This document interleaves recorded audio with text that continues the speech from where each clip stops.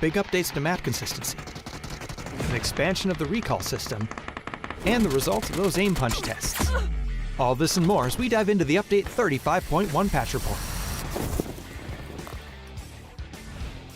First up, as we talked about in the 2025 roadmap, we're starting our big moves towards standardizing key gameplay elements of the Battlegrounds experience. This will be a phased approach over the next several updates, and we'll begin with items. You'll see things like the zipline gun, emergency cover flare, and stun gun appearing across all Battlegrounds, while things like the thermal scope and blue chip transmitter are being removed everywhere. Take a look at the roadmap for all of our upcoming plans, or the patch notes to see the specifics of this first set of changes. Another way we're unifying the experience is by expanding the recall system to all maps, which means it's now available on Karakin and Miramar. Each map will have its own specifics for the system, so check out the patch notes for details. We're looking forward to seeing how these changes shift strategy on these maps. Next, thanks to your great testing and feedback, we're ready to implement the new aim punch system to live. We're going live with the settings from our last gunplay labs, and are looking forward to hearing your feedback on the system in the live environment. Last but not least, we're making audio adjustments based on your feedback, such as your shooting, driving, and the mortar explosions. Let us know how it sounds. There's also a new contender system in the workshop, a new survivor pass, more improvements to custom match, a new rank season, and more. So check out the patch notes for full details. Update 35.1 is here, so hit up a blue chip tower, call in some friends, and give your enemies a personalized lesson on how aim punch works. We'll see you on the Battlegrounds.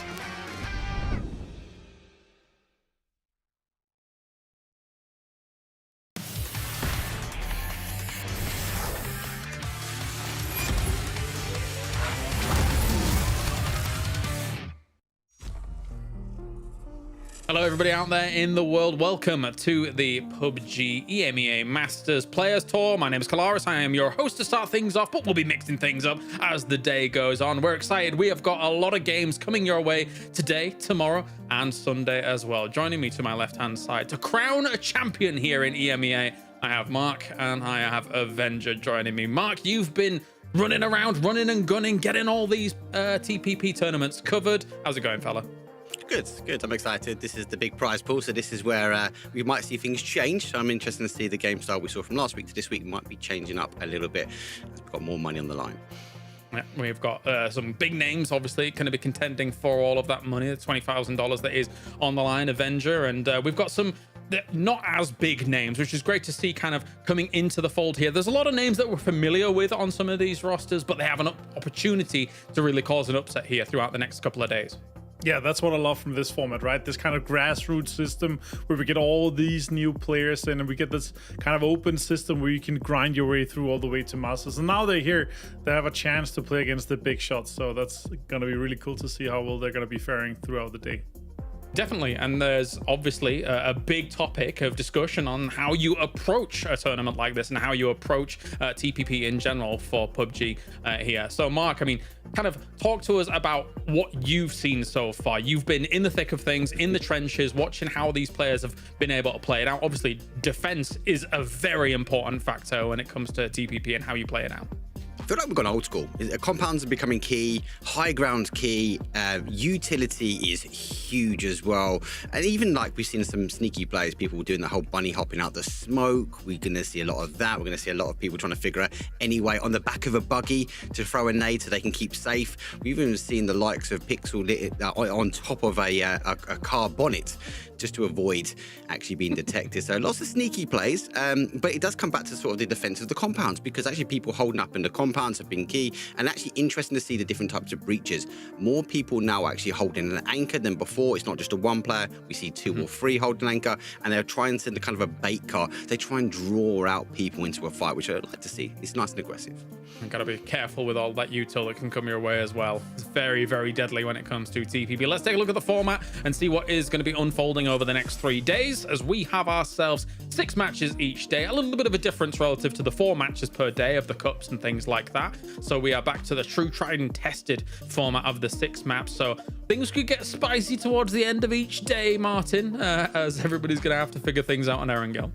Yeah, that's what I really love about this, right? Everyone is going to be able to kind of start on a map. It's starting a little bit slow. They can get to feel each other out, but then we get over to a wildcard match. We only have one take or one rondo per day, and it's going to be so vastly different. People are not even used to playing the maps at all because they're so new, they're so big. And then to figure out all these new angles, we have a lot of players that are used to playing different format and kind of a different style of playing that we're going to be seeing here in TVP, of course, and in the Masters. So that's really, really exciting to see how they're going to be playing, first of all, in this lobby against very experienced teams, but also how they're going to be faring against each other now that there's so much more on the line. Yeah, one thing's for sure is that in Cup 1, the teams that qualified through, it was all the big dogs. So it didn't matter where they were playing, they were still able to rock the battleground, that's for sure. So we'll see if that kind of power will materialize. But we've got a prize pool on the board as well. Let's see what all of these players are going to be playing for. Quite a step up from our cups here, Mark. Yeah, 100%. Obviously, from the cups, you get 1,000. And again, it's that grassroots, right? We're getting people from scrims into the cups. The cups, if you get a top 8, you find yourself here. So it's kind of a nice stepping stone, but it is a big stepping stone, maybe a leap from 1,000 to 20. And again, we're going to see teams play out slightly different when we look back at the format. And obviously, we're playing more games today, and obviously the course for the weekend, whereas we only had one round with a best of 4 each day, best of 8 overall. And I think that will play into a factor that actually we get double Miramar, double Wrangle, more money on the line. There's going to be a lot more eager, so we say, guns to maybe get day number 1 secure, at least setting them up for that final day. Now let's take a look at all the teams as well that are going to be playing things out, because of course, as I mentioned before, we have teams that have been able to do very well when it came to FPP, and they've been able to continue that out. Wow, man, I love their logo. Isn't it great? But let's talk about these teams here for a second, Avenger. You've got the big dogs that are available. You've got some of the guys that are kind of on the up and up when it comes to making their show of themselves in TPP. But will they fold under the pressure of a tournament with this kind of money on the line against these names? It remains to be seen, Martin. Yeah, for sure. And you know, once we get into Miramar, it's definitely expected to see people play a little bit more slow.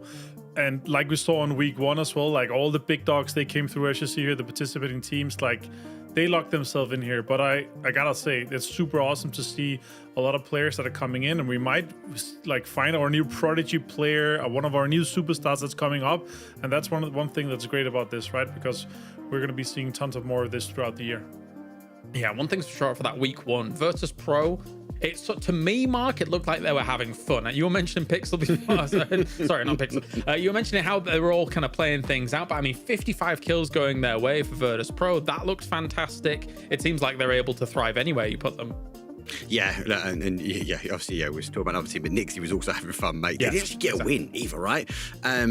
They were just being aggressive, and I think the part and parcel of this is, yes, these teams and these players, yes, we've got some long-standing FPPs, but this is a different game, right? And they're learning. But it felt like VP on week number 1. It was the stacked lobby, everyone was in there, it was superstars, but they came out on top, and they came out swinging when it came down to kills. So aggressive stances, great use of util as well. They were happy to sit behind the ridge line, get the util, stack up the util, and then make the push. So a team to watch, especially if they want to take a compound away from someone else.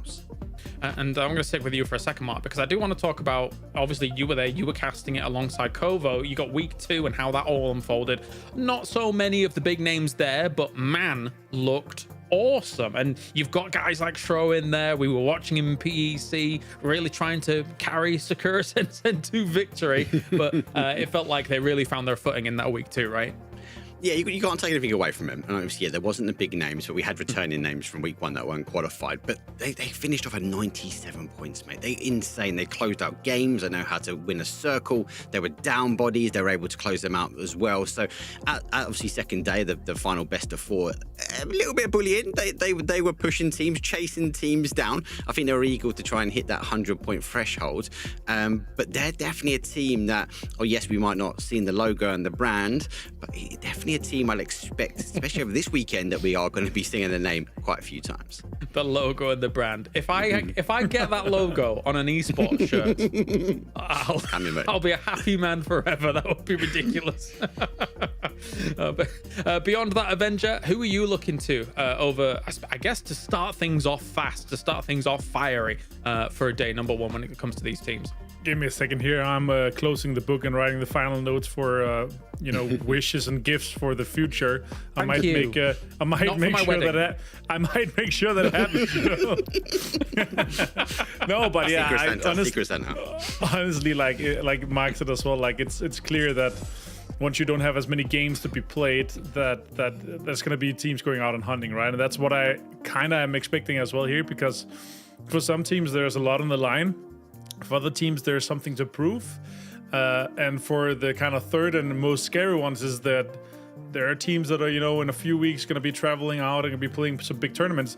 They're here for some fighting practice. And it doesn't matter to them if it's TPP or FPP. A lot of them, are swapping in between, and they're still aiming downside. They're still aiming through the scope shooting, and that's what we're going to be looking and seeing a lot of for these big name teams that's coming in. So that's going to be really exciting. And also, we got to say, like, it's kind of expected for Virtus Pro to go out and do that well, right? You have the TPP superstar, the 2-time second place back-to-back PGI 2018 smoke diving jumping champion Ibiza on that lineup. You could not expect anything else from this guy, right?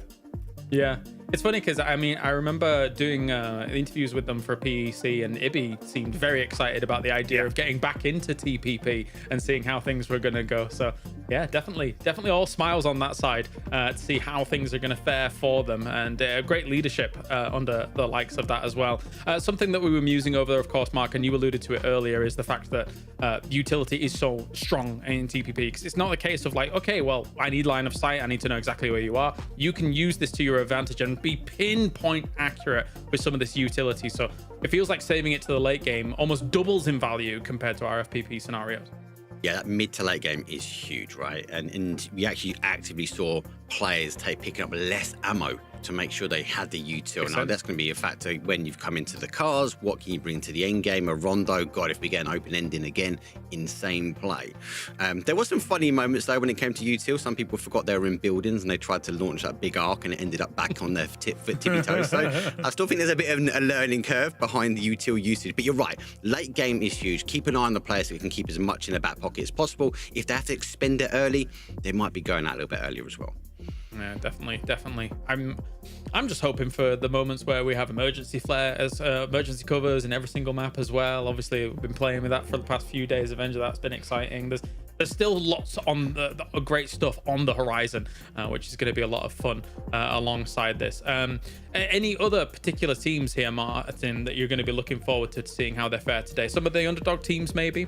Yeah, I'm pretty excited for multiple of them. I think you're saying underdog. When you're saying underdog, do you want the guys that are not going to be doing that well, or are you saying underdog because there's names we might not recognize as much? Lesser known names, right? Because some of them played in that first week, but didn't have as easy a time against a Twisted Minds, against a Virtus Pro, and Na'Vi, I think Slam G is one of the more exciting ones to me, because I think Mogor and Boostic is gonna be tearing stuff up. These guys are like young guns, Boostic turned 18 this year, or in the end of last year's 18. This is his first kind of full year where he can compete. There's a lot of speculation around him, like is he going to be picked up by one of the big teams? Like, what's going to be happening? And I think this is one of the scenes that we're going to be seeing him really come through and shine against players that are so true and tested.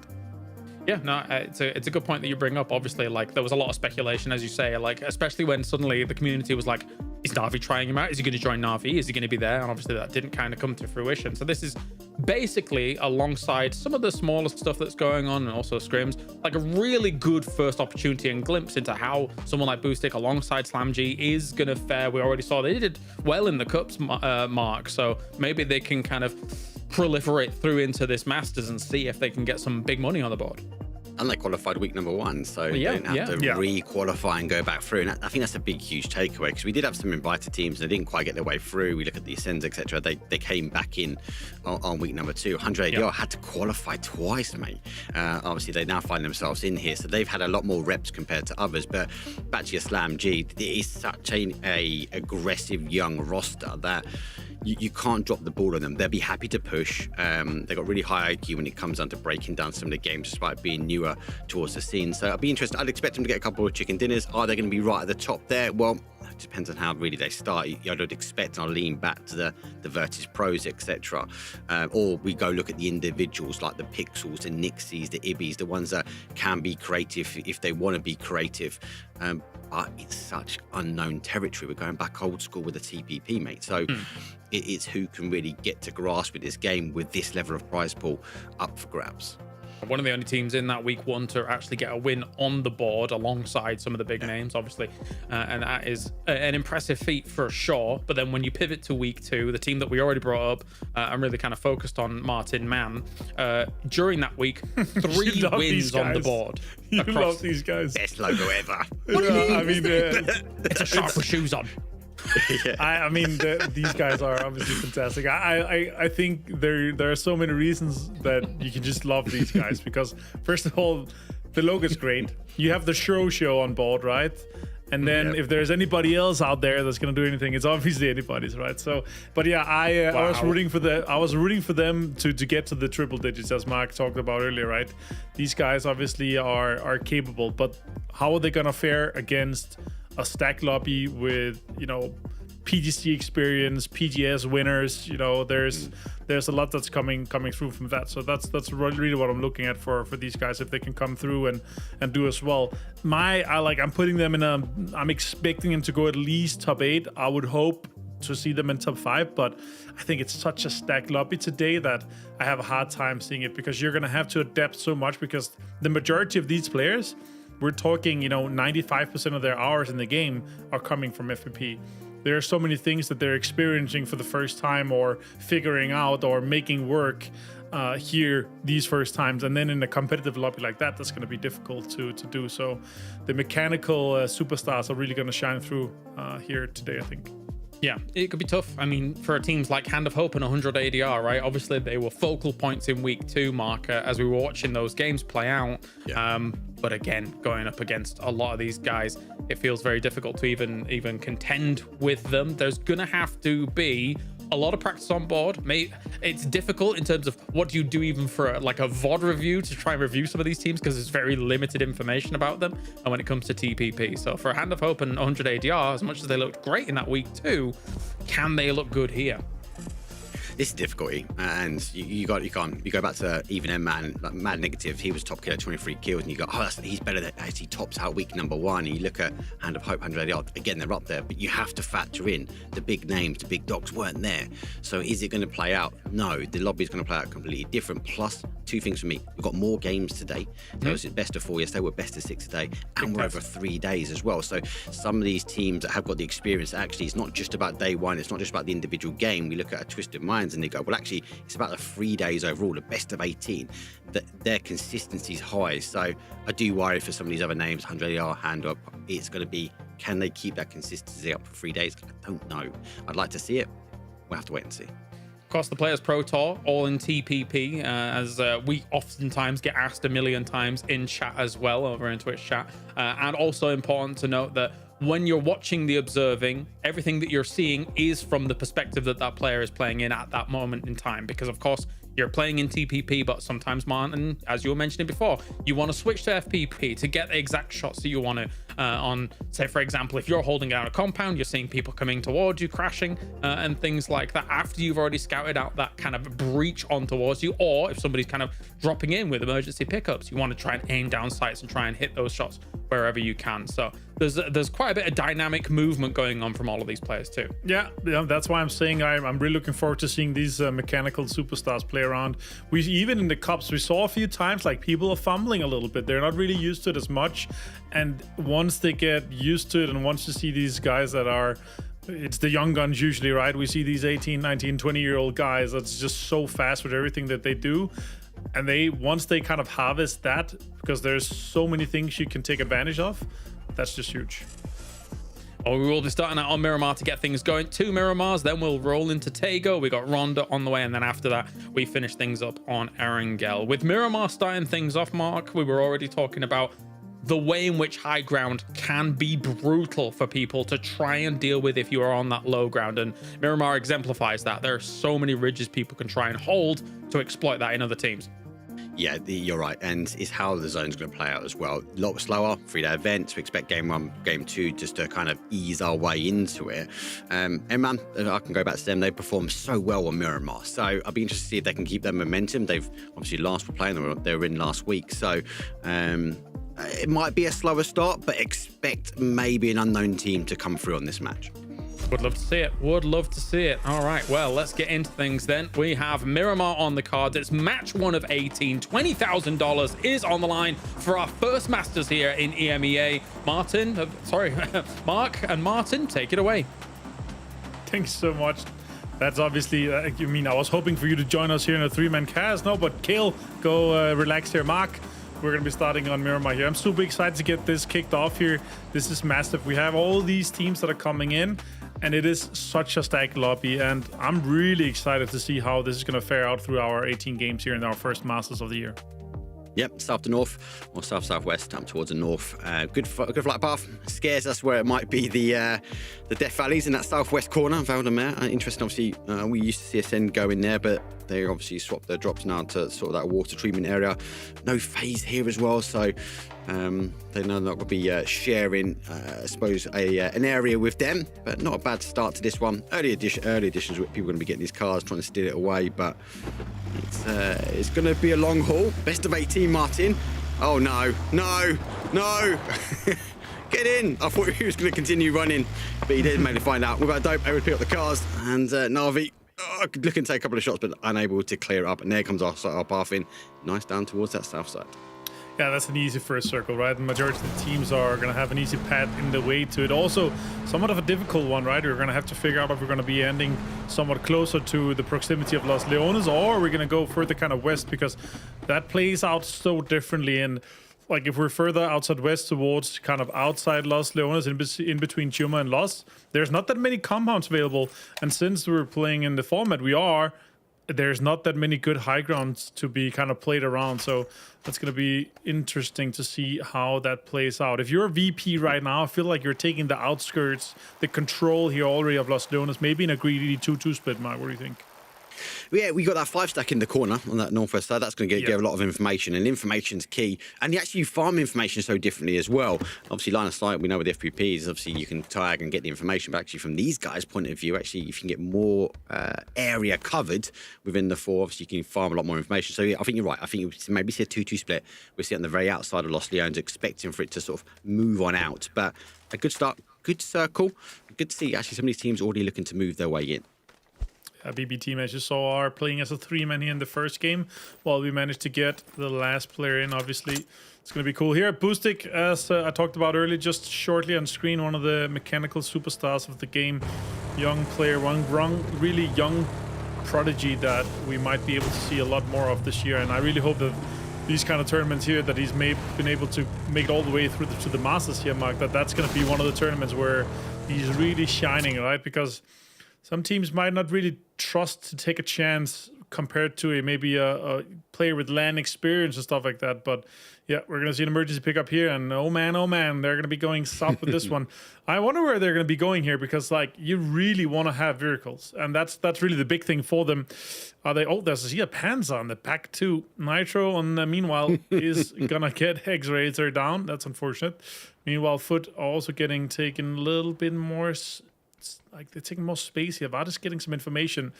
And also Vard, this guy, he's able to frag. He's even though he's old, sorry Vard, he's actually such a mechanically gifted player. Like I've seen this man in multiple different FPS titles just absolutely destroy people. And yeah, he's also capable of doing that in TPP. So let's see how well that Foot is going to be going through here. DK as well, Mark. Team that's obviously been really interesting to see perform this year and do this well. Yeah, look, we saw them top the tables, right, for PEC. So they've done well. They didn't top the lobby when it came down to the Players' Cup. But here the Masters obviously reset more money on the boards, and we know they can deal with some of the pressure that comes with higher profile tournaments. And I hope see 1 kill on the board for them, looking to maybe just spread out on this very north precipice of this zone. So watching some of these cars go by. You've got to be careful. It was really interesting to find, though, Martin, last week. Some of these teams kind of playing that, I'll bring Ascend up, that sort of Ascend style of play, sit on the outside edge, trying to work their way in, chip away at the zone. Whereas a couple of other teams were kind of going for a full send to the middle, at least get 2 bodies into a central compound before making a play for late game. So it'll be really interesting to see actually how these games fare out today and over the course of the weekend.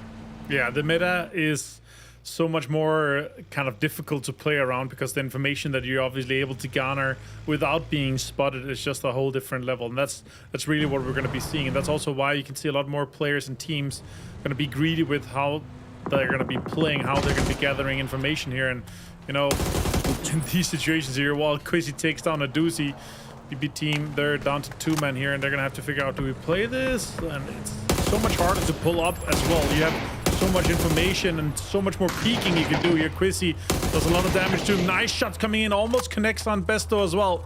Can he peek over and find him up? He can. Nice headshot here with the Orc Mark. Great headshot, using the high ground advantage. See him swap over towards the other side, wait for BB to make the push. And obviously you can see, as James said, obviously we are looking at the player's perspective. So Diffix, Quizzy in TPP at the moment, using the ridge line to their advantage, but he's giving away the higher ground now. Big nade will come over the top, it's going to land pinpoint perfectly, and he gets in. Monodok, though, he's able to hit a blow back towards Geeke, but are they bleeding too much? Can he get the res on time before Diffix is able to apply pressure? Yeah, he's going to have to try to get the high ground, get above them. You can see the straight line he's going for right here. Diffix. He's considering, do I push immediately out here? Spyro's actually leaving a little bit. And now on the other side here, Ascend is taking on Bushido. Iro's already down to 42 HP, has the top first aid. Meanwhile, the guys are trying to send it in, see if they can get an opening. They are trying to overpower him here and outman him. Meanwhile, Bushido's taking the high ground here. They're actually crashing straight into it with the backup here. It's going to be huge. Iroh is going to be able to pop out and take down Gillikai. Massive. He sees one more. He can also take down Pains. Massive for Iroh here. Extremely well played around with the smoke. And now, Brexco, they're going to be trading on the other side. Might be able to spot him. Oh, Iroh down to 48. Has to back off just a little bit here, Mark. Yeah, he backs off, swaps back towards that TPP mode as well, and he gets stabbed in the back, though. That's a bait at distance. Puts to bed. Another one of the players, though, from Ascend is down to It's Chris. Great shots that come from It's Chris. They put Mete down towards his stomach. He has to reposition now. That allows Give or take a 1 versus 1 in the compound here, Martin, but reinforcements are coming. Oh, 65 damage done on the nade. Massive for It's Chris here. 10 HP on Iroh. One more nade coming out. He's going to try to reposition here. Nice. Oh, that's going to hit him. It's going to take him down. Oh, that's massive, though. Nail Cup is going to be able to gut in from the back and clean up Ascend. They are out here in 16th place. The first team to go out in the Masters. Yep, they are. First one to go down and out. Free Sports, though, do get a knock. And man, obviously did get the cars. And they sort of worked their way back up. But Free Sports were here first. So they will stake a claim. Scrap that. 2 now. 2 big hitters, though. Negative, though, was the top killer, though, for week number 2. So don't count them out just yet. So they do retreat back towards the south and praying, hoping for maybe another resort ending. No more show for this game here. You're going to have to wait for the next one. They obviously did some massive performance here in the last couple of weeks. And I hope that they're going to be able to really turn it around and see what they're able to do in the lobby that's even more stacked than they were able to dominate. Nabat here. He has some information. Trying to garner a little bit more for this one here. He's gonna be pushing in a little bit more aggressive. And moving up a little bit. Does he know that Mad Negative is exactly in that longhouse building? I don't know. He has the mini in hand. Otherwise, I don't think so, Mark. Let's see. He forgot to find a stun grenade and a Molotov. That can help him a lot with breaching that building. He's got the util. I think the information has come in from the other side, though. So, guys might have spotted Mad sort of sitting firm here. Maybe definitely. I think you're right. I don't think he knew. I think he's been saved maybe from the players around. Back on the other side of the zone, obviously Geeke continues to apply pressure towards BB team. We've got about 44 seconds left before we know where the next zone will move. And a few teams at the moment just kind of piecing together the puzzle. Trying to keep an eye on where the bodies are, where the cars are rotating to. Wouldn't be too surprised, especially if Geeke, if they're blessed with this high ground. If it does shift back towards this west, they'd be locking down maybe consolidating their slight split that they've got going on at the moment. I like this this greed here from GK. Only one guy in a spot that if this zone goes west is one of the strongest ones. That's really the question. Okay, so they are closing in. They know it's this building here. They have the information for sure. Sloy, Jacket have this one closed. Next circle goes hard south, Mark. That's a huge shift. Some teams have a really good spot though. Slam potentially could take huge compounds here and lock down two of the highest priority buildings. Meanwhile, everyone else is gonna have to scramble, get in there. Already have a emergency pickup here for win or die. They're gonna be going even further south and try to see if they can go really deep. Twisted Minds also coming in from the northern side here. Quizzy is also driving in the distance. Hackatori to take Dante down, so he's lost. What's Quizzy gonna do here? He's gonna get hunted. QDD, oh, really good backup here. Could put even more pressure. Navi is taking the other side, Mark. Keeping pressure on. He really wanted to get that clean spray. Navi have pulled up just to mind somehow example under the radar. Might be getting away with it slightly. Has to jump out, get smoke, maybe get a med back on. But this is where the action happened. Slam G called it. Good position for them. They actually collapsed. They had a huge split. They're pretty well averse now. GK collapsed their split as well. Twisted Minds neighbouring by. They have a road that they continue to move further in, but Perfectix opts to get out. Okay. Nice bowl to play, and a really strong bowl to play in TPP. I feel like this is a spot to get kills, right? Because they're taking the northern side of this zone that they know the teams that they have to kind of pass to them. So this might be a spot to get points, to get kills on the board for Twisted Minds. It's strong. You can get a lot of information from there, and you can put in a lot of damage. And Ubuki and the boys, they've taken the longhouse. I don't really like this compound on here, Mark. It's a little bit lower, and all the other high grounds and compounds around them can take so much control away from him. They have to stay in. You always lose cars. You always lose tires here. You can only take an ADR battle and farm a little bit of ADR. Nabat, though, takes down Mad Negative. He's finally found inside that other longhouse building, a little bit further away from this one here. GK takes a lot of control. Now, emergency pickups are popping, Mark. We're getting 2 being sent in, and more teams are going to be peppering in towards the south. They have to now. They have to. They've got some water to the south, so we expect it to play out. I said the other day, I'd love to see a result ending. We didn't quite get it. It teased us for a lot longer than I expected it to. But you have to factor in the verticality that we have on the western zone. Win or Die took an E pickup. Now they claim an element of that zone as well. And then obviously our Slam G team, they collapse that wide split. They take the other part. So a lot of other teams looking to find an entry point now towards the zone. GK giving up their higher ground to take the compound, expecting it to play back here. And Twisted Minds, well, they're expecting more teams to maybe rotate past in cars so they can pick up at least a couple of kills if they dare to divide or try and send it through that Twisted Mind split. Yeah, I like that the majority of the teams and players are right. Okay, guys, you know, we're going to be staying and try to kind of take some more space in this northern side. We're not going to try to go too far because it is really scary, especially this area here, to try to drive, Mark. There's a lot of strong compounds where you can just get shot out of the car, your tires can get popped, and then you're just left in the open with so much ground to cover to get into safety.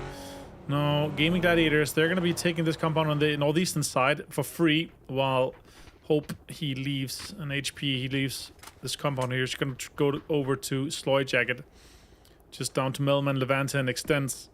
Melman obviously won PGC 22 in Dubai with Navi, very, very experienced player to have as your coach on your team, now playing in the active lineup. Even more emergency pickups popping, Mark. Next circle was fairly donut here, so pretty fair. But teams are going to be leaving and trying to get back into another spot. Not that many compounds and high grounds available now, Mark. No, the only high grounds really is win or die. But if you, I don't know if you clock with GG, see how much ammo they were sharing, a limited amount over 2, but huge amounts of U2. Again, Gaming Gladiators trying to keep that U2 potentially for late game. They've lost the zone, so it'll be interesting to see how they try and work their way in.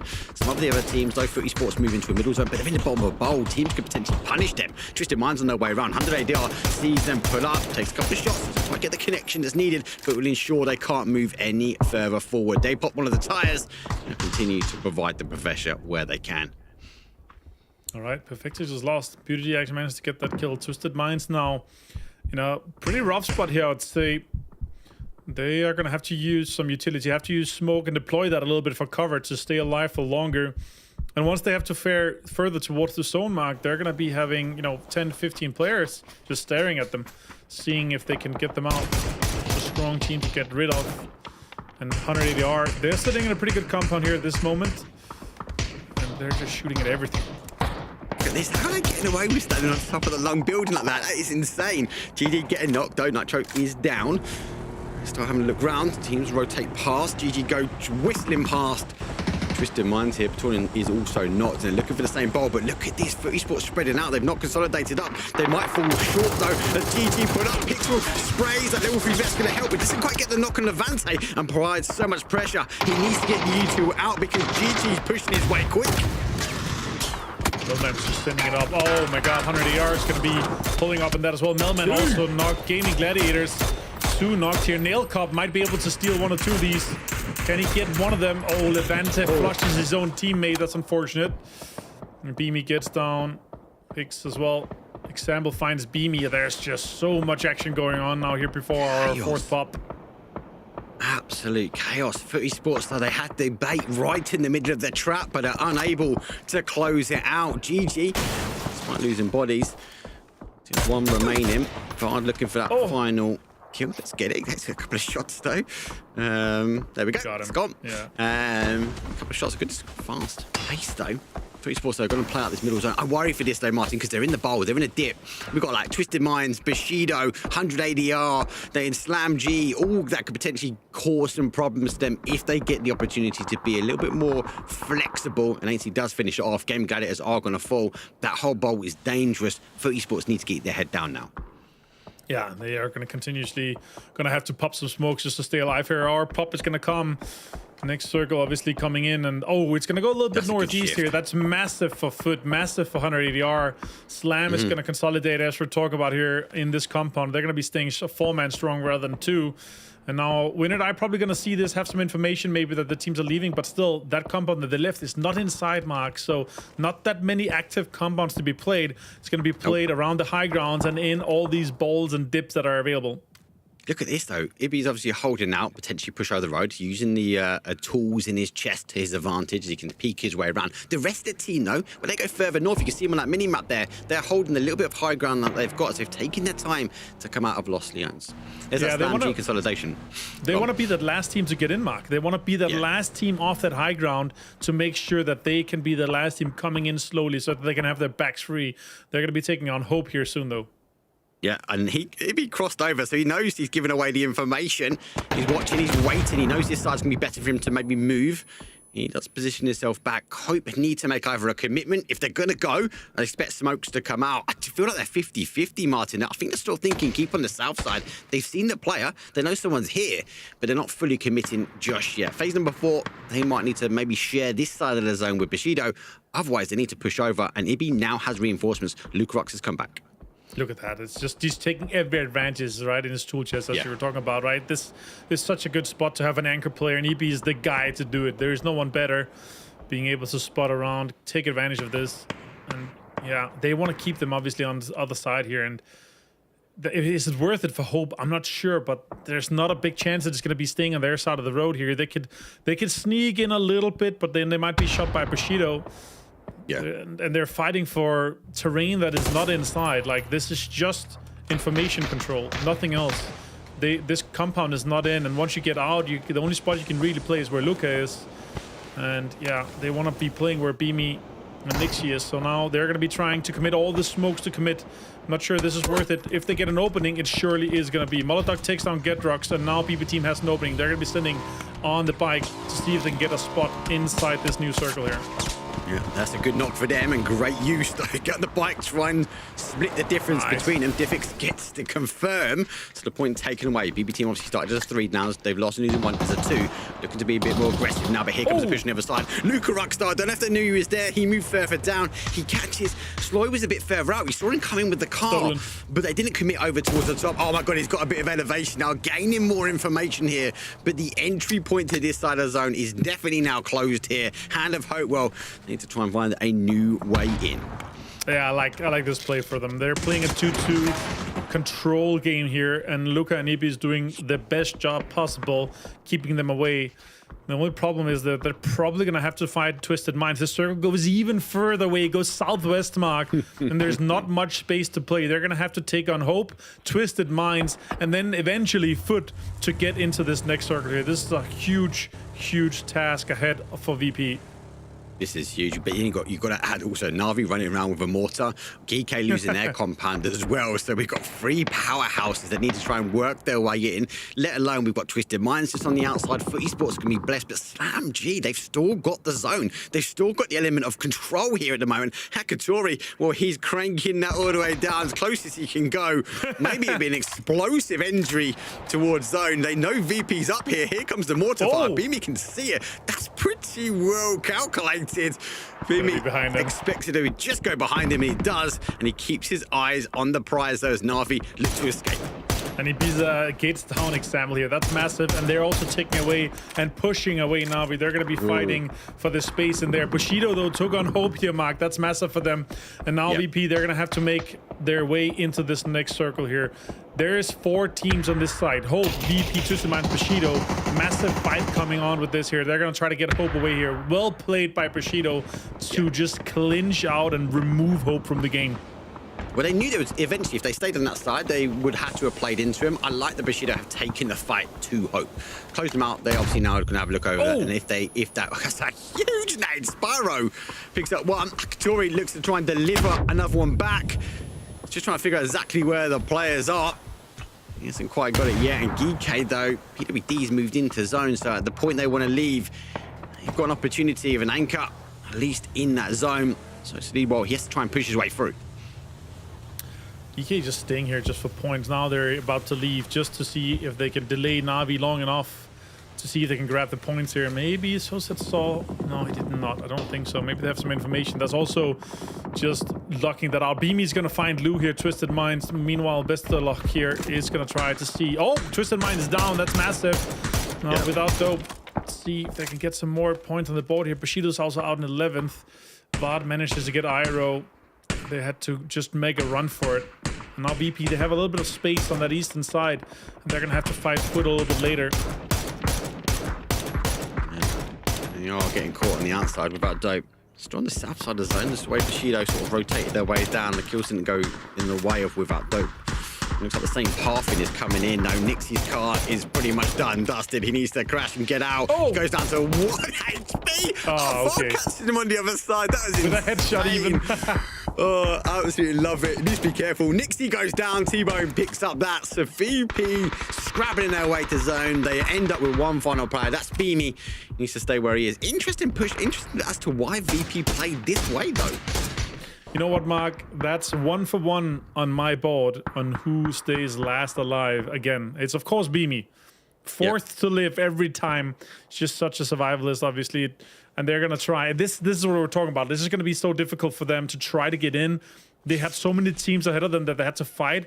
And all the fights that they did just delayed them for so much longer that they did not have the opportunity to fight for another safe spot inside the zone. And this is a huge opportunity for Foot to make their way in. They're going to have that control of the eastern side, and ahead of them is uphill. So they can be backs free, fighting with that third-person advantage uphill. That is massive. Slam still inside here on the southern side. They're going to have to defend from Dope. But they are full alive and looking good.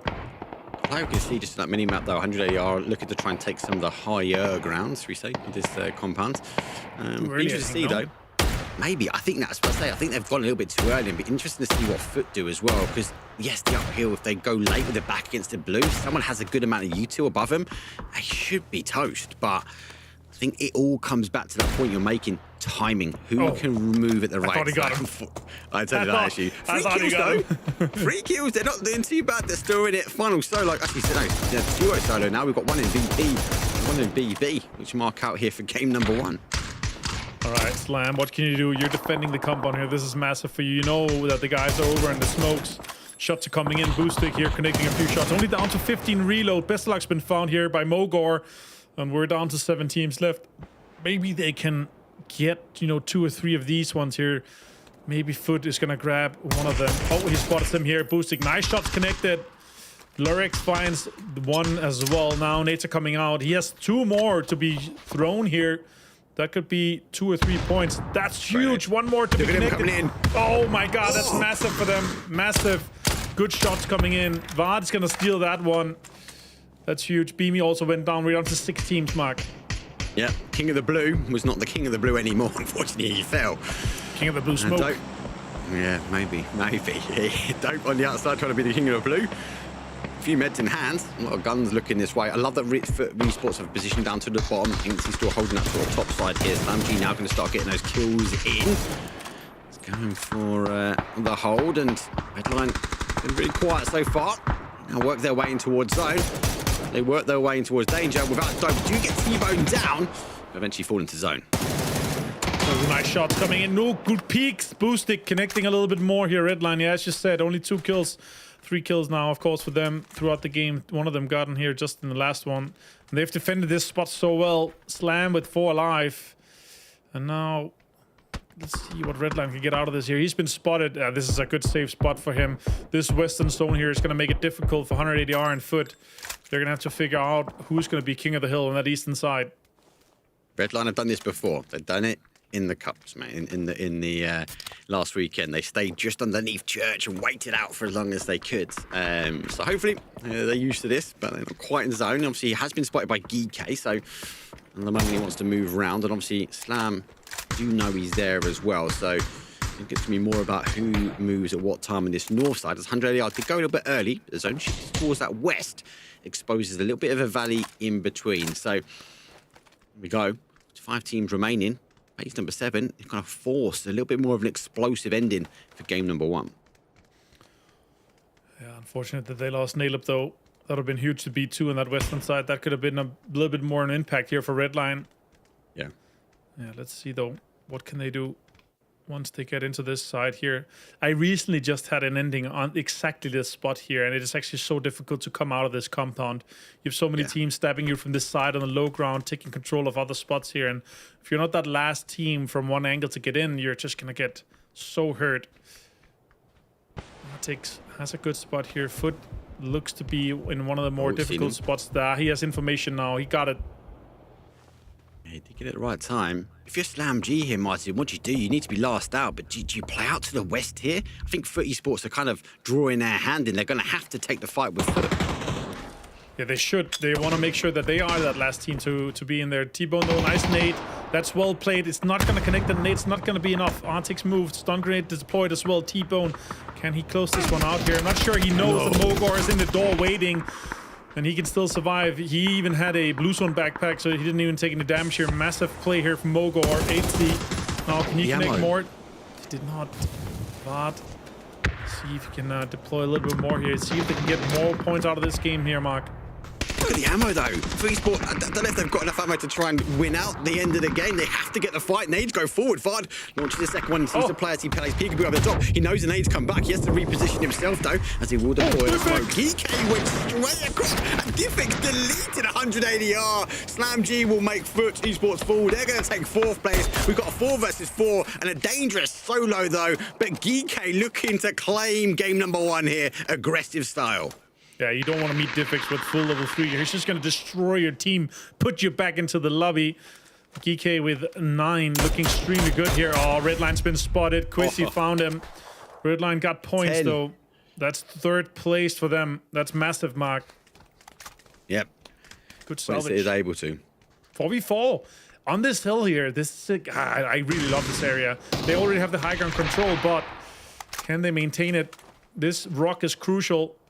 Can they close this one out here? Diffix on, they have such a good spread, so much control, all the information, and a P90 on the front guy and on PUBG. It's massive. He doesn't have the 3 gear, but he has the gun to absolutely delete. And this is exactly the spot you want to be in. The front man to try to connect this one out. Can he maybe spot one out? Eventually, Slam is going to have to come their way. The zone is slightly benefiting GK here. Slam's gonna have to move away on this like swinging around this like left side is just gonna be your death. If you can get an opening with smokes and get the high ground, that could be different. Also, a Panzerfaust, like, oof, this could be a banger for late game. It's going to be explosive. Quizzy's moving very much that northwest corner. You can't quite see him in that bottom section, but we've got him in that north. Well, there you go. Thank you very full screen. I think he's going to be the deciding factor. He's not quite in zone, so he's playing and hoping that the guys have to push round. It's going to go either way. Great shot, though. Whips round. He knows they've not exposed himself, so Quizzy has to go back, but then it comes back to PWD. He's that literal pinning point, the spearhead of the sword. And that P90 in hand is going to be explosive. Great shots will come in. Here comes the utility. Quizzy repositions as well. And GK just trying to calm things down. Question is, did they see PWD here, Martin, move to the rock? Yeah, I'm not sure. That's really the question, right? Next zone, obviously, it's going to go center. Some of the Slam players are actually in a decent spot here, but I feel like the high ground rock is just going to have such an impact once they have to move around on this west side here. That's really the question. The spearhead of the operation, or the tip of the spear, if you may. Quizzy, he did manage to get closer. He is moving in. That was just such an insane headshot, right? He has to call the dentist and get a tooth replacement from that. That's just insane. Speed.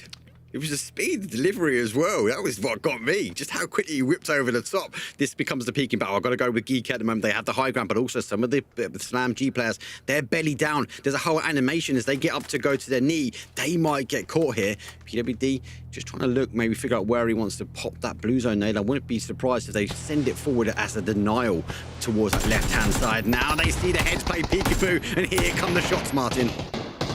More utility has to be deployed here. It looks like DK is just going to be able to delay them. Stun grenades going out here. Arctic's found one. PWD found him. It's a 3 versus 3 mark. Stuck. It's free vest, it's free, but they're stuck behind the blue zone wall at the moment. They're going to use their advantage, able to slip their way in towards round the other side, though. But the Panzer get the reload on time. Do the jump shot. See him shoot. He can score. No, he doesn't quite get it. Only 4 damage. It doesn't quite convert, but a P90 is. Oh no, Slam G digging deep. It's a 2 versus 1. And Spyro's half HP. He has to heal Mogor low as well. Lurix as well. Everyone's basically trading first aids at this point here. Lurix has to get one. Give me some loot. He doesn't have any. 35 HP. Can he peek around on this one? Smoke's coming in. Nice shots connecting here. Close it out.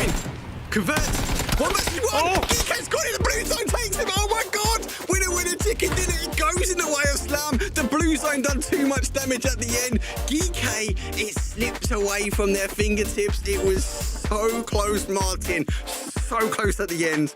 Oh my god, James, what a game that was. I had my hands on my head at the very end there. I thought GK was going to have that for sure, and then I'm like, no, it's all over the place. Panzerfaust didn't quite work out. P90 didn't quite work out. They threw everything in the kitchen sink at them, Avenger.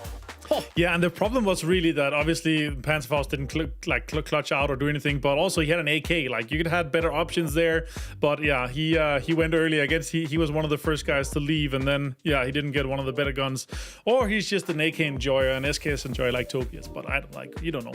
But still, in this one here, for me, James, as you said, the P90 not having any cover when he pushed and then getting low and then get counter peeked a little bit. That's really what lost them the game there for GK. They got a little bit too greedy, a little bit too early. Yeah, Mogor having a bit of a banger of a game, right? Really kind of shutting down that P90 angle. Very important. I thought PWD moving around that right-hand side of those smokes, I thought it was potentially an ingenious move there, Marks. Try and eventually catch them unawares, off guard a little bit. I know you can hear some of the footsteps and things like that, but if you're taking a trade on that angle with the P90, I'm thinking, well, for sure, he's got this. But no, Slam had all their angles covered. No, yeah, you'd always favour the side of that P19, TPP or FPP, right? And the smoke wall was there. You're right, James. You had the opportunity to go around and piece apart the Slam G hold, but it wasn't going to be the case. They traded out twice over, even to the point they had to then share out some meds. And I think it was critical, those trades. If it wasn't for the trades, then GK had the high ground, they had the position, they had the armor, the Panzer didn't work out. Yes, I kind of get it. I like the explosive endings, but it wasn't going to be. But actually, Slam G showed some real grit, though, and they dug themselves out of victory. Yeah, considering they had to come off the low ground from that compound, I thought GK was going to have that big high ground advantage. Not to be. I was literally preparing hey, it's the PEC victory lap for GK, but no, not to be the case. They get themselves 17 points. Slam G get 20 big ones on the board. They were one of the only teams from that week one that weren't one of the big names, but now they've got themselves a big win here to start things rolling. One thing that's interesting to me, Avenger, about this game, whilst we take a look at the leaderboards, is the fact that watching some of these fights unfold and watching some of these holds unfold, I'm thinking about the Virtus Pro versus Hope position on that warehouse, looking at them from across the road. It's a bit slower, a bit more methodical, but it's cool to see the setups that go down, right? Like Ibby's gaining a lot of information, and then he's saying, okay, I see a team wants to maybe pose a threat to us. Look, Rooks, go and take an off angle and hold this position. So no conflict happens for quite a while, but the setups can be very intricate. Yeah, and that's really what the problem is, right? And that's where the teams, they need to realize that if we are delaying the fight for too long, we're not gonna have time to get into the circle and fight the team that we should be fighting, rather than focusing on the 2, 3, 4 points that we might get from fighting this team immediately. But they're also doing it to defend themselves, right? Because they want to defend that angle, they want to make sure they are, and they're, you know, effectively only putting 25% of their chips on the side on an anchor position, just to make sure that, oh, if the circle goes this side, we also want to have that opportunity. But yeah, as you said, it's delaying it, and that's really the problem for a lot of these teams here. Because for VP here, if it wasn't for Hope, they could have taken a fight with Foot and potentially gotten, you know, third, fourth with more kills. Yeah, and the other thing as well, like breaking down that play for me, Ibby was able to keep himself hidden behind the wall, but he opted though to swap across the door, telling that team like, hey, I know you're there. Now I'm going to tell you that I'm here as well, because I don't want you to push this way. And even like that for me is just trying to break down, obviously, a new mode or a newer mode for these guys from competitive. I know it's OG, right? But little things like that. Yes, Luke Ross came in and backfilled it. Great play from him. But even that sort of transition across the door, that was a big wave of flag. Like, hey, guys, look, I'm giving up my position, but I know you're there. I know you're going to try and come for me. Yeah, I mean, those kinds of moves as well kind of lend itself to why this is a weird kind of thing to connect the dots of, but like, why do players have so little ammo going into the later stages of this game? Well, they've got more utility in their bag, as you were mentioning before, Mark, and they're even using some of that utility as like probing grenades. Okay, is somebody going to be watching us from that door? Let's throw a nade in there and see if we get them. Then there's the whole mind game of like, did they move away? Like, you gotta be very careful about things. You're right, though. You're right. There is a lot of mind games behind it, but it's risk versus reward, right? I was worried for Esports. Let's run the scenario. They cleared Slam G, right? A lot of Slam G had a lot of AKs and stuff like that. They weren't able to get the 5.56 back. So yes, Foot might be able to carry the util, and those probing nades were going through. But if they run out of ammo, I just think we're going to see a lot more teams scrabbling around maybe late game, especially when it comes down to finding what they need. But you can't deny a couple of nades through the door and getting a surprise on the other side is going to be fun, especially if they didn't know someone was there. So we'll have to wait and see. Yeah, a good start, a good game to get things rolling here, Avenger. Obviously, GK, when it came to them getting a second place, I did think it was going to be a first place. I did think that was going to materialize. I think that GK is playing with all the confidence that they played with in PEC, right? Big wide spreads, big opportunity to make big swings, and then leaving huge off angles potentially for someone like Quizzy in the later stages of this. So I'm scared if GK is confident, man. Yeah, and nothing against PDD, but if you have a guy with a Panzerfaust on Sparrow and he has an AK, you give that guy the P90 because it has an built-in 2x. Everything is good. He would have clutched that towards the end if he had the P90, that's for sure. But no, jokes aside, obviously for them to go this aggressive here, and you know, they're playing with confidence, and I love that. But that also lost them some points here. They could potentially have gotten, 1, 2, 6 more points out of this game here than they got. And that would have been massive for them. That could be the difference maker if you're going in towards the later stages. Once you're done 18 games, that could put you in first. That could put you in second place if you're tying and you're off there already. And important emergency pickups coming out throughout this game as well. Slam G obviously gets themselves the first victory on the board. We still have 17 more games to go, though. So as much as you get a win here, it is not all said and done by any stretch. We are going to have the fight back from a lot of these teams. And when it comes to those emergency pickups that we saw before in this game, Mark, very important ones, of course, for teams like Bushido, who already started off hot, taking a fight for themselves and then winning things out. And they were able to identify on their emergency pickup very quickly that, okay, hey, Foot has moved out of this compound. Let's hit this one. And then they were able to hold on for that for a while. And I think they took out Hope during out this game as well. So I loved the flex out by them too. Yeah, they went early, then after that fight with Ascend, they went down the south side. And you're right, yeah, Hope obviously played down that south down. They actually took the road cars all the way down. They run straight into him. So they got caught. I love that, obviously, Bushido playing that aggressive stance towards there and the control. But you're right, a lot of emergency pickups coming in. Is that part and parcel of the zone? Maybe. Win or Die was maybe one of the better ones for me. They sort of played towards that west. They took a big chunk of the zone off. They took the verticality early on. It wasn't to be eventually as the zone shifted away. But then on the other side of things, we look at Foot Esports. They started in the south, but interesting, they put themselves in a very low bowl there, James, and maybe keep their heads down, but they actually ended in a decent position, taking fourth. I was surprised that Foot wasn't going to be able to hold out Slamgy from being able to move up there. Obviously, Avenger, you were talking about how difficult it can be to get out of that warehouse, and Foot seemed very eager about bringing the fight to them on the crates of that location. But I was thinking maybe they would take some more high ground, but not to be the case. Yeah, I didn't really like that they didn't just hold them out from the shack shop or in the high ground there. They were too aggressive, and as we saw as well, Morgor, like he stayed in the blue in the door, and he could, get so much information, just like we saw Ibiza do the same. You can sit in the door, wait for someone to peek. You can peek out extremely quickly, take down a player, and boom, you're down to two guys on the side of Foot. And yeah, that was obviously huge for Slam to do that. And that's where it comes to, like, when you're 95% of your hours in the game, even if you have thousands, your like patterns of what you usually do, no matter what style you play, it's gonna come to the same style. Like, you're expecting the same things, but these players are thinking out of the box, and that's what I really like from Slam. And even though they did get kind of what we could call home turf circle, that the circle went south to them, they already had the 2-2 split. Foot had to fight their way. There were only 3 guys there, and actually did really well. But GK, they're on the north side. Like, they were further north than Twisted Minds. They had to push to 100 ADR. They had to get there. So that was actually a really impressive feat. Also, the 4-piece from Diffix, like, that's just insane. Oh, yeah.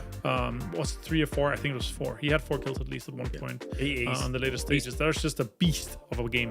He's thriving on that team, isn't he? It's very clear. During PEC, now here into the EMEA Masters, just looking absolutely brilliant. I do have one question though, Mark. What is the tip of a spear of a sword? What is that? I don't know, mate. It's like a double attack. It's both sides, mate. It's coming in all over the place, mate. Just leave me alone, all right? I was thinking to myself, I'm like, oh yes, I am the arrowhead of the saber. Like, I don't even...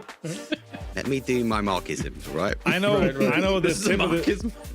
for the tip of the spear. I know we can ask VC. He was the tip of the spear on a lion back in the day. You know that? Yeah. Back in the day, we're old. That's actually a TPP throwback. The guy was also a TPP enjoyer. That's good. Yeah, definitely. A good game to start things off, though. Obviously, some of the big dogs did go down pretty swiftly. I think that's symptomatic marker, right, of we had what was effectively a bowl on one side of our warehouse and a bowl on the other side, right? These teams trying to crash in, trying to find something there as kind of a salvage position. Not much we can take away from teams like Twisted Minds, for example, dying in those kinds of spots. No, I think part and parcel with the zone, right? We saw a lot of the heavy hitters, the big names. They were on the north side. Twisted Minds went for that little split for a 2-2. We saw obviously VP coming out of Lost. We saw Geeko with an amazing 2-2 split. And eventually they were going to come to blows. So a little bit disappointed, I think, from the zone. I think they were all expecting to play back towards that northeast. But you're right, they had to go for a full send into those little bowls either side. And it was going to be Geeko that was going to end up, as Martin said, it was all about timing, and it fell in the way of Geeko. Yeah, well, compared to our cups that were a bit more smash and grab in some scenarios, it felt like this was a little bit more calculated from our teams. I think they know what's on the line here as we have our next Miramar on the way. After that, of course, we have our wild cards, and then we will be moving to the true tried and stable Erangel for these teams to try and rack up some all-important points. But 3 days worth of games means that's 3 days worth of points to try and garner here for the Players Masters EMEA. Let's get to it. Game number 2 here as we have Mark and Martin on the mic. Fantastic. And this is the most fair circles and starts we can have here. The southern circle where we started in the south, now we're starting in the north, Mark, going the almost identical plane path, but starting in the other end there. Are we going to have a Campo Militar ending or Oasis ending or maybe like copper water treatment? What do you think? I've had one Oasis event, and that was spicy because it was new. We had to try and learn it. Then add in TPP. Maybe my second Oasis could be interesting. But yeah, it feels like the plane has just gone back the way it came. This is the return flight home as we go from the north down towards that south-southwest. No changes when it comes down to the drops. Hey, we had a south zone. Why not give us a north, maybe northeast? That would be fair for everyone, right? You know, like we're starting south, like we're starting north, then a northern one, but also it makes it even more like home turf circle for someone. If you start north in the plane path and you get a northern circle, you have a minute and a half longer to loot. Also, you're starting there and you don't have to leave your looting area really early to get into a better spot. And Mark, we are going north. I can't believe it. That's great. It's almost like we've been casting this game for some time, Mark. Like it's. Mate, you're the man of the zones, mate. You call all the zones, mate. You're like the master. It's just tendencies, okay? It's tendencies. It's I'm not a warlock or a foreseer. You know, I don't have foresight. It's not. I don't know. But yeah, this is zones. Yeah, love it. This is a huge potential game for Ascend, for Redline, obviously. Winner Die is going to try to get in and get some of these spots here. What I would really love to see, well, look at Rook's takedown. Oh my God, that's so unfortunate for 180R to lose one this early here, even without a helmet. Yeah. Just do it like that. But yeah, this is a massive potential game for Ascend, for Win or Die, and for Redline. For Redline, they have to figure out how do we do this perfectly. If I were them, I would take the high ground compound off the northern side of water treatment and take the saloon compound further east, or even maybe further east, just to have a 2-2 split, just to take a bet on each side of this kind of map of the table to see if they can lock down that second circle, see if they can get a potential great start here for the second game in the last Miramar of the day, Mark.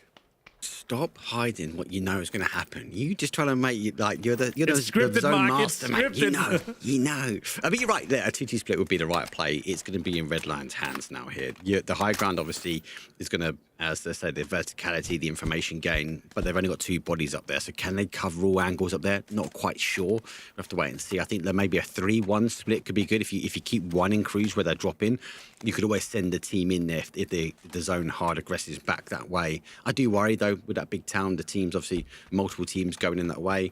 Got Win or Die obviously there by Hacienda. They've got the opportunity to maybe close the crossroads, and then you've got teams like Navi a little bit further down the road. When and where do they try and work their way in towards zone? Make sure you don't leave that one behind though. So there's that level 3 vest might be helpful, especially in the back of the car. I love that. That's smart. Big priority to put that in there. That's for sure. Don't need utility of an extra 3 vest, 55% reduction instead of the 40% we have in the 2 vest, Mark. That's massive. Also counting grenades, so you're basically unbeatable until it breaks. And then you're down to 20%. He's just going to try and hold out. Throw the nades at me, shall not move, is what you're telling me. I'll be interested to see where they move, though. They've got an opportunity to give or take centralized zone now, but they might want to try and gamble with that sort of 2-2 splits. We see GG rotating a bit further in, and Lou just playing peekaboo, not fully, as he hasn't exposed his whole body, but at least he's trying to gain that information now. What teams are sort of positioned as to where? There's a lot of teams that's obviously like the northern area don't have as many places to loot compared to the south side. Like the towns are more packed and the more teams are splitting out a little bit.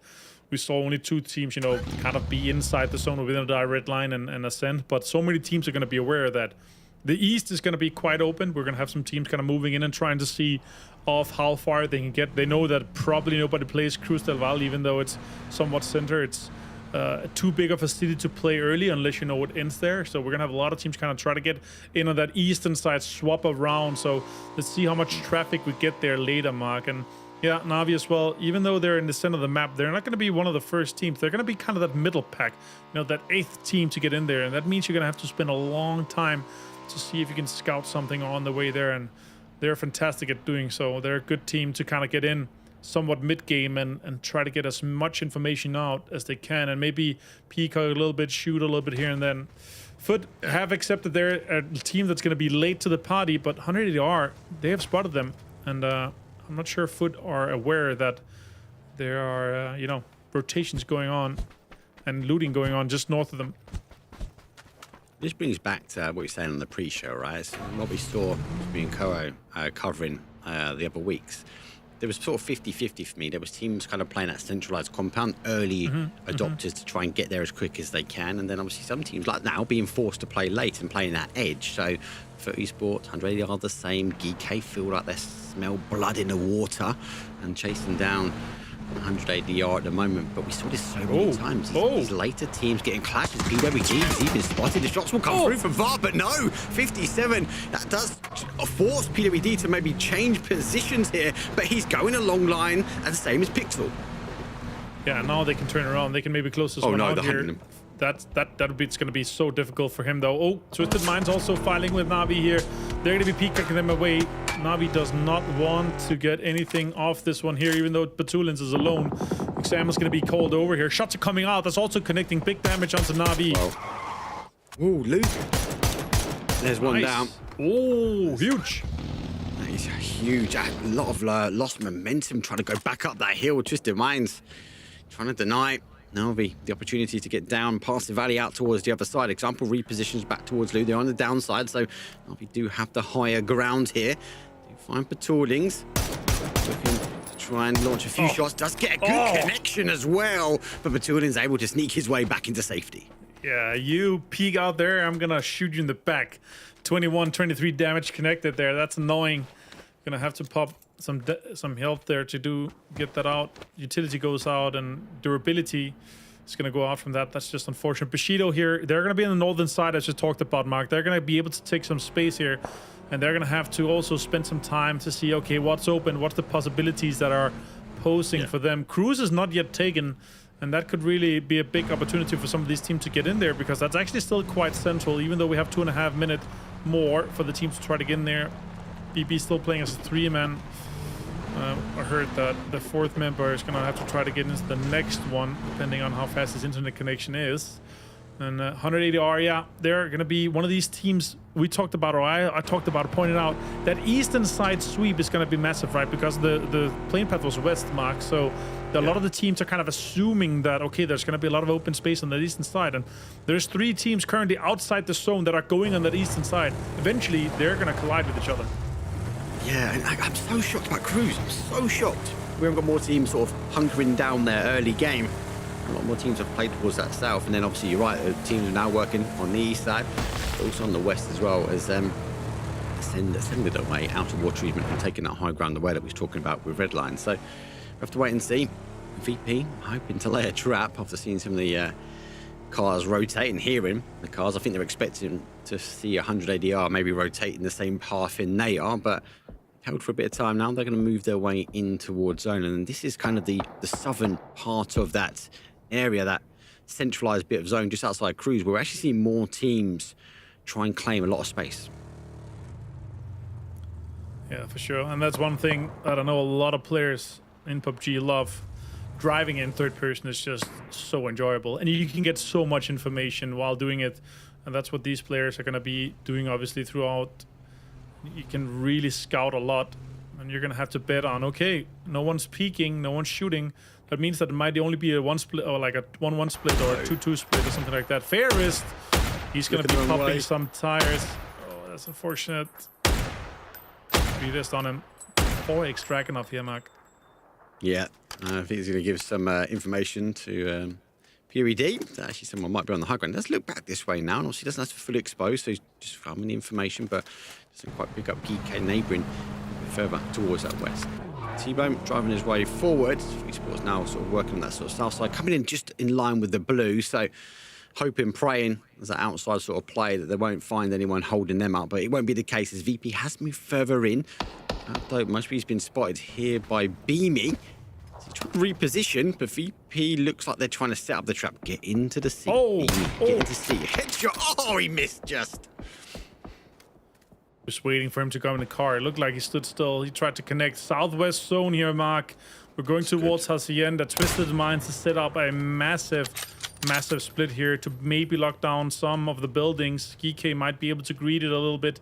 See if they can grab that longhouse compound. Beamy They're wondering, is this worth it taking anything? No, everyone's leaving. We're going to have to try to get into the zone. So many teams on the eastern side are going to hit the same side of the zone, potentially fighting here. Soset up and down in these bumps here.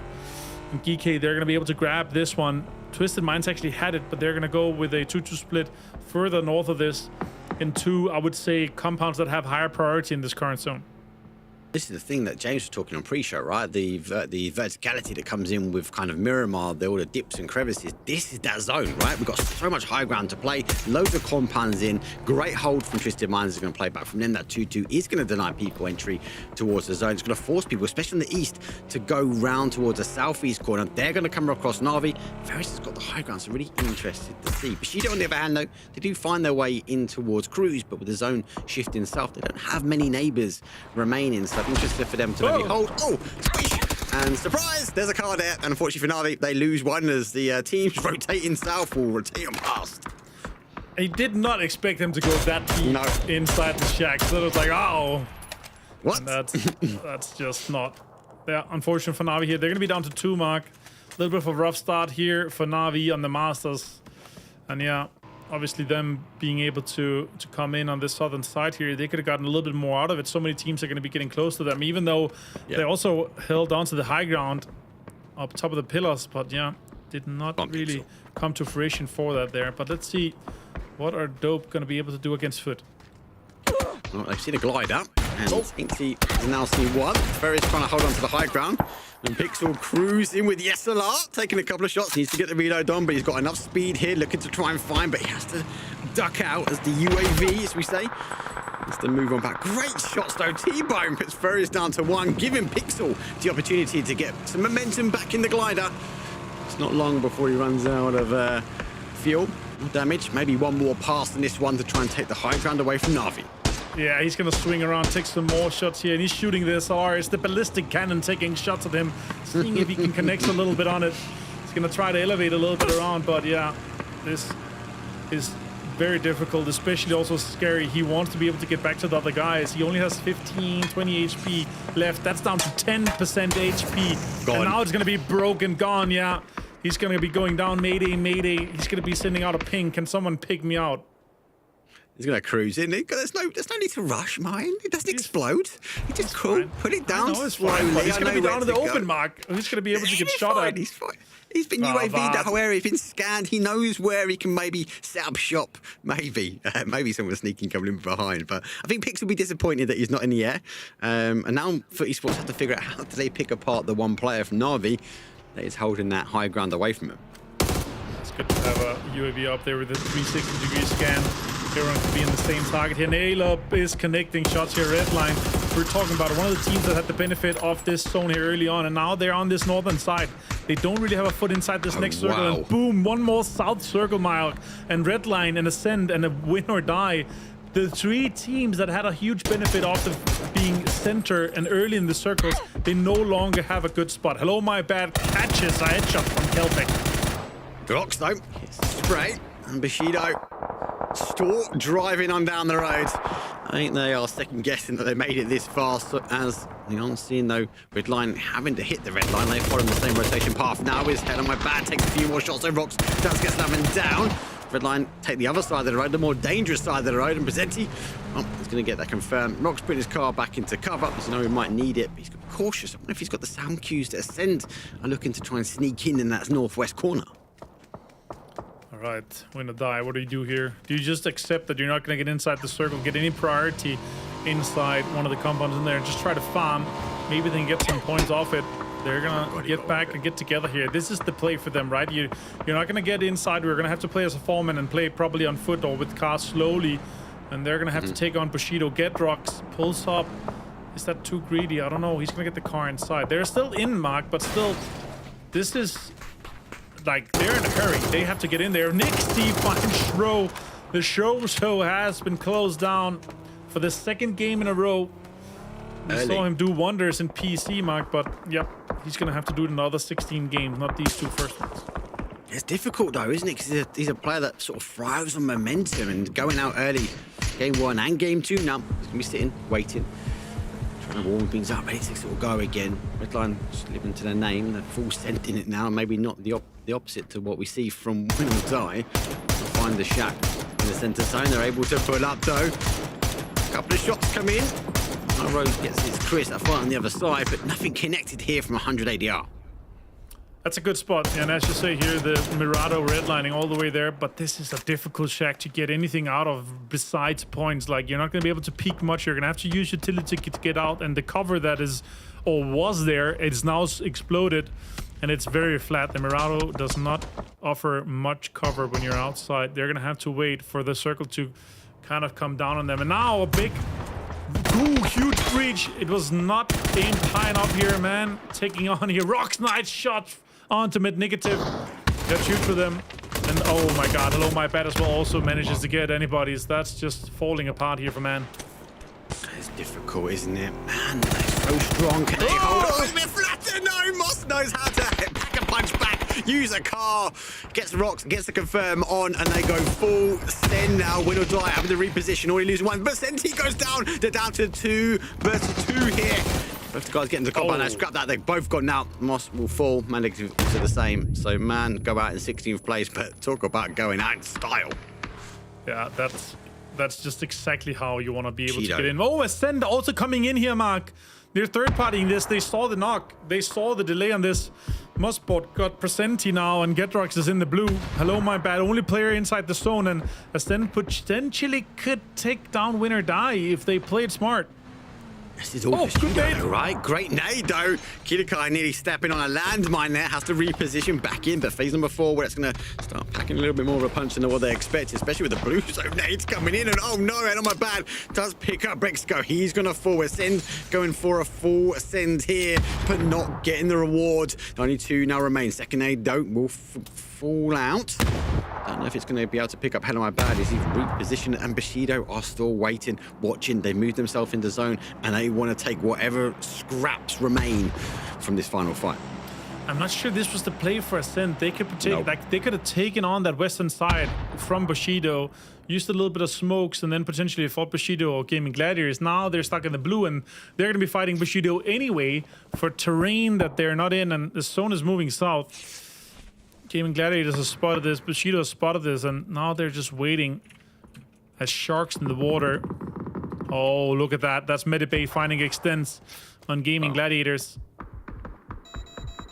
No, this is difficult. You're right, though. Why have SM pushed in here? Why? It's the big question. It's Chris fell, so they know there were people here, right? But push back. Or Die will now try and hold Sawn off in hand. He's in FPP now as he makes the push. He's Pain, goes for the Sawn off. He wants to play peekaboo in the window. Pain's repositions though. Jump over the top. Sees some great shots though. It comes in from distance from the other side. Sloy picks through the window. That's some good shots there. Getrox now down to 40 HP. Has to pop another energy. That's not going to do much. You're already in 3 health per tick. Now up to 4. He's going to hit spotted. Win or Die down 15th. That's well played for Hope. Now, Game Gladiators and Bushido here. This is a big fight. This next fight here really determines who's going to get to take on Twisted Minds. Look at that. It's going to go too far. That would have been great if he caught it, though, and Extends just went down. Nice nade, though. Oh, one more. They're connecting multiple Extends. Now it's just down to Iro. Can he take one more? He's down to 20 HP, Mark. He has to re-peek as well. He re-peeks perfectly. Asto backs a punch, but no, Dante continue with the pressure. Metabate in the boulder, but Hand of Hope looking to try and close out, but looking the wrong way. Metabate takes a few shots back down to 1. He does get the connection and has to go back towards the sand. Looks like GG able to get the reses now. It's Metabate unable to help. Yeah, this is not really paying off. They had to do it, though. They had to make sure they had one anchor covering that eastern side. And then Gaming Gladiators, they pushed on strong here. Now onto Slam. Mogor and Lurix are knocked. AC finds Soset on Navi. That is outside the blue. He's trying to heal here. 5 damage per second on this tick here in the 5th stone. Oh, more shots coming in, connecting. Brilliant shots here from HC, the Norwegian superstar. Can he connect one more? He can. He takes down Navi. Nice. That's huge. He's not gonna bow down to the blue though, Mark. Yeah, it's difficult. It's that way up, isn't it? They were unable to pick apart Navi, so that too became very dangerous for them. Bushido go down as well. Hope move their way around. GG. So in rags, down and out. Have to try and wait now. Comes down towards some of these teams that are in the zone early on. Twisted Mind still holding that compound. Red line full center there as they lost bodies. They're still okay, but it's dangerous. At the moment, we sort of GK get a bit of freedom. Blue zone nades, a couple of blue zone nades, a few nades, and Molly is going to piece apart, let alone BB, who send it right over the top, though, with an E pickup. They've got to gain some information fast, but they're going to be landing pretty hot. All right, Hope, what can you do here besides just send it to your death onto Twisted Minds? I'm not sure it's worth it. Yeah, I mean, they have this little bridge here. They can play a little bit. Oh, X-Ray finds a Doozy. Can he do something? No, Molotov gets in. No. BB's out. And Dope only loses one knock, and they're probably going to be able to pick him up. Hope, yeah, he beats a found Slide Jacket. Now it's down to Nitro. Can you do anything here? I'm not sure if it's going to work out for him, but yeah, let's see. Oh, Skin in, takes down Hicks. And Perfectix finds Recop as well from Dope. They're down to just a 2-man now. And from this side here, I feel like they could have gotten more out of it, Mark. It's difficult. So difficult. Like, I don't... Again, 100 are played out to them. They must have known they were there. They forced in to try and get that res you're talking about, and as a result, they've lost another one. They do need to get there, so maybe the other two get in the car. Maybe sort of tie up with the other two and try and hold out 100 ADR, but the high ground would be interesting. Like that they're sending forward the car very slowly here from Slam G. The nade goes over the top. There goes that util dump, and red line will fall. And PWD took a massive amount of damage though from that first nade. Oh, does take the second out, but doesn't go down. It didn't roll in the right direction, a little bit to the right, under imperfect here. PWD now with nade in hand, he did not nade. Oh, and he bounced it off the top of the... If it was cooked a little bit longer, Mark, that could have been perfect. Now more shots coming out to Spyro. He's going to be able to connect more. Example gets down Wookie Bookie on the other side, but what can Slam do here? Can they take down PK? Nice shots coming in here from Artix. Almost gets PDD down. They're going to power it out. PDD gets one down. Boostix down, even though he's down to no HP. They're holding on. Great gain of information, but he just refuses to go down. PWD gets boosted. Now they get the rotation round. Artist is going to read that vehicle in, trying to keep it a little bit of cover here. GK, well, they reinforce, forcing down towards the sand. It's going to be very difficult for them because it's going to become third party. And there goes the first one, 100 ADR, pick up one. PWD goes over the top, knowing actually reading the kill feed well. He gets the steal away. Slam G, despite getting the win, they are getting punished by a lot of teams and not GK. Yeah, 100 ADR here. They have a slither of this zone here. They could potentially get into this dirt row on this southern side. But they're potentially going to have to fight them later. 3 members left alive. And as you see here, that southwestern side now belongs to GK. It's a good high ground. Twisted Mind eventually have to get outside this compound, but it's just open space in between them. Not sure they can get much out of this. Nitro still in hand with this AWM. Oh, Sloyd Jacket. Oh, Lukarooks as well with the mini. He takes the headshot down. Also getting the confirmation. Huge shot from Luka. That's a point confirmed for VP. Well control from VP as well, right? Because 100 you get a final one, but they would hear these shots above them. They've pushed themselves into zone. They're waiting to be this last team. I think they'd be cautious very much in that sort of south side. 100 ADR, if they've got a lot of U2, they could maybe roll it down the hill, but without Dope, they are one. Might become one with the sand dunes and cause some issues. And here come the initial shots as Nixie takes a big stab out of 100 ADR, but the zone's pushing him in. Phase number 6, 5 teams remain. Again, another explosive ending here for Miramar. And another explosive one for GK. 4 guys alive, strong. And Twisted Minds is really the team here. Can they get out of this compound? Can they get more points out of this one currently? They have tons of kills on their side. Good here for them. But there's 2 teams, 3 teams on this eastern side here. 2 teams that's going to have to fight for the control. GK can really punish them if they don't execute this well, Mark. JDR having to share a car. So they will now send their way in. Unfortunately, though, without Dope, they're going to fall in 5th place. There goes our top 4, and you're right, there's a 4 of GK, strong against a 4 Twisted Minds. We've been in the compound for some time, zone shift slightly away, 100 ADR and VP been in kind of in the grups of things now, not as many kills as I think they'd like coming out of this one, but now, top 4, phase number 6, so close. To nothing. Yeah, let's see. VP here. Oh, he's got even more bullets in there, so he can just keep shooting into this smoke here. put pressure onto them, make them scared. PewDD finds a Kim. This is so unfortunate, and surely 800 AR are the team to go out here. Nix just continues to shoot into the smoke. He's like, I'm gonna connect. Oh! Not sure if that was his shot, but it surely looked like it. Kim went down after the knock here. That's huge. Oh, it got confirmed by PewDD. It was also his initial knock here, so that's, I guess, well deserved. Well deserved. Well deserved. Don't give it. It looked good. It looked good from VP side. 3 kills for them. Now down to 3 players. Zone's just further away from them. Twisted Mind's still grasping hold of it. So is GK as well. Let's see if they can keep the high ground to their advantage. VP, on the other hand, though, they've got to move in. They've got a lot of reload capabilities. I'm interested. 6 nades. Insane amount. So, can they deliver it? There's a lot of open terrain, unfortunately. I swear he's never going to be able to throw any of them before he dies. Like, they have too much ground to cover in front of them and too many teams that's going to be focusing them. Twisted Minds with this zone, like, it's perfect for them to hold out VP, and that's their sole focus right now. Like, there's nothing else for them that would open the door more to be able to get into the late game that VP is not going to be in here. Diffx, 3 gear. And PewDD on the other side with a broken 2 vest. That's 35% damage reductions different here for those 2 guys. I wonder who's going to be in the front. Probably the guy with the links in the 3 vest. Yeah, Twisted Minds now. GK's sole focus is to win this game. And by doing that is just to hold out Twisted Minds of this next circle here. Let's see what VP can get. I doubt it. I doubt it. Oh, Lukarik's been taken down by PewDD. That's insane shots there. Who's going to be able to get that last point here? Oh, he spotted him. Oh, PewDD finds Boogie as well. That's massive. Down. He's got no vest. How is he getting away with this? He's just literally keeping in cover, pops up, gets a few kills. Now they can focus their attention back. Twisted Minds, obviously, we're trying to keep an element of the completely clear. Now they're going to go forward. Diffix picks up a moving Lynx kill as Perfectix will fall down. I don't know which way PWD wants to go. There's so much action. He feels like he's running around like a deer in headlights. Where can I get some more kills? That's exactly the gun you want to shoot at. One more shot. One more shot. Do it. Do it, Diffix. Do it. I believe you can, but yeah, they also got to focus on this. Look at this. 3 reload for PewDD. He got it. It's on Lou. That's massive. P90 in hand for Diffix 2 here. This is exactly what you want to see.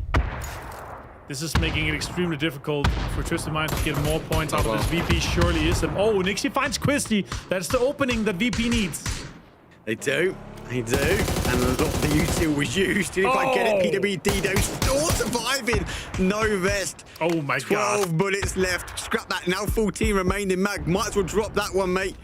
And put everything in towards that org. GK, 11 kills, 4 strong remain. And PWD soon will be throwing sand dust towards the remaining players of VP and Twisted Minds. But he's eager. 6 kills under his belt. He hasn't got any more. Can't go out there, boys. Yeah, they're waiting 30 seconds to see if they can get out of this one here. Example, Batulins. Look at that. Whee! Oh, this shot's PWD. Oh, it's MK12. That's still huge. Batulins has more time, could delay here, and now the shots are coming in. Oh my God, they survived 1 more placement point here. That's massive for Twisted Minds. That's exactly what they're hoping for with this compound here, but they're not going to be able to get it. But look at that, 9 kills for PewDD and 1,000 damage. He's in the 1K club. Wow, he must be screaming at the guys. He's mine. He's mine. I've got to get double digits. He sprays in towards the door. Give it to him. Batulins, the GOAT, will try and hold out as long as he can. He's denying it. Denied. No chance. Yeah, you don't want to give it up to your GK running away. Second place, game number 1. There's no point out in this one, though, Batulins. Maybe they might fall. Looks like they're going to fall in eventually. There you go. Winner, chicken dinner. GK was the first game was stolen away, but 15 kills, 25 game though for GK, and that there was huge. And GK, as you said first time, James, they might be coming off the PEC looking pretty strong. It's the victory lap run. All right, there's many things to bring up. Right, 1, does Diffx just spawn in with P90s? Is that what happens? 2, he then has the dream loadout, Lynx P90. I'm like, this is insane. And then it's still PDD who gets himself 9 kills on the board. This was a monster mode game from GK here, Avenger.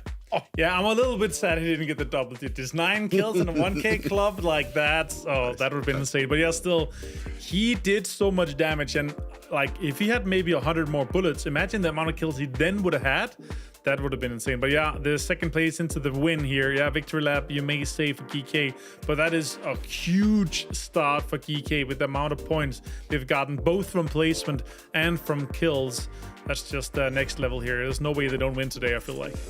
It's scary. It feels like they're playing what seems like, I mean, okay, only our Miramars that we've like watched here so far, Mark, but they're playing a very kind of edge orientated style. They're just sweeping in, divided up, controlling space, and looking deadly whilst doing it. It feels like, I mean, I don't know if you watched the interview that Kovo had with Quizzy, but like they'd all found their groove on this roster. They've all been enjoying themselves. It feels like the stars have aligned for this roster, and they're looking awesome regardless of where you put them.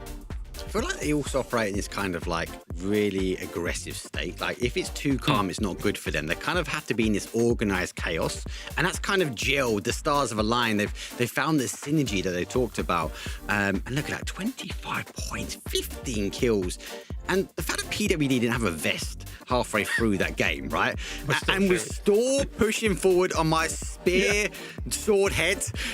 He was still just pushing forward, right? He refused to go down. It was like, guys, you hold back. I want to get some more kills. But it's that organized chaos that I think this guy's and his team thrives on. PWD, we know he's got huge brains. I mentioned before, his Discord that I got a sneaky look at once, like the way he breaks down these sort of these maps, the Miramars, the Orangles, where to position, where he can get away from. The fact that you've just fed him a TPP mode as well, God, he must be leveraging, working out where more he can take off these teams, and it's looking strong.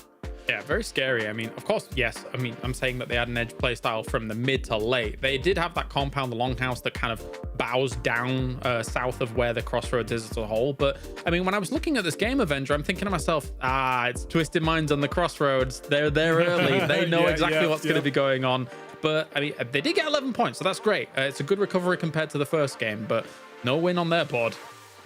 Nope, that didn't happen. And if you don't get the finish in that compound and you have to leave, it's just so much open space and you don't get much out of it. But look at this, 42 points. Wow. That's just next level. That's just more than double the amount of kills than second place. Sure, they had 2 amazing games, but still, to take that and compare that to Na'Vi that has 2 points in 2 games, that's just insane.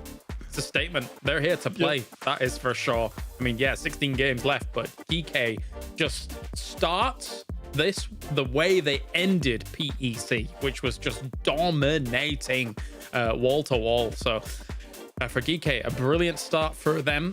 Scary for all of these other teams. I mean, there were some spots that teams tried to take and was okay. I mean, up on the I was about to say north side, but it's the south side up on the high ground. But the problem with the later stages of this game is, Mark, I mean, with some of the compounds still in, even the kind of elevated positions that those give, everybody was in line of sight of one another. So it really was scary to even move towards some of the center of the spots in those circles, because you're just open to like 4 or 5 teams.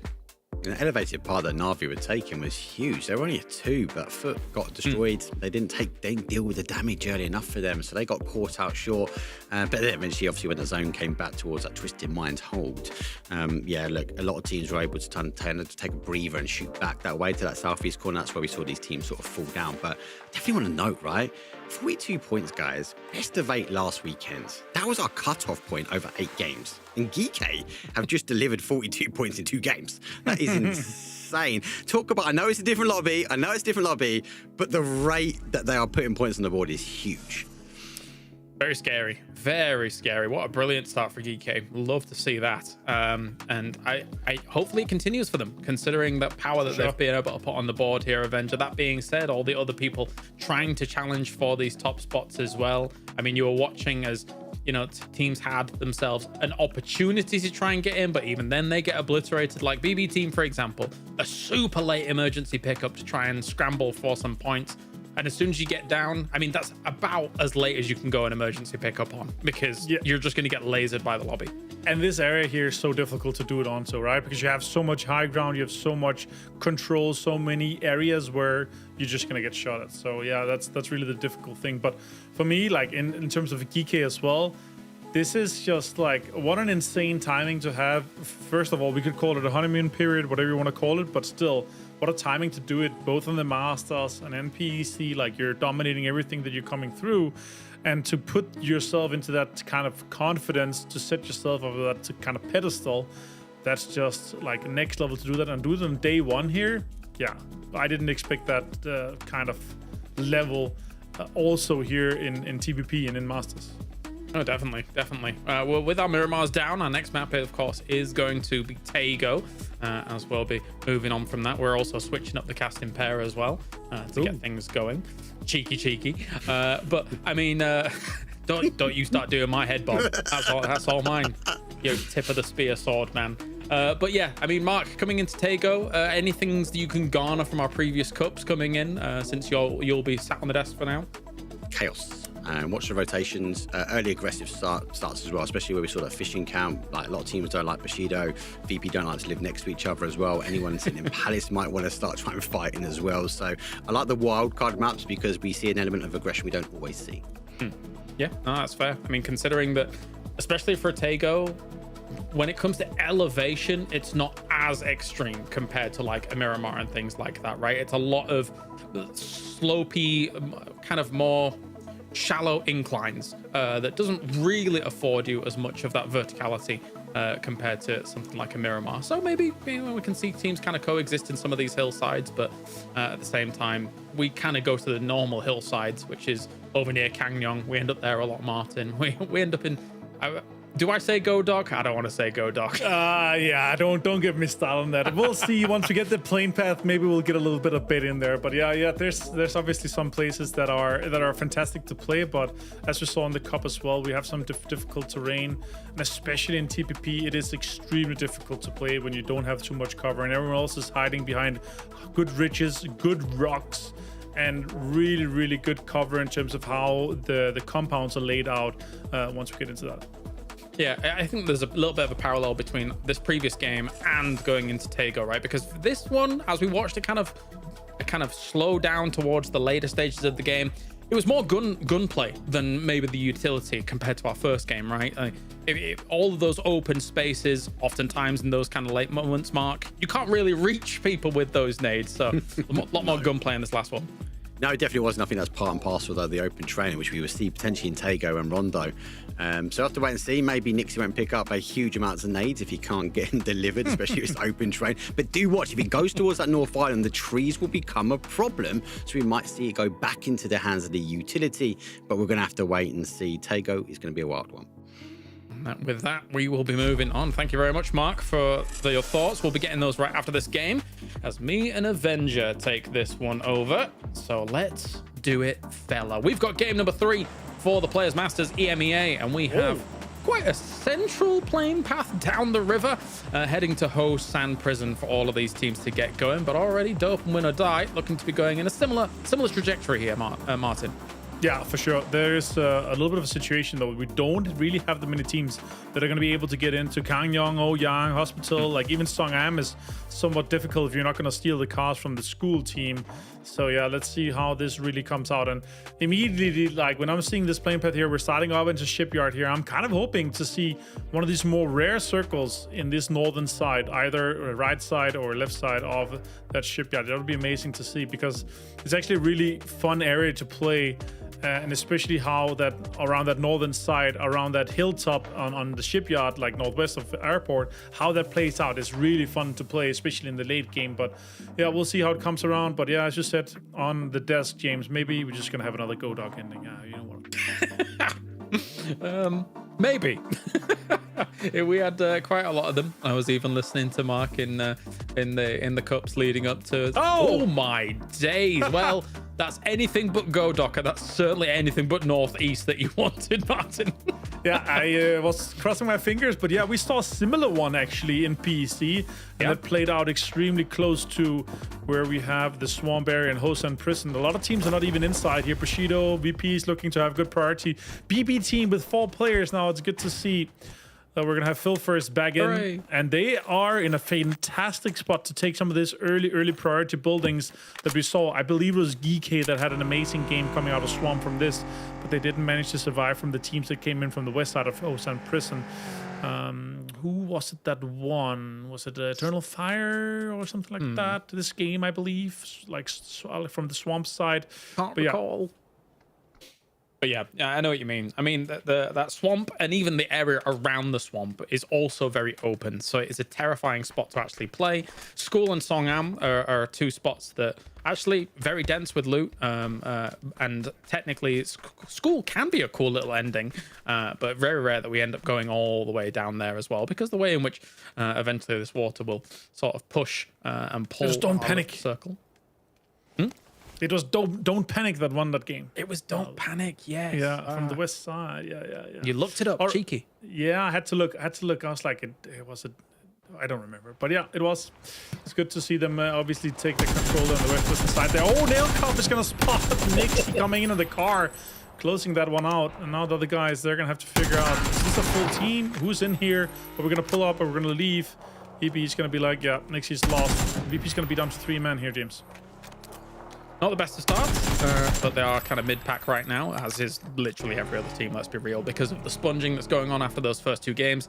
Ibi leaving his best friend, tucking his tail between his legs and running away. It's so funny watching those guys interact at like lands, for example, because Nixie's so small and Ibi's so big.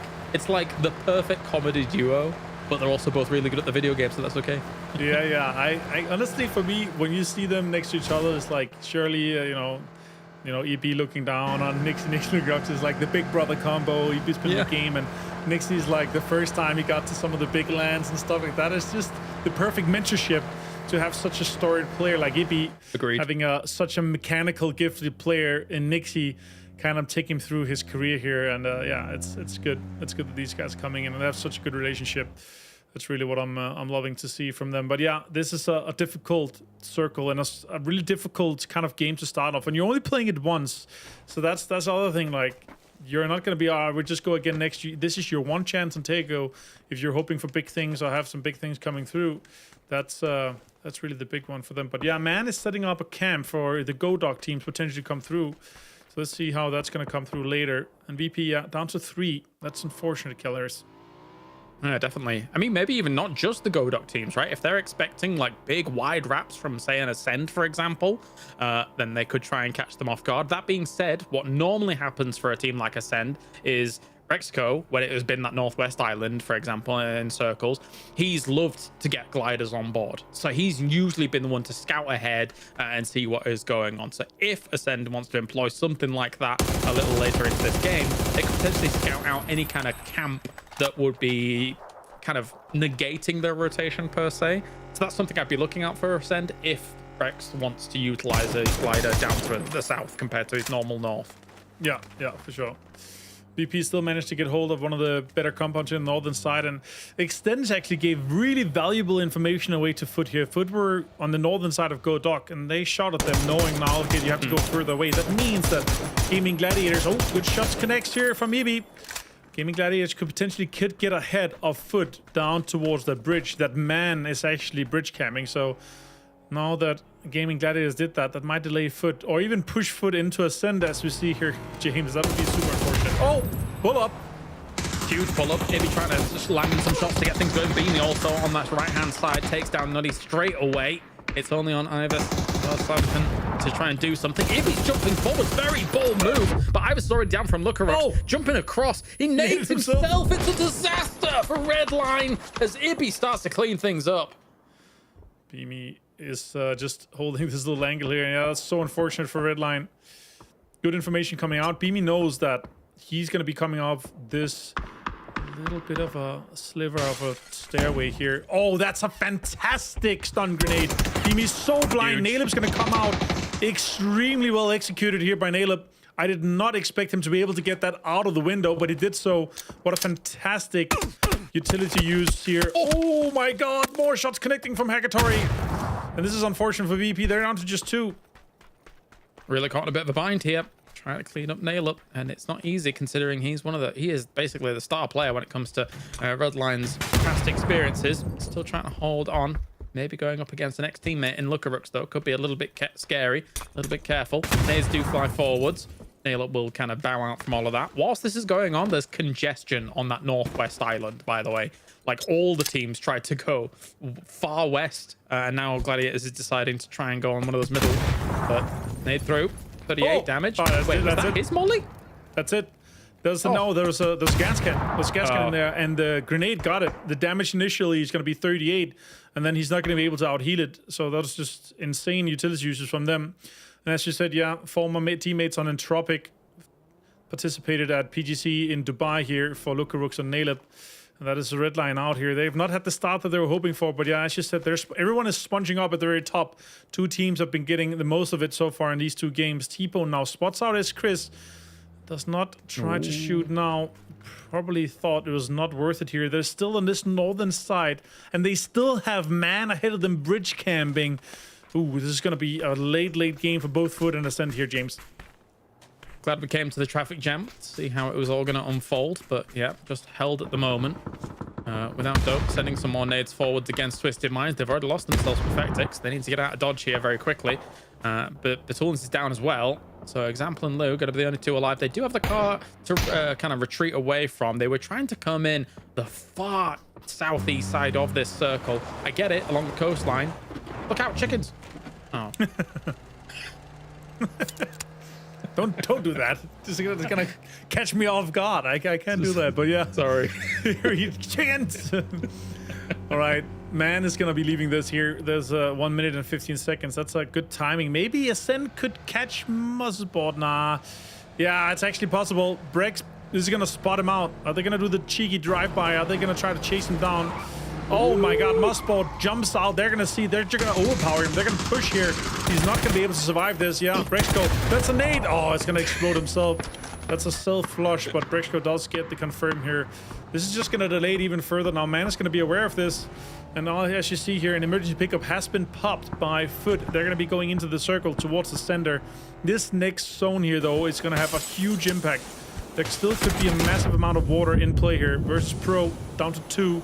Trying to get the most of it here, James. I can appreciate the attempt from Mossboard of like, if I'm going down, you're coming with me. But yeah, it didn't quite work out. As VP still being the nomads, trying to transition away from every single fight that does come their way. Gladiators. It was initially, I thought that they were going to try and pursue there for a second, but not to be the case. As Virtus Pro is looking for another home, but they'll be kind of crossing the paths here with Na'Vi if they're not careful about it. They could just run into yet another fight. Right, next circle pop here, James, and let's see how far do we go. How much water are we gonna have? We're gonna have a decent amount, but still further south than we're kind of used to. Bushido set up a fantastic spot here. I'm not sure they want to keep this somewhat four-way split. They should probably get back together as a four-man or at least a 2-2. There's not that much terrain available. A lot of this kind of southeastern side with the high ground are gonna be super high priority, and now Navi are trying to send it. They just want to get into deeper area here of this zone. Get too deep into this terrain here. How deep can they go? There's not much cover, not much compound that there's playable here in this area. Oh, that was a molly on that. Some people might have been thinking to themselves with Bushido's position, well, why give up Hosan Prison? I mean, holding Hosan Prison is weird because, like, yes, you can use the wall, using any buildings and trying to, like, shoot at things that are moving fast past you, like vehicles and stuff, or trying to find alternate angles. It doesn't really afford you great angles, so you're just holding the wall for the most part. So it's not the most amazing spot. They've opted for a compound on Crossroads regardless of that. Feels a bit more stable. And Aduzi is wishing things would be a bit more stable around this little shack as utility kept hitting him as Hakatori's close, but Aduzi's got reinforcing angles from his friends across the road. On our Win and Die and Hope, they're in a fight here also. Foot and Slam, they're going to be in this one here. Acoustic with a really good spot. Nice utility use again, bouncing it off the wall, seeing if there's going to be someone behind that first crate package there, but nope. It's going to be nothing in there. Foot is really want to kind of close this one out here. Could be a third-party potential as well from the teams on the high ground. Slam is reinforcing from the south side. Foot needs to close this one out early, otherwise it's going to be a really long and dull fight for them. Oh, fantastic nade from H though. Nice. Piercing the compound. Not too bad at all. Another nade goes forwards. Mogort moves away from it. Try and navigate around some of that damage coming on in. Ace is still looking for an opportunity here, but it is blocked off by the vehicle as well as a molly. Goes to smoke forwards. Trying to find another alternate angle into this to try and land that killing blow. Oh, he spotted them. Good information. Oh, good headshot. Also took one himself. Molly comes out. And on the other side here, 80 goes down to Lurix. Recoup takes down Artix. They know that now the Slam has lost another player. Foot has lost one. He's going to be flushed as well. It's a 3-man. Boostic still not rest. More damage coming onto him. And Mogor is just trying to survive and delay here with the smokes deployed. Not sure if they're going to be able to get most out of it. Arctix is going to get stolen, though, from Pixel. It's ridiculous. There's so much smoke in that warehouse. But at the same time, I mean, this is what Mark was on about, the chaos that can ensue here on Tego, because a circle like this is really not that many compounds to try and crash into, and people want the compounds or the very top of some of the high ground. Anything else between that is kind of a moot point right now. As Foot, T-Bone, can they do a little bit more with this? Another nade, my goodness. nade. Oh, so much damage, but not quite enough. This is gonna be, oh my god, even the cover blown off here. Mogor down to nothing. Lurix, they were all really low. Lurix didn't heal. That means he's gonna go down to this next nade. Now this is gonna be massive T-Bone spots. That's gonna be super information here for Vard. Down to just Boostic. Vard 5 HP. He can go down himself too. Nice. Really good duck shot here from Vard. Just 7 HP himself. Now Melman and Gaming Gladiators on the side are gonna be fighting here. He's gonna be taken down by a Doozy in the distance. Cross shots coming in against the swamp area. Ascend still trying to kind of flush things out here. Melman unfortunately gone for him. Extend still coming in on this side though. Be looking for that off angle wherever he can find it. Maybe try and lodge some util in. Another shots against Pains. Ned didn't quite go in to kill off his Chris, but he is stuck. That's enough. Like a really rough situation. You don't, like, again, they can get points out of this, but they're not getting into the circle. The question is just how can we maximize? And now he has been spotted. A good, really good nade could connect here. He did get the heal off though. He does finish it off though, James, here with a fantastic nade from Killer Guy and has sent it up to 5 kills. Pain's potentially be able to be saved too. Yeah, it's the perfect example of why frag grenades are doubly as deadly in TPP compared to FPP. You do not even have to crest the hill to get the information, to have pinpoint accuracy on those nades. So you're working with different information, and it is powerful if you can utilize it properly. But at the same time now, BB team going to be moving in front of where Ascend is. This is a perfect opportunity, actually, for BB team to start holding this position and denying Ascend from any more wiggle room if they want to come just straight south. Yeah, they can really set up into a good spot here. BP, they actually devoted themselves to just have one man take the emergency pickup and Lukarux to go heal here. And now Beam is not the last player alive, so Lukarux is on the healing duty, and EB actually managed to get a little bit of a slither of a land on that western side. All the teams fighting. And as you say, yeah, the grenades, they are strong, especially now that you're able to get the information so easily off in TPP without being like cover, like you're not showing yourself, you're not getting out of cover. So as you said, it's doubly as troubly if you have grenades on the guys. What did you just say? Doubly troubly? Doubly as troubly? Okay. Yeah. That's what you said. No, you said doubly. Yeah, it's troubly as well. Big trouble. You know, yeah, we're at game 3 and we're already making up new cool words. Troubly. It's on character. It's on brand, James. We got. It is on brand. I do actually have a question. When was the last time we cast together? Was it like never, or I'm not sure. I don't remember, but it's been some time. Maybe it was. This is going to be a problem. Yeah, it's not going to be good. But we're going to commit. We're going to have to do it. But yeah, we did not cast for quite a while. It's been years in the making. all to cash in with troubly. Yeah. You started with double E, okay? Double is a real thing. Or for Quizzy, doing all right, getting Phil first. Will he get the double E? We'll find out here as a doozy peeks on over and has a little look his way. For Geeky though, this is kind of the same way that they came in from in that previous PEC game near Swamp. It was exactly the same. And actually, Spyro, as you see here on the right side, Chrissy's going to go down to a doozy. Spyro's going to have all the information. And they're going to have all that northeast control and all the crates as well. Pains is going to find Molotov. This is a huge opening for Ascend towards BB team. Also, Flush as well. Ascend is off to a bang up a game here. They're going to be pushing themselves out of the bottom 10 now. Oh, that's a good shot from a doozy with the Dragunov onto it's Chris. Yeah. Well, they can take most out of this here. He's inside the zone here in this spot. Maybe he can get a little bit more out of it. I was concerned for Ascend, especially considering that I thought it was going to be a leapfrog forwards here from BB team, but GK has really thrown a spanner in those works for BB, as now a big three-way fight does ensue. It's Chris as well as Pains in the distance, and Kiliakai can try and really hurt this position. You'll see Besto in the distance spraying through the smoke after using some of the height that he gained from the car to initially estimate the shot. Not bad at all. A big spray comes forward. Pains takes it. That could have been the slowest runner of all time, but he finishes it up. What? That was ridiculous. It would only hit his tippy toes, and it only done like 10 damage, so we're fine. It didn't drive fast enough. Vod, though, has an angle here on 180R. 100 damage done for him. More damage coming in, and that's going to be 180R out. Vod is just such a machine. I'm going to be honest, if I got ran over by a milk float, it'd be the most embarrassing death ever at that speed as well. I mean, yeah, as you say, you'd just be taking some damage, but Ascend is going to crash into the Bushido compound now, as Bushido's been here for a long time. They chose the right compound to try and hold, and now Iro here is going to be trying to play a very cheeky angle against all of this. Celtic's going to be throwing some nades forwards. Metabay's already done tons of damage, and the off angles from Quizzy clean up Pains. That's a steal away from them. Ascend tries to go for the mad dash for this, but it's not paying off. Iro still trying to clear this one out. Can Bushido again defend this compound? They had this really early on. Vahad and Pixel doing even more damage here. Now Hope is out. Hope is lost. Kiliakai is trying to make the dreams work here for Ascend.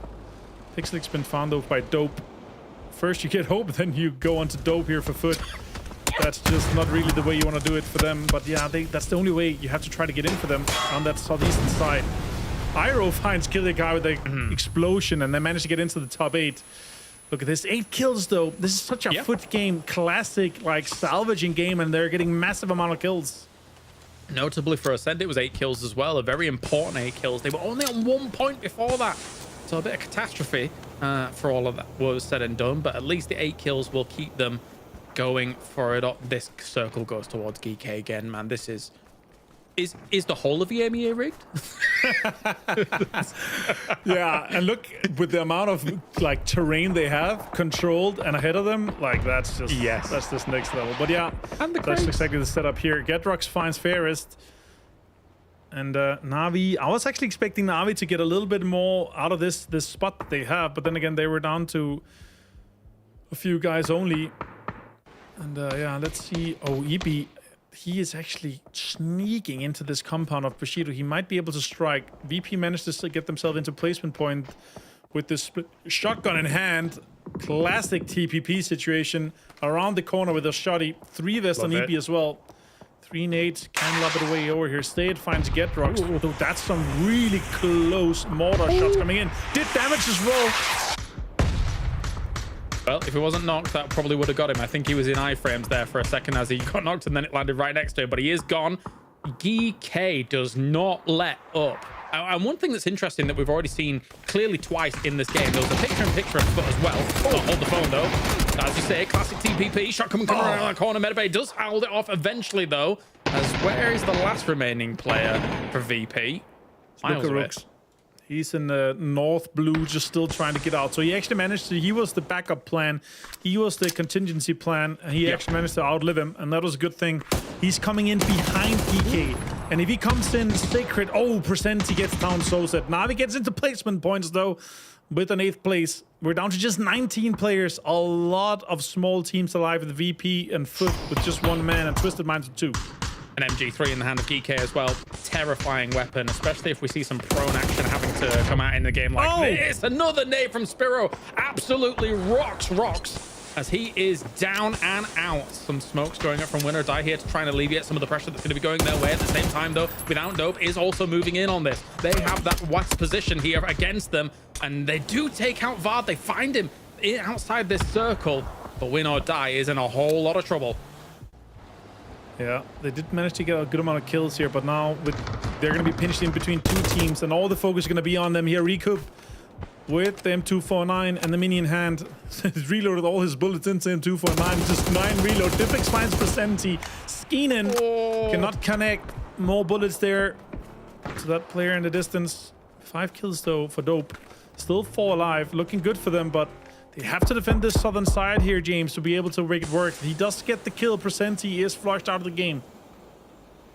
PWD is far away from the rest of GK, and he does have Lucarux lurking behind him. Example with a double against Without Dope. He is in the blue, though, trying to get the heal off wherever he can, but that will now open up an opportunity maybe for him. They are one is looking for him in that blue. Does find him, knocks him away.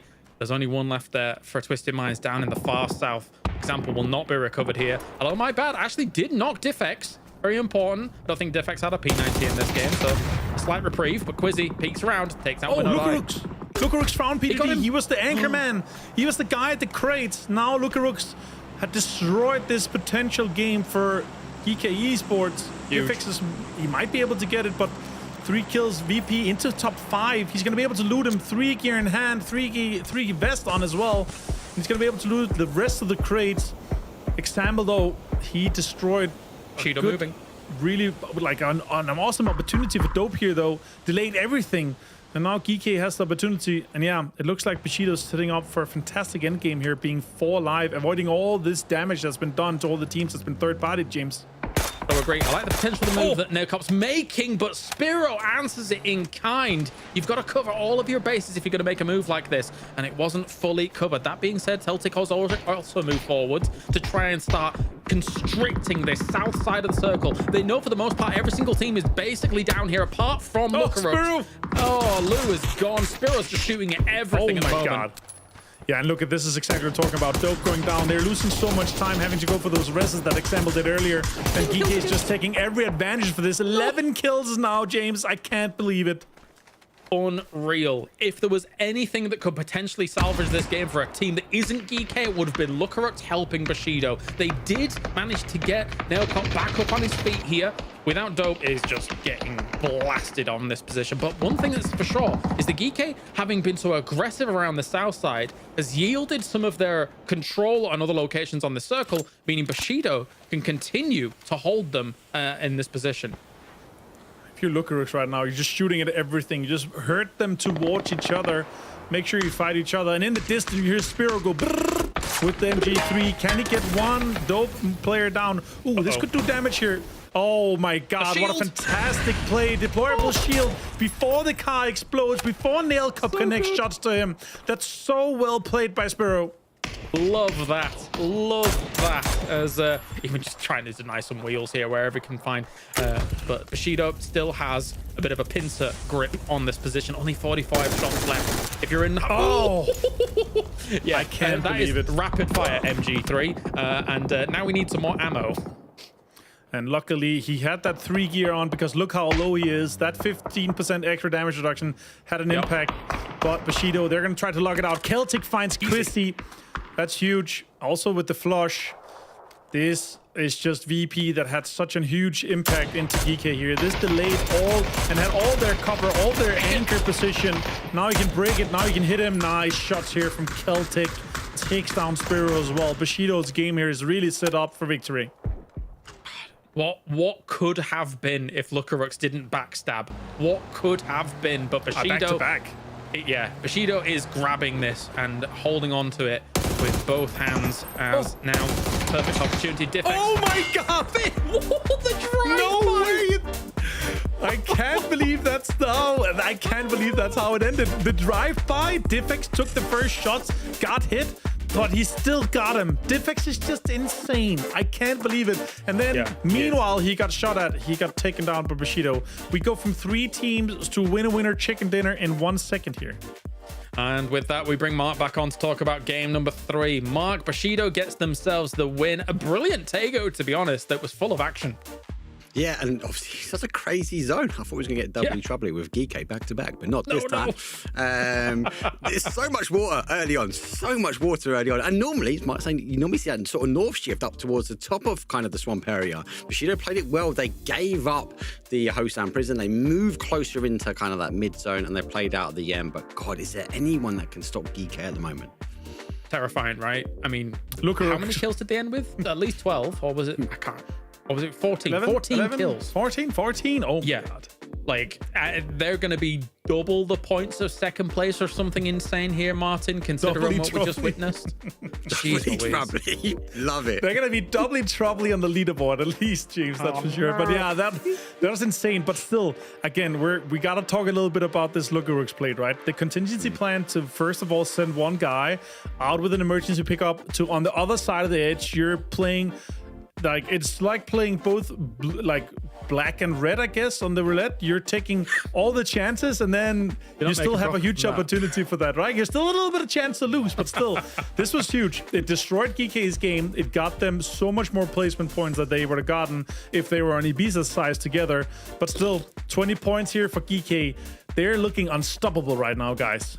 Terrifying, really terrifying stuff from Geeky coming in despite not getting the victory. The victory does go over to Bushido, 17 points, who looked scary in the first game as well. So number 1 and 3 kind of going Bushido's way without Dope getting themselves 11 points on the board. Mark, obviously, as our resident observer for that game, or at least onlooker, not an actual observer. What else stuck out to you from this game?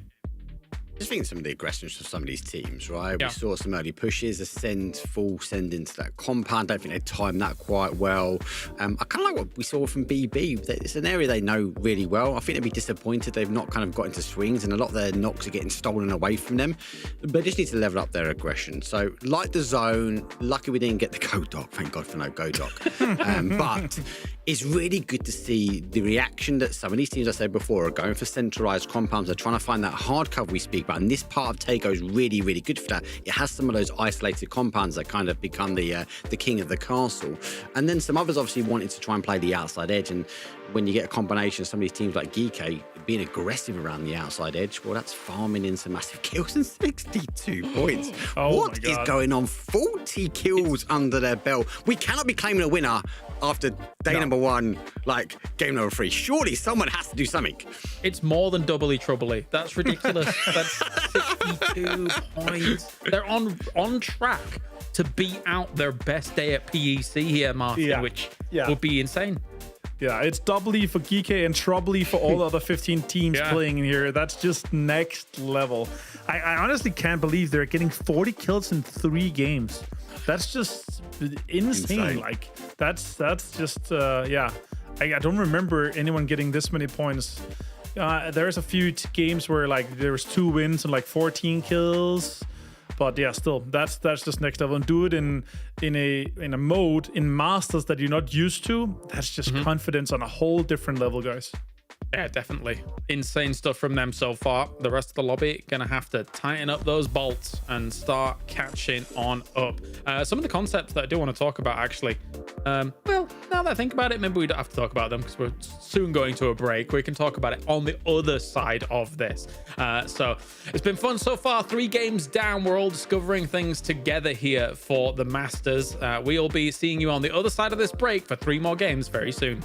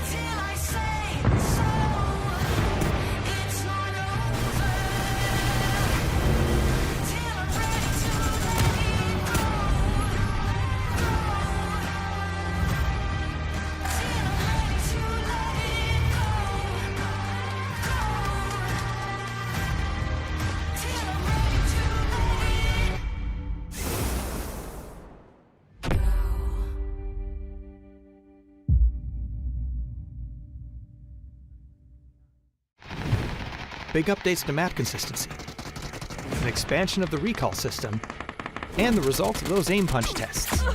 All this and more as we dive into the Update 35.1 patch report.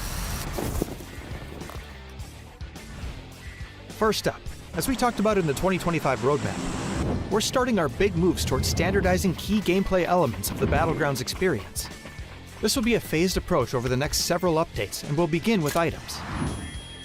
You'll see things like the zipline gun, emergency cover flare, and stun gun appearing across all Battlegrounds, while things like the thermal scope and blue chip transmitter are being removed everywhere. Take a look at the roadmap for all of our upcoming plans, or the patch notes to see the specifics of this first set of changes. Another way we're unifying the experience is by expanding the recall system to all maps, which means it's now available on Karakin and Miramar. Each map will have its own specifics for the system, so check out the patch notes for details. We're looking forward to seeing how these changes shift strategy on these maps. Next, thanks to your great testing and feedback, we're ready to implement the new aim punch system to live. We're going live with the settings from our last gunplay labs, and are looking forward to hearing your feedback on the system in the live environment. Last but not least, we're making audio adjustments based on your feedback, such as your shooting, driving, and the mortar explosions. Let us know how it sounds. There's also a new contender system in the workshop, a new survivor pass, more improvements to custom match, a new rank season, and more. So check out the patch notes for full details. Update 35.1 is here, so hit up a blue chip tower, call in some friends, and give your enemies a personalized lesson on how aim punch works. We'll see you on the Battlegrounds.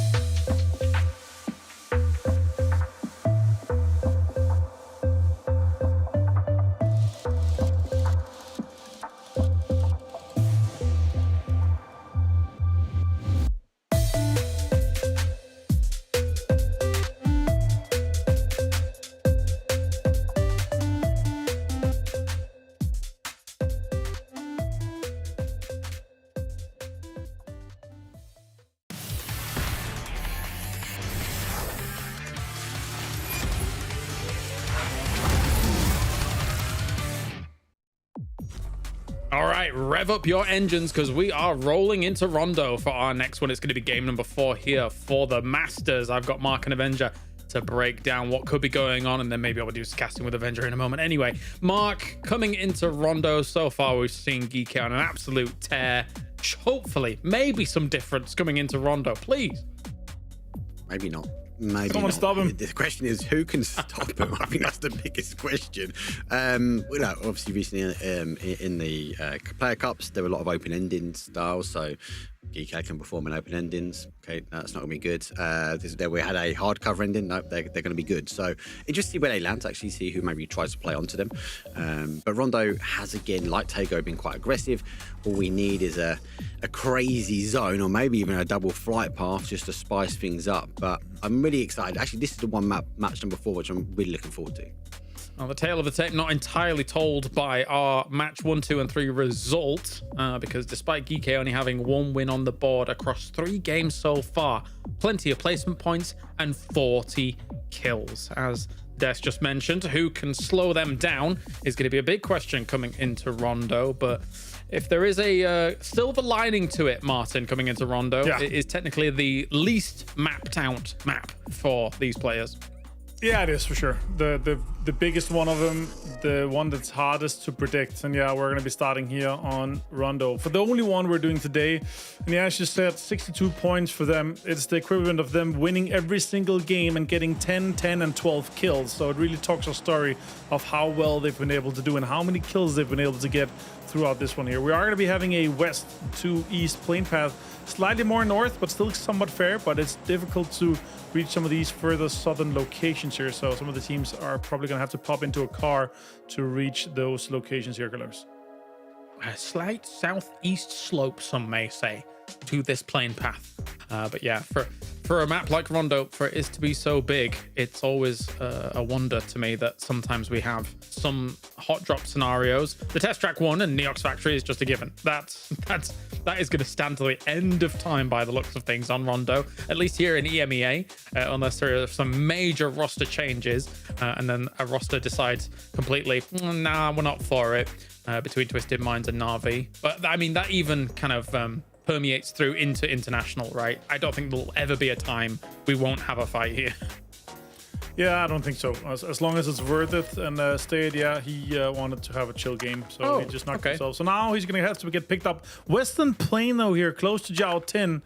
This is an interesting one because there's a lot of really, really good high grounds where you're able to get so much information and control from here. Yeah, we've really set up the opportunity again for Ascent and Slam to have a really good start for this one. He's going to get picked up quite easily, and Twisted Minds are not going to be pushing over onto this. Simply not worth it.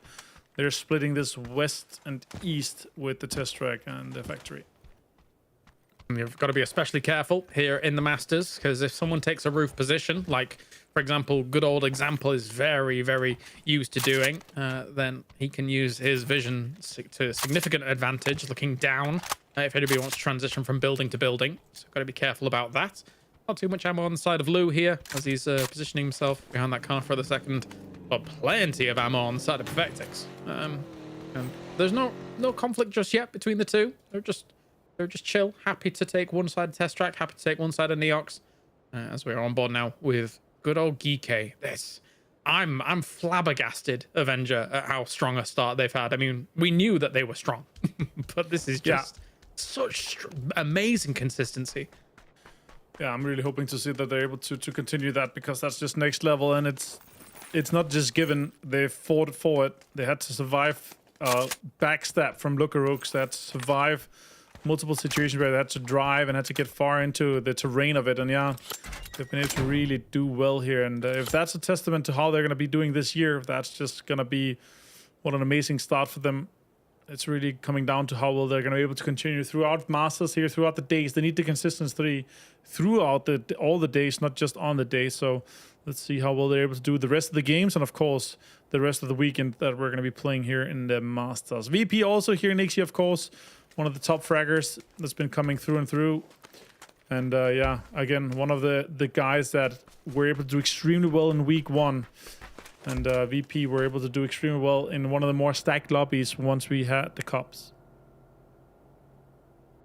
I think one thing's for sure, ever since they obviously had that PGC run, felt like there was so much wind in their sails. did all right for themselves. Anybody's though, no wind in his sails. He's gone. There's no recovering him really, unless enough reinforcing fire would keep Payne's hungered down. But no, that is not going to be the case. So, man, not really getting much going at all. As they had a great week 2 in the cups, but to start off 3 points in 3 games, definitely not the start they wanted.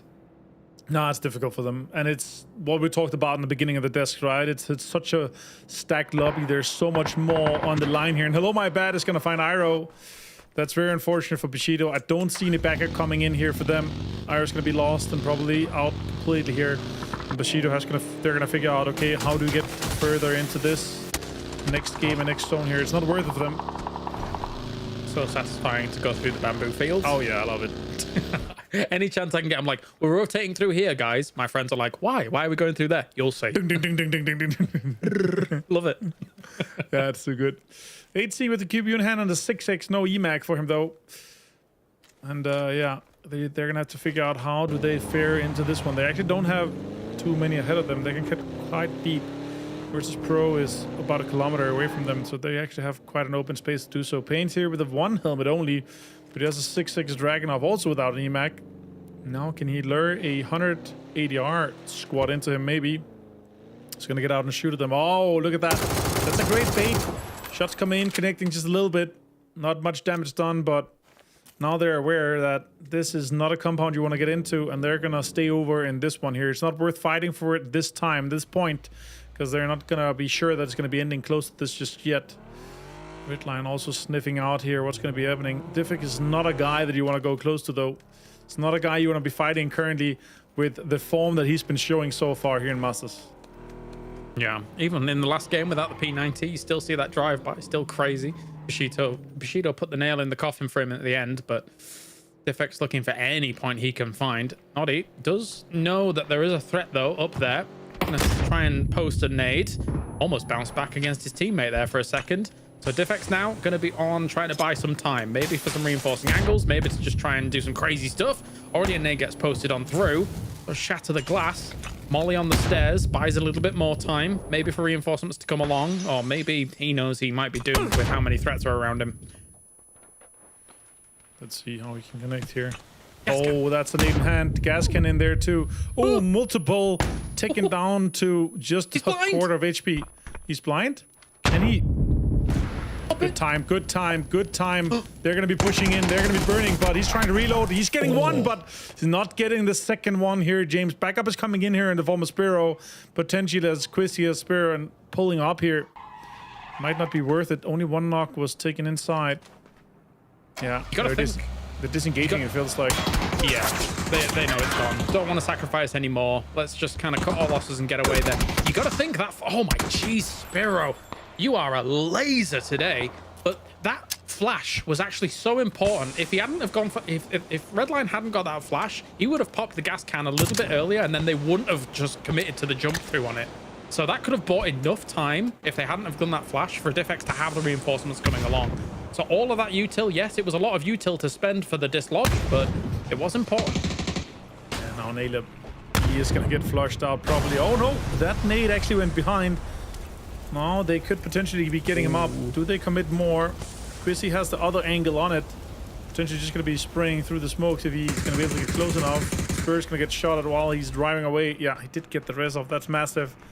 Quizzy with the off angle. He has a really good line of sight to run up the compound here without them actually knowing. Now they're going to be driving around. And they have the points to spare here on red line. I do agree. We probably would have gone for that spray if it wasn't thanks to the incline that was kind of saving Redline there. Couldn't quite see up it, but could Quizzy. So he has moved up. This is actually a crazy spoiler move. Because Redline must think at this point, okay, well, they've left. Yeah. But Quizzy's like, Oh, surprise. No way. The snake strikes. Cassie comes closer. 3x gets one. Gets another one potentially as well. No, it's close. He's going to flush as well quickly onto Naleb. That's huge. And he knows he hit the other player as well. He's going to be low. He's going to be healing. And now the backup is coming in for GK here. I love the cerebral play coming out from GK here. Oh, Slaven. Oh, good stuff. It's taking down Spiro. Big scalp to take. Big scalp to knock away. As Quizzy now is going to try and do something. PWD is actually going for drive-by shots here. He doesn't quite connect as Quizzy. He is in the blue during all of this. He's ticking down while this is going on. He's going to go for the heal, but has to cancel it. He's going to die to the blue. Oi. Or go down from that. I just managed to get him here, and then red line being delayed here. This is my god, I can't believe it. Mental scenes, PewDiePie flying in, trying to get the drive-by on the glider, trying to get the confirmation onto red line, but they actually managed to stay alive here and get that last players onto another glider shots here without Dope taking shots onto Hope, and he's not connecting too many, and it is broken, so he's just gliding his way down, trying to turn it so he doesn't take more damage here. Nitro onto the edge of the map with this next one here. Zone's closing soon though, James. We're going to be able to see we're going to be ending in a few seconds. What a lovely landing. I like the nosedive, gain some speed to then, you know, bank it, glide back in. I prefer PewDiePie's way of playing with the glider. What? Kamikaze. The kamikaze with the drive-by attempt. We're going Yao 10. I can't believe it. Uh-oh. All right, well, this could be huge for teams like Gladiators, of course, who kind of were in here for a long time, alongside Slam as well. They were here as well, as Lou is trying to pepper in some shots. They've already lost Batulins, though. Win or die. Finding him very quickly. Did see a little reconnect there quickly there, for example, as well.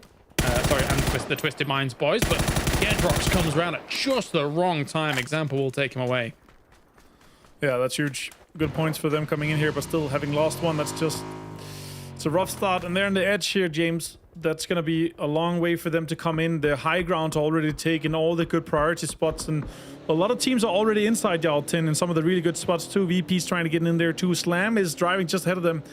The drive-by could be coming through here. Maybe Mogar gets it. Nope. Boostig also leaving it. They're going to be taking the edge of it. The east side trying to take control of this, and multiple teams are inside this high ground here. These roofs are deathly for some of the teams. Yep, be great angles for a lot of these teams to look down on teams as they move on through. As nades go forwards against just a few of those vehicles moving across from them. They're just leaving here, BB team, moving forward against Descent's position. They realize, well, if we're here, there's the potential that other teams are coming in from the south side, considering the circle shifts. We don't want to be stuck here and then get third-partied with a slow fight against Descent, which isn't going to resolve anytime soon. So I like it. It's a mature move.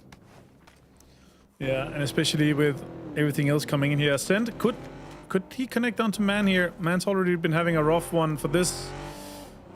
They could be getting some information now that it's TPP. Shro, could he be connecting?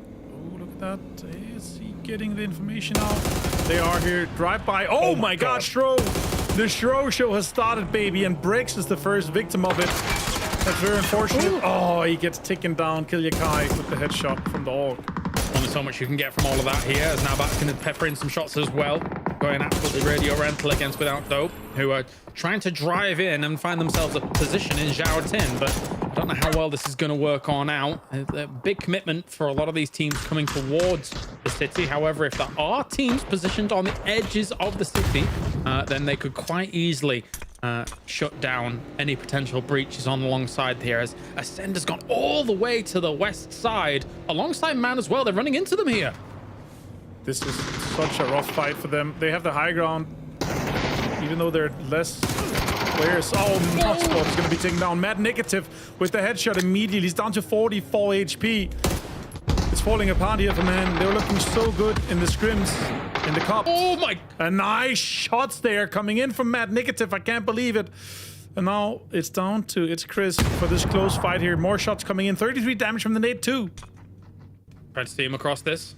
Big nade went across. Oh, no. Oh, okay. Okay, so apparently our observers got EMP'd as well. That's fine. We did get back here and saw, as it's Chris, just clean things up. That was close though. Jeez. Yeah, that's unfortunate that happens, but yeah, that's the thing. And I think Ascend is going to be fine here with 3 guys. 4 kills for them. That's worth the trade. Losing 1 guy and then having 4 points. Not to do that in any time here. Foot though, 4 alive. They're looking to hold them out. They have the information that, oh, it feels so often. Foot and the Sims always fighting in these edge positions. Yeah. No one prioritizing getting inside the zones. They want to wait until they see these 3rd zones, 4th zones pop. Yaotin is high priority right now. A lot of teams are going to be coming in. Nice flush here from Mogor. While Slams continues to collect points. Can't help but feel that the teams north of Zhaotin, though, might just get themselves the biggest boom in the whole of these games in this day number 1 if we get a shift away, because there's going to be so many people trying to scramble there. But the problem with this, when a landmark like this is in, kills get spread so evenly because it's so chaotic. So even if you're a team outside waiting for big teams to come through, you won't get much on the board. Win or die. Going up against Extents. Some rare misses from Extents actually there. They looked fantastic in PEC on Rondo, but not got much on the board just yet here. Oh, Nabat takes down Nail Cup, actually. That's unfortunate for them. Gaming Gladiators with utility in hand. Win or die. Can they make something happen here? This is actually a really good spot for them to play. The control on the other side of the street from Yao Tin. Could connect more here, but you know, they're bowing off a little bit off this fight here. 3 Vest onto Dante with an SLR in hand, and the 8X could be doing huge damage. He looks like he spotted him. I'll have some information that he's in that direction. Information could be flowing through to the team here, but yeah, this is definitely a fight worth fighting for, and a spot worth fighting for that to say. But yeah, Winner Die is laying low. They want to lay it as much as possible and strike when the time matters. I mean, I understand why they're lying down. If they are stood up or peeking and trying to find the Gaming Gladiators spot, there is the potential that they get shot from Zhao Tin because it's a little bit more open moving up there. So I get it. I get why they're laying low. Same time, Gladiators has moved away. They heard the cars, so they know that they've moved a little bit further. It's 100 ADR. Where are we taking? Very far south. This can only surely be a pit stop for this team. They need to be on their way pretty soon. All right, zone's closing in 30 seconds here. The team's already scrambling to get in. This is a difficult zone here to predict a little bit for the teams. A lot of them inside Zhao Tin.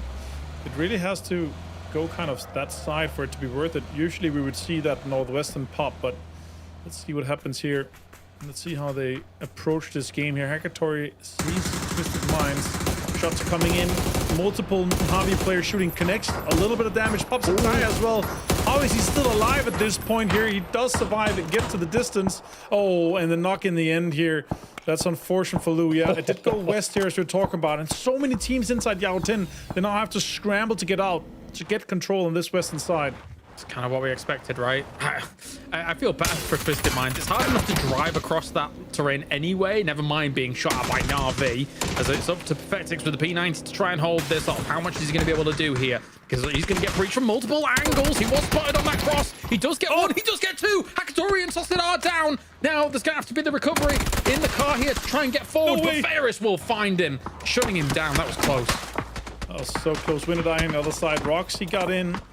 They're taking control of this little spot here in Yao Tin. You could get a lot of kills here, but you have to use so many smokes to stay alive. And everyone else inside Yao Tin is shooting at them. And eventually they're going to go down to just 2 players, Percenti and Rox at this point here. That's just... I don't think it's enough to defend this position with that many teams that's going to be pushing towards them to try to get out Yao Tin. And he's sneaky in here on the top side, just waiting with the helmet. Laying and chilling. 75 kills. I like this on the northern side, but I'm not sure how much more they can get out of it having to fight with Navi here, James. Yeah, as already there was an attempt by both teams to leapfrog at least one forwards as an anchor position. The one's already down. There is still a P90 in hand, though. They've got to be very careful and also aware that there are other angles available to teams looking their way. It was that off angle actually from Ascend that was over that way. So now they're going to completely disengage from it. I get it. There is the potential for them to use some of these buildings to then move forward after maybe taking a more long-range fight with Na'Vi, or you corral Na'Vi to not come west at all. They go east. Oh, BB. Yeah, but they could be that last team coming in from the north side. BB team, this is also very late. Adusi goes down. Other players also extremely low. They're going to get on the ground. Filfurge gets taken down by Dante as well. And now, oh my God, it's falling apart. It's too late to do this. Too many teams are focusing them at this point here. More shots coming in, and that's BB team out in 12th. I like the idea, but They didn't expect to be having Na'Vi in this spot here, having so much control this close to them, James. Yeah, 2 emergency pickups for BB team on edges and not being able to find their footing have resulted in death for them today. I would like to see maybe just them fighting from the edge. Only 4 points in 4 games. A disaster for BB team, considering what we saw from them in PEC. As it's only one day, though. There is still plenty more to play for, as Pains going to be going all the way aggressive against Foot. Foot could just nade this off and absolutely shut him down.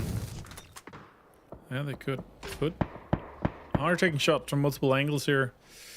This is a little bit of a ridge to be played for, but you can get so much information just from peeking over. Oh, information get gotten here. From range, shots are coming in. Pixlip with a perfect angle here onto a stand. Only it's Chris is left now here, James. And the zone goes even further west. This is such a good and important terrain to be fighting for Foot. They could be coming in as the sole team from this northwestern side and take so much controls on these ridges ahead. This is a potential win for them if they're able to stay alive. I think there's no question about it anymore, right? Unless Na'Vi wants to make a big swing around, Chris has got no more kind of stick in the game down there. So Foot has already carved themselves out that brilliant spot. Big shots coming in from Nixie, shutting down Metabay completely. Metabay did find that molly on Lookaruks though, so still a little bit of a trade. Charging up the nade, cooking it, seeing if he can get that air burst on him on the high ground. Oh, goes further. Yeah, it didn't connect. But yeah, this is exactly why you don't want to go into a city unless you're going to be certain that it's going to be ending there. You're either going to be the last team to leave and then everyone else outside the city shooting you, or you're going to be stuck fighting, you know, fights inside an urban area with people behind terrain. And it's even more detrimental when you're in TPP because the information that's being gotten from all the other teams is without you being seen. Levante takes down Boostic. That's an important player to get out here for Slam. The east side control for Gaming Gladiators is massive.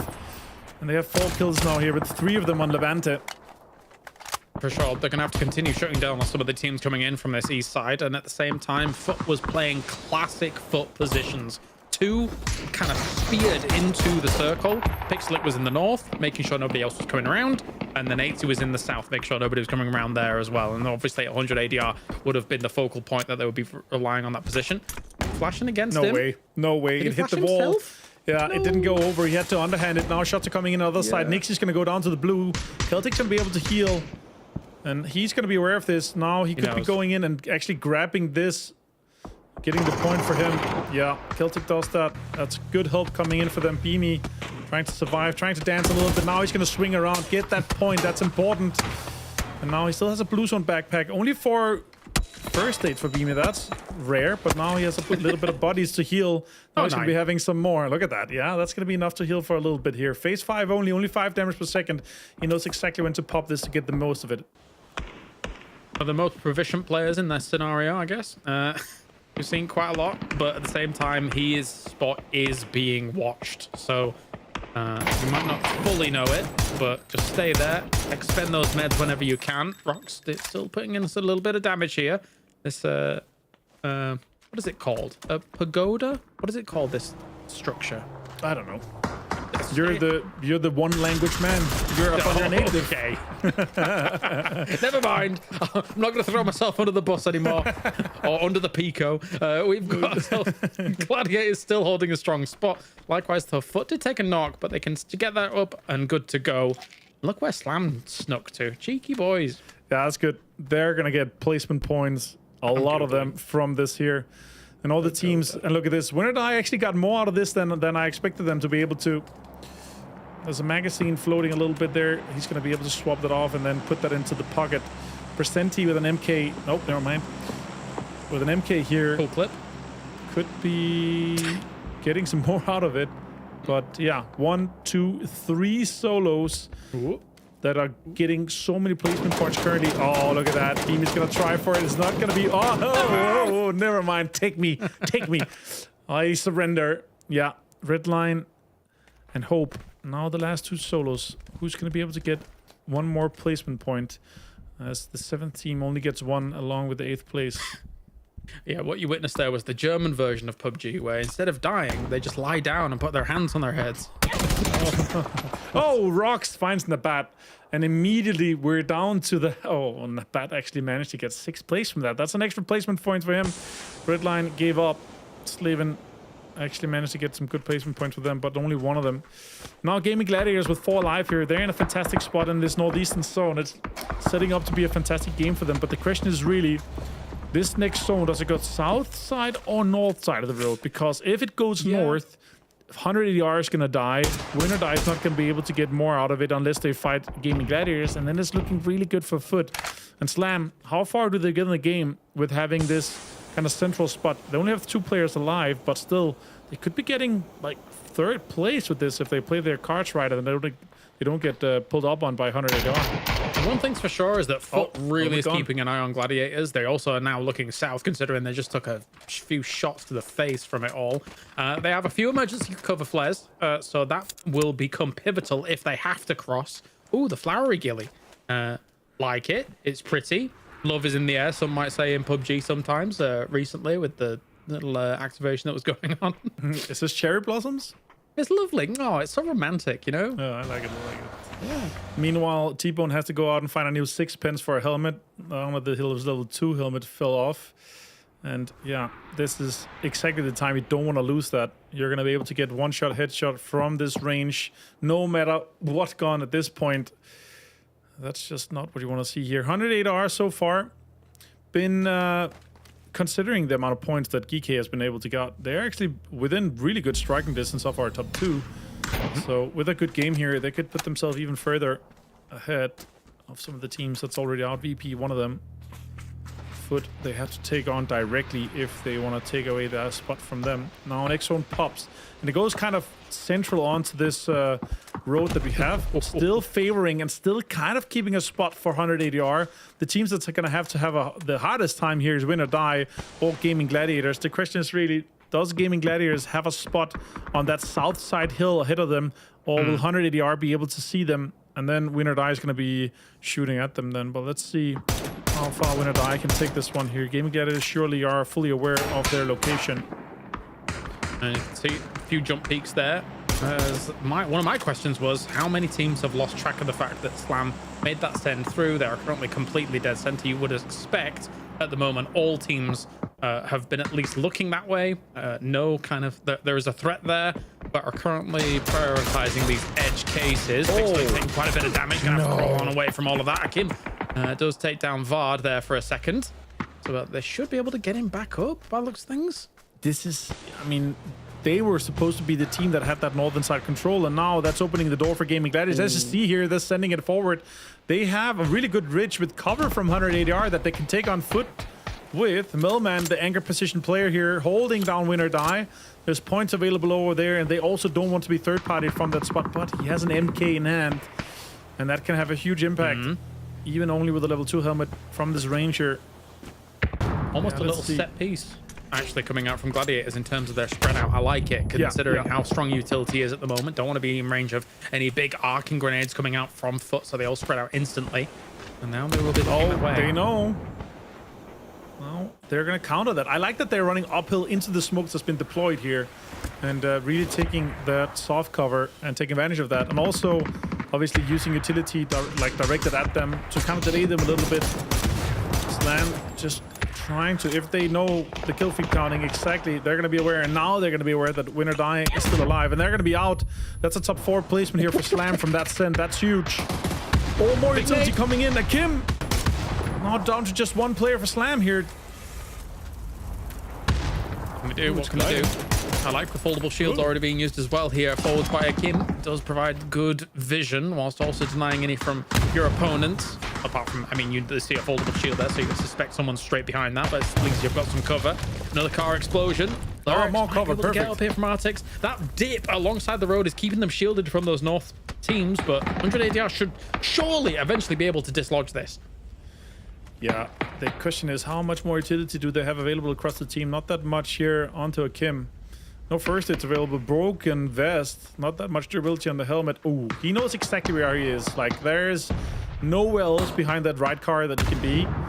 And yeah, they're just gonna have to try to stay 4 alive with this. And if they get this side of the road, eventually Foot and GG, they're gonna have to fight, and then they can third party that. That is the winning condition here for 180R. First, they have to take down Slam though. Cheeky shot through the windows of the Pico.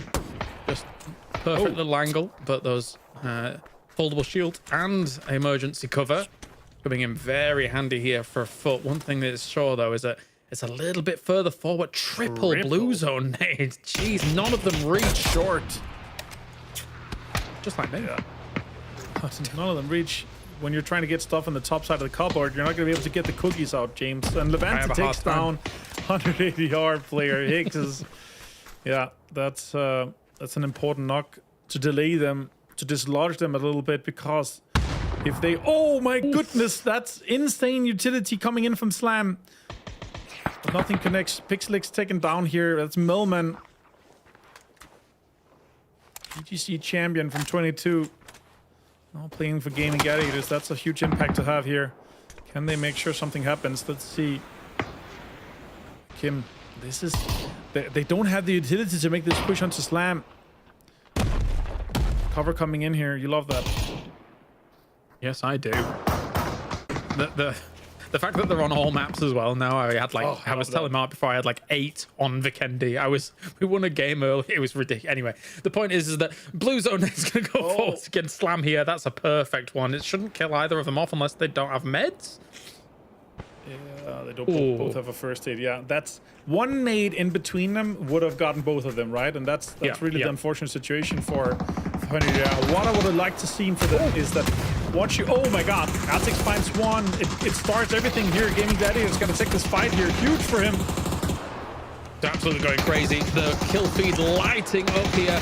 Flash nade through here to try and do something about this. Foot still looking to try and shut all of this down and push through. Nicely done there from them. And Slam does finish off. ADR. Huge stuff from Artix coming out on the other side. And Foot finishes it off on this side. This is ridiculous. Slam has been able to do so much from such a position of potential vulnerability, but there just wasn't enough util on the side of ADR. And this circle actually is going to end on Slam's side. They have to be able to outnumber them, and also they have to have the utility. The amount of smokes available for them, I'm not sure, but that's really what's going to win them the game here, potentially. Artix trying to defend here. Yeah, Slam, what a fantastic way to take out 180R. I did not expect that. I wanted to see the push. When they had the blue stone on them, that's when you push. You know that they're going to be forced to use the first aid. Artix finds one. Lyrics goes down, though. This is a 2 versus 1. See what Artix can do against this. Vardam, T-Bone, all in the same place. He hasn't... Oh, I thought that was a nade for a second. That's just a flash. Looking to go for Lyrics. Maybe buying some time, but that means it's just a reset again and still a 2v1. He gave him the nade. He gave him the nade. Does it connect? Oh, he gets hard. He gets hard. Oh my days. T-Bone finishes it off. It was close here, but Foot finish it up and get themselves the victory on the board. Slam, though, man. They did so much from a position where I thought they were going to get nothing done, Martin. Yeah, I honestly did not expect everything to just blow up like that, but that's the timing you want to do it. When everyone is engaging and you have a 4-way fight, you want to engage at the same time, and it was a perfect time to do that. I did not expect Foot to win with that many people standing, but yeah, they're able to take this one home. And as we talked about, them taking down Ascent and pushing that and taking control of that northwestern side set themselves up for this victory here, and that's exactly what unfolded once we got into the later stage of the game, even though they had to push through multiple. Yeah, I mean, I think you should give yourself credit, right? Like, identifying that they really were the only team coming in from that west side. For the most part, that should have carved them out a good opportunity at striking for this game. And indeed, they did in the end. Mark joining us back here to talk about this one. It was a chaos at the end, but it does make sense, Mark, right? In terms of if you do not wait for the teams on either side of the road to start shooting at one another, they're going to probably look over the road and start shooting at you. So you have to take that opportunity like Martin suggested. Yeah, it came all down to the rotation even before that, right? How Foot got into the zone, they were chasing down Ascend, and then they try and play the control measure.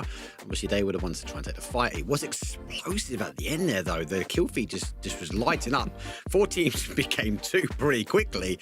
But even like, look, SlamG able to sneak themselves into a second place. I love they used a util, maybe a couple of seconds before. If he had that in his hands, it could have been a different ending for Slam, but good control from Foot and a 19-point game. Not bad at all. Not bad. Trying to challenge for some of those top spots. Gaming Gladiators, I was already mentioning, Martin, during the game that we saw them in PC looking fantastic on this map. This is very needed points for them. They were having a bit of a hard time. 14 points go their way. As for being on the north side of Zhaotin and just capitalizing on the fact that there were a lot of teams like Winnerdai that was technically south of them, not necessarily in Zhaotin, but then once they got rid of them, kind of everybody else could kind of be, you know, corralled away as well. Yeah, they took that early on. Like they committed in the very first circle. They really wanted to lock down that northern side. And you know, especially once you get that northern side zone, you know that it's going to go away from Zhaotin because of the way the circle works. But yeah, that was massive for them. 14 points. I felt like that could have been the game for them, especially once they had the opening knocks and they kind of set up in a really good spot to take on Foot. But Foot was just better. They had the better guns. They had more 3 gear and the better utility used. I feel like this is a bit of a wounder for 100 ADR because I feel like they should have got more from it, Mark, all things considered. Yeah, consistency's not bad though. You tend to find they're thereabouts, and obviously they got caught, didn't they? They had that Pico bust at the end, and the zone sort of played slightly away from them. But they were so focused on SlamG, and you can see they were jumping up. They're trying to figure out where they could, and I think you guys called it. The blue zone nade went there, but no follow-up util came in, so they were unable to sort of kill him. They were unable to unhinge SlamG, James, and as a result, they just became cannon fodder for everyone else looking that way. It does make you wonder, right? Because, I mean, not a minute before that, we had a nade from 100 ADR hit them. Yeah. And then a minute after, you have a blue zone hit them. Like, if we couple all this up, Martin, they're gone. They're not getting a second place. They're dead. And then you seize that position, maybe as 3 or 4, and then you could potentially win the game. Yeah, that's why, you know, when the games are so hectic, even those small things for top players like these guys, like you're missing these small things, that's winning opportunities just gone. Like that was 100 ADR's game. If you're 3 or 4 alive on the opposite side of the road as the fight between Foot and Gaming Gladiators unfold, that is your opportunity. And also when they had that blue zone, and as I said during the cast as well, like, you know that they are behind those cars and you hit the blue zone perfectly. You send 2 guys down running. It doesn't matter if they get knocked, because if they shoot instead of heal, they are going down to that blue zone. And then you're 3 guys alive. Like they had so many winning opportunities against these guys, and they didn't take it. So yeah, I would love to see the 100 ADR push and potentially win with a third party onto Foot or onto to Gaming Gladiators. That would have been huge, but the timing, they were too hesitant and everything, and yeah, it didn't work out their way. And that was huge for Slam. We know they're fantastic players. Yeah. Criticism warranted, however, maybe some jitters considering we're playing at this level, right? And they're also considering the fact that, well, yeah, we could do that, but what if Foot peaks us? What if Gladiators peaks us, Mark? So there's a lot of factors that players at this level have to take into account that obviously in the moment, it's very hard to make a decision. And plus it's TPP, right? Obviously 100 ADR, they've had enough reps. They've gone through both of these scrims. They've got both points to the cup. So they've had a lot of belts or division underneath their belt. But it's still unknown. We've not finished these circles up. You could have maybe got away with an FPP format, but obviously they had to peak. And you're right. At any point, Foot Esports could have looked on their way and caused them huge amounts of damage. Just minor things, little minor things, and expect the level of these players to sort of tighten those things up as we go closer and closer to that final game on Sunday. So they weren't the only mishap from the U2. I do remember Bushido launching a little bit of a flashbang into his own face from not getting the over the balcony. Yeah, so it has to happen. There is, of course, and from FPP to TPP, you've got to be a little bit more careful with how you actually throw your utility. So a lot of these players very used to the FPP style of throwing util, but it is slightly different because of field of vision, etc. What you actually do with that util and the throwing arc of it. We are 1 minute out before we move on to Erangel. We're kicking Martin off the cast. But what are you thinking coming into Erangel, Martin? Yeah, I'm thinking it's going to be our top teams that we've seen do really well today do even better, because they have gotten the foot under them, to say so, here with Foot winning this last one here. But also now that they have kind of shaken the rust off, they're used to it a little bit more. Like, those teams are just going to dominate even harder on Wrangle, because they're so used to this map. They know every single spot, dip, and divot on this map here, and that's what they're going to take advantage of. It's a huge boost up for Foot, of course, as they now find themselves basically in second place with this one. So very, very important to try and push yourself up the standings and make sure that Geeky does not continue an insane lead, because already they had themselves, 62 points, and then only got one from this after the crazy kamikaze in. So let's now move on to the grassy pastures. 2 more games remain for day number 1 here at the Players Masters EMEA, as it's me and Mark to bring you into this one. I'm starting to think you don't like Miramar. You seem to line up. You get the most explosive maps, James. This one, though, is coming in from a northeast down to southwest, right through the middle. It's a pretty even split. Would it come down to technicality? I don't know. It's going to be very interesting. You've got a couple of teams on that leaderboard, mate, that they've got to make a stand now. There's 2 more games left, and if they don't stop GK for another round, they've got to close out this gap. No, you tried to move on. Bollocks to this. I don't like this propaganda. I love Miramar, all right? The dusty dunes. I'm all about the sand. Actually, I don't like going to beaches. That's a bad time. No beaches for me. In fact, outside. In fact, any sun at all. None of that. But Miramar grew on me a lot. It's just been such an odd coincidence that I haven't really cast it. Oh, car challenge. Let's go. Get to the other car. Oh, just a little handbrake turn. Oh, jump. Talk about handbrake turn from example. Well played, faked. He was going, I'm leaving you to have the car. Nope, I'm going to get a kill really early on. Cheeky guy. I like that. He's been at the dodgems, you know, razzing around. Good old example. And geez Louise, we have a first circle and a half centering up between Yasnaya and the Povka. All north, so maybe B team can get some points on the board now. Not been the easiest of times. Kiliakai spraying with an ump with a 4 times. That's an interesting choice. Take it. I'll take it. It got some damage. Didn't quite get the connection. Ascender team that obviously needs to do quite explosive things here as well. Not too far away from zone, obviously, with this sort of split between Shipyard, but they've got the M-Man team in between, trying to piece them apart as well. So a lot of early action. Rex hasn't even got a helmet yet, so he needs to be cautious. I think he's very, very careful that he's expecting someone to sneak on over pretty quickly. What do you mean? The Chrome Dome's on full show? Oh, no, never mind. He does now have a helmet. Good to go. I'll take it. I'll take it. But Send, obviously, good position here. I do like this area. Zone going pretty early on that flight path, so our teams need to sort of move on in. I do like that we see 100 ADR in Yaz, and they position themselves up really well. So again, expectations are that they'll be able to close out. They've done well in the cup to be able to get a win on their angle, but I like this. Anybody's eager for points. M16 in hand. I'm not a fan of the gun. I think it's more mind over matter with that when it comes down to me, but I feel like I whiff more with this in my back pocket. But anybody's looking to convert a point at least.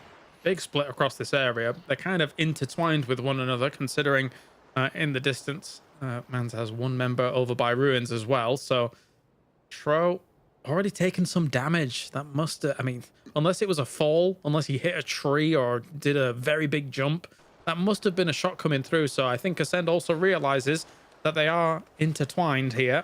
So there's going to be some cautious play coming out to start things off. And one thing whilst this is going on, though, is that Virtus Pro Nixie moved super early towards the east side to find a kind of a foothold on this circle. Love that. Yes. Ooh, he's got him. Burst fire. Lovely. Nearly got, unfortunately, PUBG'd. He's getting caught on the little barrier there. Oh, no, he's going to punch him out. Does he know there's someone else here? That's bold. To be screaming, but that is a bold statement, James. Right. Yeah, punching out. There was all the room in the world that Kiliakai could have had just a cheeky off angle on that and then really shut him down very quickly.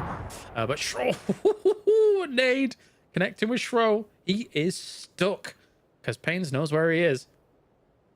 Oh, Martin wants to throw Show. He ain't getting it. Pains cancelled. Maybe lined up the first one. Second one was explosive. So unfortunately, there'd be no opportunity now to res, but maybe the information gain there are 2 there.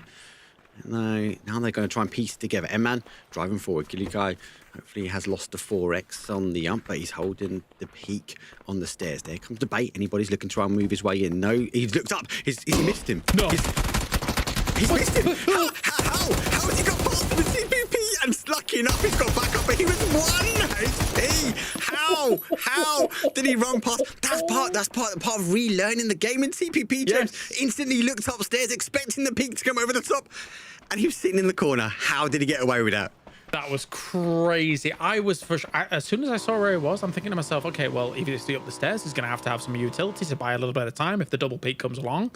But yeah, exactly as you say, the jump around to try and get the info, to be brazen enough to sit on that corner, that was insane. It was the awkward moment that he didn't shoot either. I actually second guessed. Is he there? Is there something wrong with my feet? But he just sat there and went, hello, mate. What are you doing there? But taking full advantage, unfortunately, not getting the other side. Twisted Lou, though. Twisted Mind's Lou, not Twisted Lou. Takes opportunity through the door. Great bounce through. Effective goes on the outside. This, unfortunately, will fall. Twisted Mind's eager to get rid of this fight quickly, and anybody's get picked up because Win or Die have played in for the third party. Yeah, we're getting to chaos territory very quickly, considering this East Circle. As everyone's fighting early, it's an Uzi from Mad Nucative against Pains. Oh, dear me. Only 30 shots in this mini, but it's going to be enough to really put the nail in. As Chris is still looking to reinforce, but he's far away. I think he might just drive and look for some salvage points here. This is crazy. No, instead they're going to go for full send, or maybe chat by saying descend. We have to wait and see from now. On the other side, though, Moss trying to take the fight. 4-man up against Win or Die. Unfortunately, he does fall plenty. Catches him at Pains, though. He's looking to get more information as there comes the Panzer. Oh, he doesn't quite get him. He's in TPP. He's fully in the open. He doesn't need to have a peek, but he does, and it's Chris ends it. Mad go down. Ascendant looking to try and get that res on as quickly as they can, but Win or Die would have been reading that kill feed, so they'd be eager to take him out. He did that. Why did he go for peek? Why? I mean, it was also kind of a difference of weapons, right? I feel like if that's not an Uzi, that first spray probably kills him. But because it's an Uzi, he connected with so many of those bullets, but he just didn't do enough damage from the 9mm. Jeez. Interesting. Here comes Win or Die. And I think they're trying to figure out exactly where the players are. They've been reading the kill feed. A team which won't drop it. I like the fake smoke. At least provide an element of confusion as he tries to jump over, try and gain some information, but with a flash coming in, I think he knows there's danger close. Jedrox takes the off angle, head of my bad, taking the ramp to his degree. He will go for the race, he doesn't, he plays peekaboo on the outside, and that's all the information that's needed here, James. They're going to be pushing on in, and unfortunately they pushed on out. Lovely denial of the flash. Quick turnarounds, quick reflexes. Good stuff here. Quizzy putting some shots in against Hope. Hands of Hope. And, well, he might be okay. We'll see if he can get away from... No, he's not okay. He's, in fact, not okay, ladies and gentlemen. He's just so far out of zone. This is crazy. Boatyard got in some crazy fights there. Third party action. We are literally, this is the furthest point. GK is down in the southwest corner, taking on Hand of Hope, looking to try and find some hope for this game. But with the car going onto 2 wheels, to give the opportunity now for GK just to divide the split. Might chase on, but I worry now, James, because this team has got such a lead. They can play these last 2 games however they want to. Yeah, I felt like in the previous game that was a slight reprieve from the domination, but now we're already 3 kills deep. Yes, technically they've lost 1. Yes, they've lost Diffex, but it's not like the other 3 have not shown a tendency to also play out of their minds, lights out. So very, very strong so far from them. Hands of Hope, run it away. Let's get out of there, Nitro. Let's go somewhere else because the circle's far away, and when you get in, there is quite a bit of room. You can play this game out. We'll see how far though. Down to 14, 50 players left, and everyone kind of in that middle band, aren't they? There's no one north, there's no one south. There's just in the centre, and a couple of teams want to play on the outside of that centre. It'd be interesting if we see a Stoubury. It'd be interesting if it plays down towards that prison. There's a lot of water in, so we are going to have to see a shift at some point. Nari, on the other hand, though, trying to shift some information. So, just looking over the top as Twisted Minds on a wider split. We might have the intel that there is a team there. I think they'll be waiting for the mistake, if they do come down towards the south, to maybe pick out apart one of the players from Twisted Minds. So whilst we're in a little bit of a lull, one of the bigger topics that I did want to bring up earlier is something that people are going to have to get used to here in the Masters and as well as Cups is being able to peek like across smokes or over grass, and then going back into FPP to go for sprays through something that would have otherwise not been visible to them. Did you see a lot of that in cups? Because obviously we've already seen it a few times here today. 100%, 100%. So there's two different plays we've seen from some of these players. They will pre-aim on TPP, and then they will take a moment, they'll swap to FPP, and then they will just whip out the shots and go really quickly back to TPP. Or they pre-aim on the TPP mode and use the zoom feature to go straight to FPP as well. So really interesting to see how quickly some of the players are breaking it apart. As Arctic tries to break apart Melman, the spray comes through. He's down to one. He needs to get a couple more, but no. The ridgeline just saved him. He was the last shot of the team, so really needed those last shots to connect. Lyrics to take some damage though as well, as he's moving on back to the rest of Slam G. Oh wow. Look at the zone. You see it shifting the little mini-map. Oh god. Went flying north. Oh, here we go. Get to the warehouses.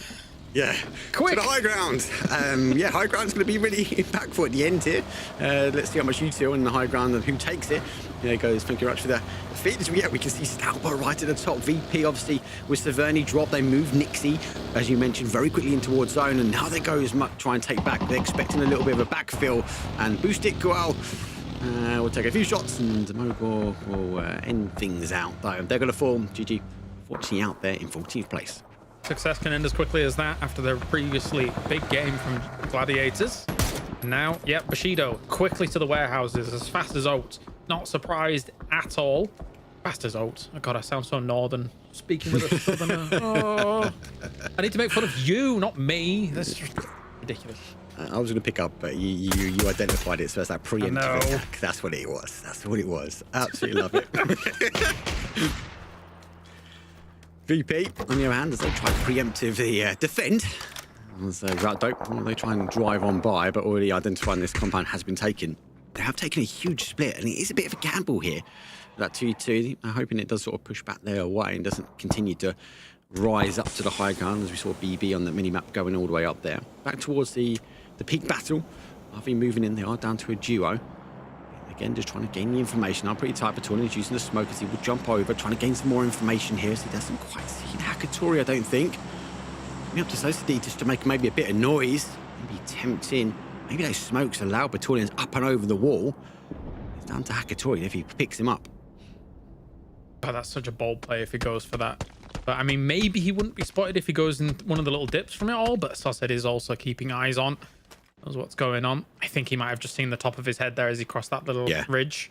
So you've got to be very careful. Batulins! Oh. He saw him all right. Oof. Goes back as well. There goes a nade on the hands. That second one gets him. If it wasn't that, it's going to be this one.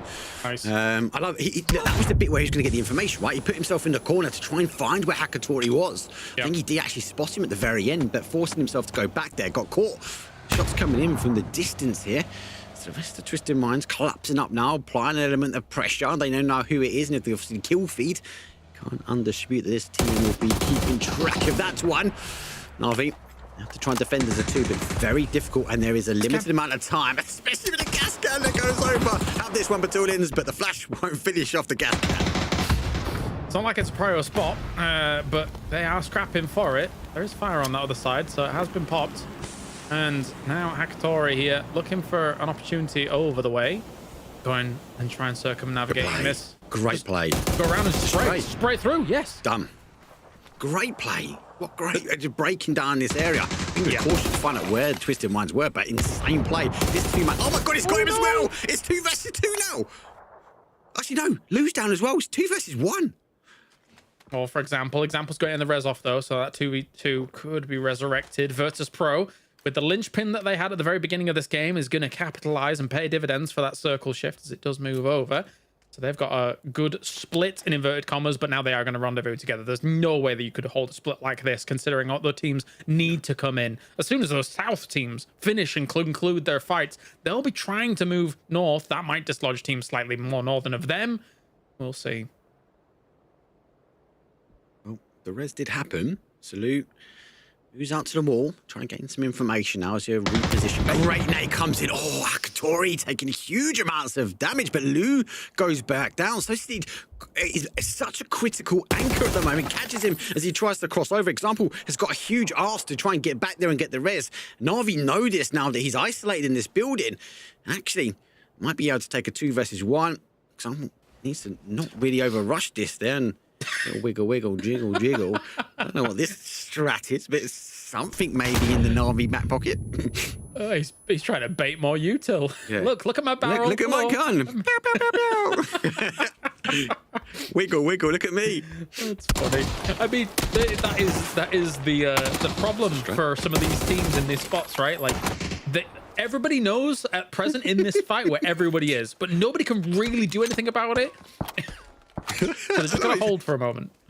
Just shoot me. Hey, look at me. Is he looking my way? Let's see, he's trying to go for the bulky base in, connects it. Oh my god, Example holds his angle and he gets the headshot. 1 versus 1. The Clash of the Clans is still underway. All right, a Hakatori versus Example, I'm here for it. So, but it might take a while. Neither player, well, okay, so even if Hakatori did have nades, it's difficult to post them through. And then Example, I think, has ran on out. So retreat on out here from Hakatori. Looking for the res. Okay, negated the angles. Get on up there. Get it done. Yeah, he's got better cover. Hakatori can use the train to his advantage now, but Example knows he's going for the res. I wonder if Example's got any like blue zone nades. He's pushing forward. Third party comes in. He's applying pressure. Or is he going to take the car and get up? No, Example saying, I am the GOAT of this region. I want to take this one and you're not getting this res in.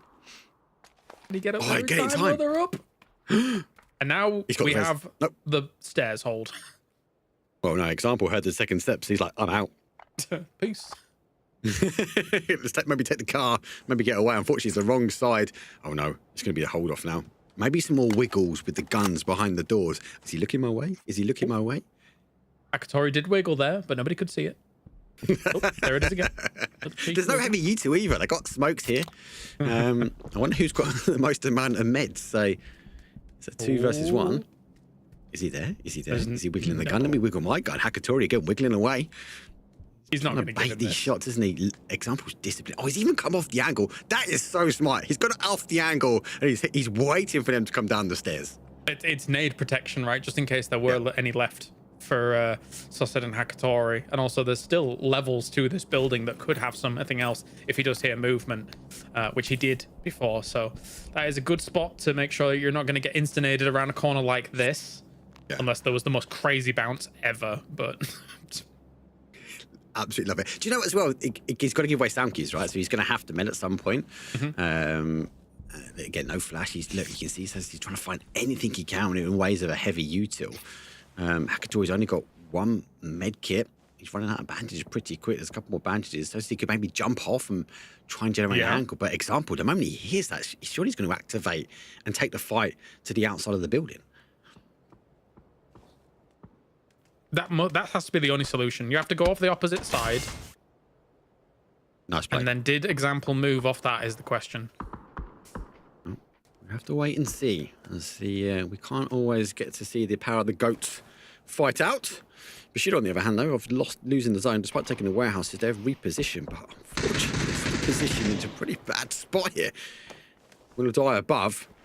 They're going to be launching nades. Red line going for a full send below. No way. Box right in the middle. Oh, look, Example. Picked up Hakatori as well. Somehow, some way, will Susset be the next one to fall? At the same time, Bushido, very important fight for them. Nailcop almost goes down to that, but there are some reinforcing shots coming in from a different team completely. Wow. Presenti's already taken down Nail Up, and Red Line's gone. This actually alleviates quite a bit of pressure on them for a second, but win or die should have them dead to rights. Yeah, Pixel also looking to make an angle. I don't think he knows there's a solo player of Bushido in the compound still, so he runs on by. Esports looking to make it go back to back, but they've just lost one here. Arrow does get the second, so Pixel gets picked apart. Twisted Minds fall towards zone, the only thing that can take apart that team. That's unfortunate, though, and Esports unfortunately extended a bit too far, get caught out as well.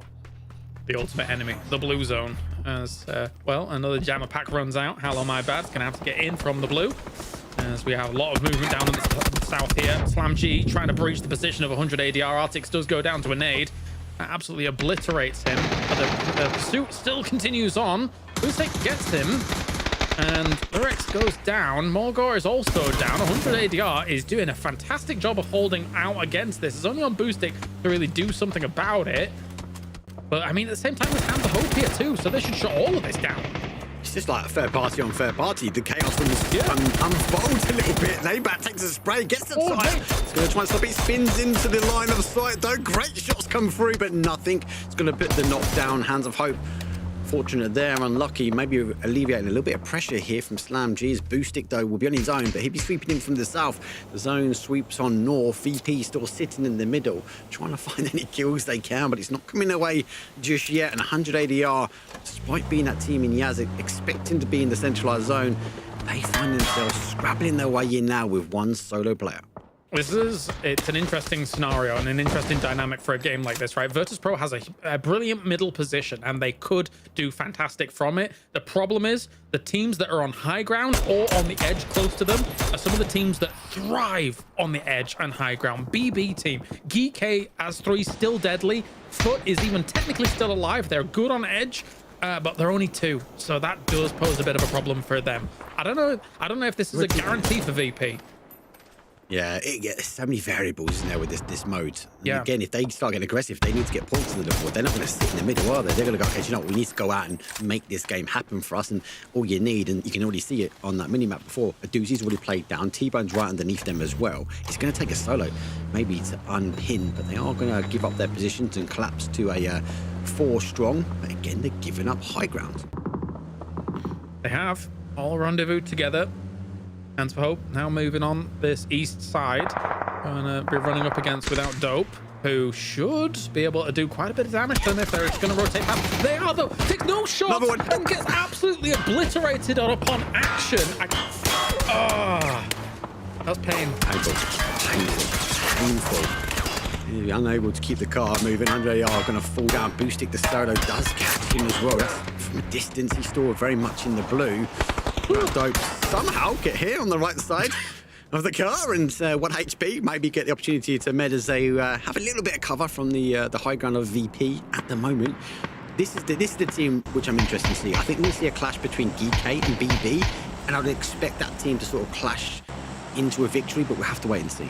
Yeah, you'd think so, right? As soon as GK decides, okay, well, we're done trying to farm anyone down south, you're very unlikely to go south on a position like this. As you say, you're yielding high ground. A Doozy that already sees Spiro in the distance. That's a blast from the past for those two, as Recoup does steal it away, though. So no revenge here from good old Doozy.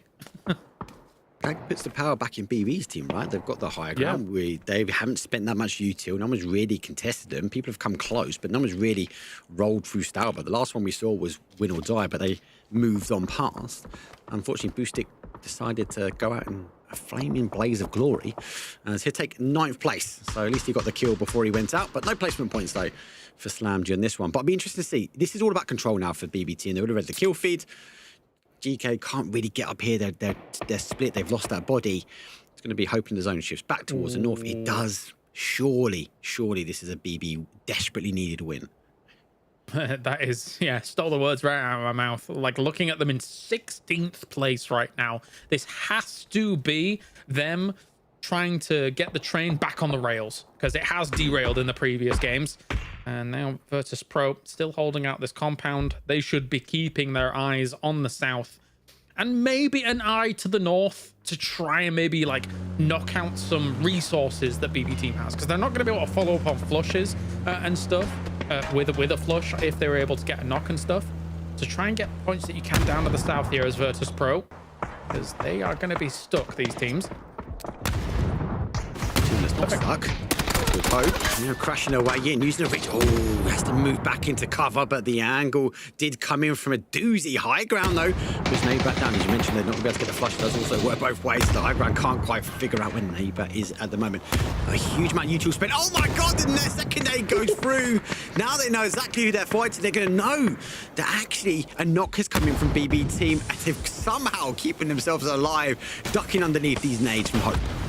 Dice trying to insert themselves in between all of this as well. They're taking the ridge line underneath this compound and seeing if they can maybe steal away something. Nixie hits PWD in the distance. He dives off to the blue as well. Beanie takes rocks So that's already a good start to that, considering that Win or Die is trying to insert themselves in an uncomfortable position for all of these teams in between. Yeah. It's Win or Die is in that sort of mid spot, aren't they? They need a good game, final 2 games, just to kind of secure their spot to take on the final 2 days. Well, VP found a good spot when it comes down to the zone. To try and find the kills where they can, but I think at the moment they're going to be just expending all the ammo without getting the confirms. I think they just might need to be a little bit more disciplined, make sure they don't get a breach and wait for the knocks, get the steals from this compound, because you've got to keep the util and the ammo to try and take King of the Castles, which is BB at the moment.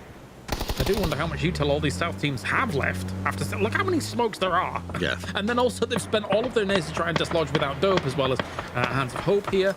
A few more smokes. Actually, Nabat has a lot left. 3 more frag grenades, a few smokes to move forwards on this as well. There's a world where they can continue this here. And they've got Nitro a little bit further up as well, so there's going to be an element of that. He's going to be gaining information from them. The smokes are just keeping him alive or keeping him away from BB team, but BB team really drawing their attention back this way. The smoke keeps the flush from happening, but at this point you've got to get underneath the ridgeline, underneath the eyesight from BB team, while trying to hold off the team in the compound. Well, they're going to fall. It's going to give them a little bit more freedom of movement, but BB still only 1 kill. Still think a spoiler can be foot on that west side. They've been so quiet, so silent while this has been going on. BB team still trying to scout out some of it. There's some of their high ground is still in, and the rocks that are there allow them to slowly move down the rocks as time goes on. It's not like a sheer jump and then you have to open your parachute on some of them. You can slowly move down. It is open though if people are looking north when you make some of those transitions. So you definitely have to be careful. Phil first though finds Quizzy. That eliminates one of the snakes that they have to deal with. And that actually opens up the potential for them to control the full north of that circle. And the zone shift actually towards the north actually is really good for VP now, because they can just go, how do you know what, let's deny entry from the south here. We'll keep ourselves covered, keep the hard cover. Oh my God, Nixie's got an MG. One guy you'd expect can do explosive things with that. But you look at the util, look, Nixie's not really got much. He's got a flash at the moment, so it kind of screams out they've been spending, trying to get a bit of reward, but nothing's really come. And with Win or Die on the ridgeline, they're going to be able to gain so much information. Let's see if Win or Die can put a plan together to try and piece apart. But Luke Ruck's already on the repeat. We're going to have the Enigma machine to put this pieces together. This is going to be... it's going to be rough, guys. This is going to be somehow to decode this as T-Bone does fall. That's part of the puzzle solved for BB team. Foot just gets obliterated. Fide was like, no, I'm out. I'm going out of my own style. Like, boost it. I'm going to take a tumble. Well, it's going to go down in 5th place. Here comes our top 4. BB team now coming off that high ground, but they still have an anchor. And actually, before this, they had an anchor before. Best was actually so high up. He's followed the blue zone down, not as fast as that car went flying off the back of our screen. But I'm still surprised. The longer this fight delays, it's going to put the sort of emphasis on BB team again. We might see a bit more of an explosive action. Win or Die, VP in the middle, BB at the top, and that's what we need, an opening knock, and they'll talk about coming from the MG. It's like a lightning bolt hitting you as the MG3. Just absolutely rapid and brutal. They're still lying down here trying to find the position wherever they can. This is desperate though. Virtus Pro is just laying it in against Win or Die. They're gone. Now they know exactly where Hands of Hope is as well. And they see people. Oh, jeez, careful. Crossing the vision there of Lookarooks. They do know where BB team is. Beamy's got a target, that's why. Target acquired, Beamy, kill. Off he goes. He's going to use the blue zone to his advantage. He hasn't got any heavy util, so I think they're trying to maybe get rid of these players before they expend util in the way of VP. Beamy just on the ridge line now. Luke Rock's obviously going further down. The rest of them will try and hold. But he's got to be careful. The further they go around, they're going to get exposed, and they do. Monotakt, unfortunately, returns back Beamy the way he came. They can't quite get the flush just yet. Have to wait and see. I think you were right. It was like a hunter-seeker missile. You get one of them per game, and unfortunately this one did not land from Beamy. As, well, some shots go all the way up the hill, and they still see Hands of Hope. Leaving Ibby up on this kind of balcony area, I think is wise, and more smokes being thrown all the way down here to try and help things out, but BB team should have this in the bag. I don't know how Virtus Pro is going to be able to navigate around the lines of sight that BB team has. They have to find knocks and then move on it and then get another knock, I would feel. Yeah. were they drawn into the win or die? Who didn't quite breach him? They got the knock and they kind of run away and they chased the kills down. I just worry. You'd expect BB here because they most probably have got the util, but Ibby, disciplined enough to be holding his anchor. He's still gaining information. He's still watching the backs, but it's literally VP have to come out from the crater. They've got a huge mountain to now climb. Underdog finds Nixie, but again, just repositions. We can't quite jump off there. Best will find Nitro. Hope will fall in third place, and it's a 4 versus 4. High ground versus low grounds. It's going to be interesting in battle towards the end, and that's Doozy able to get a little cheeky hand in the cookie jar. Find a few more bits and bobs. A Groza. Jeez. We'll take it. Yeah, that's fine. That's fine. Still nades in hand as well. We're charging this up and good to go down the ridge line. Does it connect here with Nixie? No, picks the wrong tree. As Nixie is just being a bit smarter about it. Going on that tree on the right-hand side. Virtus Pro had the high ground as well in that 2-2 split that they had. They just, went for the gamble on the compound. Didn't quite pay off. Oh, geez, that's not going to pay off if you keep taking a few of those to the face. I don't know, Nixie's playing battleships at the moment. They're just throwing nades at trees. Watching for that one did connect, but he did gain information. Now the dot is on the side of BB with phase number 9 now. Store versus 4. They have to try and wait it out. Best though gets the spray. Does eventually get connected to Phil first, but it'll be down. Nixie will spray out with the MG now to nades for the battleships. Will continue here, James. And unfortunately, VP have to keep bodies up. A little too far. MG3 versus Groza maybe on this left-hand side. Adu's going to push for it. He goes for it through the grass. Perfect stuff. Needs to get a little heal off, or maybe just goes for those crossfire shots as well on the Overwatch against this. Even spraying into those smokes. But it is now a 2v2. 2 versus 2. Beamy though, he can seek. Maybe it was on the wrong target. The target is now a BB team. Nixie going to try and get as much information as they can. Blue Fox goes underneath. I wonder if he's got any heavy util to spend though, as BB team looking to get both of the reses back up. Now scrap that. One of the reses now. Molodox has to go back on. Iduzi goes for the peak. Beamy's on the hold though. If they got anything left, the blue zone's going to force Lucarux into this, James. Definitely. BB team will take it in the end. I get it for Virtus Pro. It was going to be difficult to ever follow up on some of those knocks thanks to the high ground that BB team had. And BB team exploits that to the fullest. Brilliant stuff, Avenger, coming in here from BB team, holding the high ground. Yeah, I was just like, okay, it has to be the high ground that's going to be winning this. Because he was mute, because he was talking the whole time. On Discord. You guys should have heard me. Everyone else heard me. I was muted on Discord because I was so excited during the game. I was like, oh, and I didn't want you guys to be abrupt. It's a classic Martin moment. No, not stop. No, but yeah, in this situation, I was like, okay, the high ground has to win this, right? It has to be the high ground. But then they turned a 4 versus 2 into a 2 versus 2. I was like, there's no way they're doing that from the low ground. But yeah, BB, they were able to close it out. And yeah, that was a fantastic game. And I love that we got this kind of curveball endings today. This is a difficult one to play, even for teams that are so aware and so experienced on this map. Yeah, not often we end over by this compound, by this high ground, regardless of what tournament we're actually covering. But as you said, Mark, this is an unbelievably important game for BB team because their last 4 before this were a disaster. 16th place, they had to bag some points, right? And yeah, you expect the high ground to win that one out. Interesting that VP went towards the south for me. Obviously, they were kind of chasing that win or die, maybe chasing the kills, because at that point they were on 1. They obviously got a couple more under their belt, but BB team needed a victory, but it showed the discipline, James, that they had. They didn't go chasing the kills. They knew the position was going to get them the win, and it bagged them 21 points.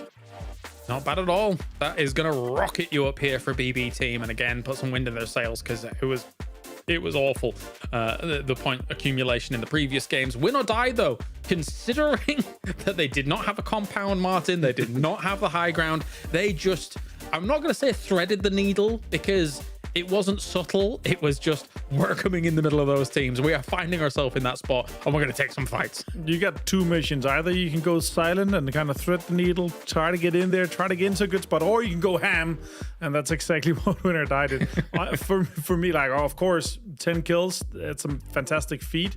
I feel like there's some opportunities, some chances where they could have won the game, actually, like where, with the circle going north, like it did. A lot of teams were on the southern side, but with BB team having the spot that they did, it was just a different level for them. But yeah, good points for them still. But as you guys said during the cast, BB team needed this. Otherwise, it would have been such a terrible day for them to kind of start this first day. Even though we have 3 days, you don't want to have that on your name. Let's take a look at the overalls. Go on, Matt. Sorry, I was going to say, you got to remember though that the actual guys though from Win or Die, they were on the north. They were with BB team, but they threaded the needle past them.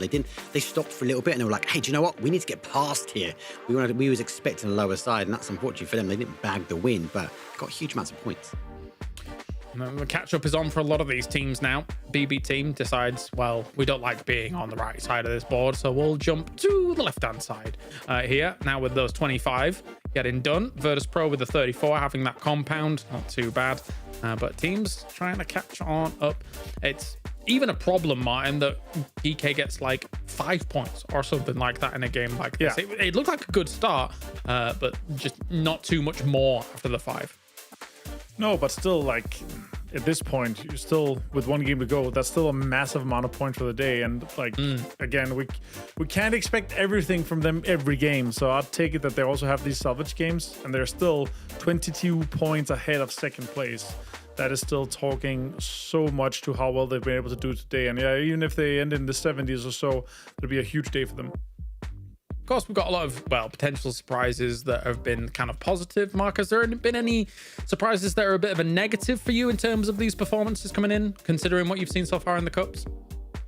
It's a negative. I like how Ascend play sometimes, and I feel like some of these zones play for that edge style, but I think they've overcommitted a little bit.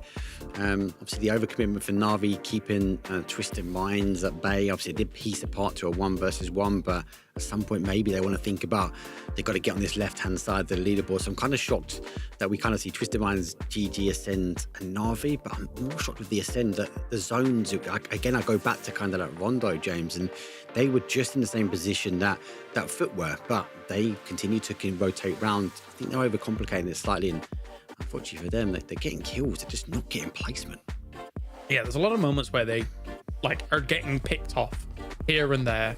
Suddenly we're 3 for a long time in a game. Suddenly then we're 2 for a long time. And when it's kind of scrappy games like that Avenger, nothing really comes together. And that shows in the fact that we have 0 placement points for them. That's rough. Yeah, and that's just the name of the game, right? You got to maximize the amount of points that you're able to get. And the sooner you realize that, okay, guys, we're not going to get placement points, turn around, focus on what you're able to get in terms of the kills.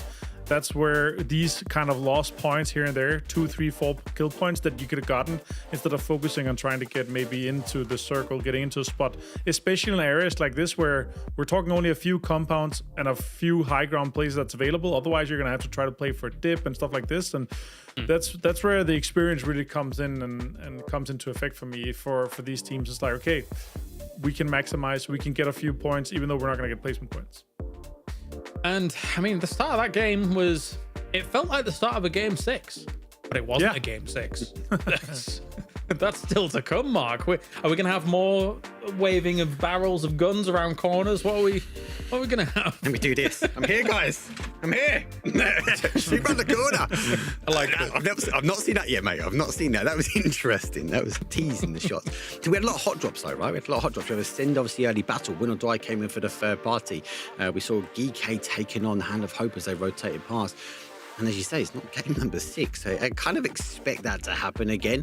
I think we just have to wait and see. Where's the flight path going to go? Where's that zone going to pop? Because we know half the lobby is going to end up fighting before we even get into zone.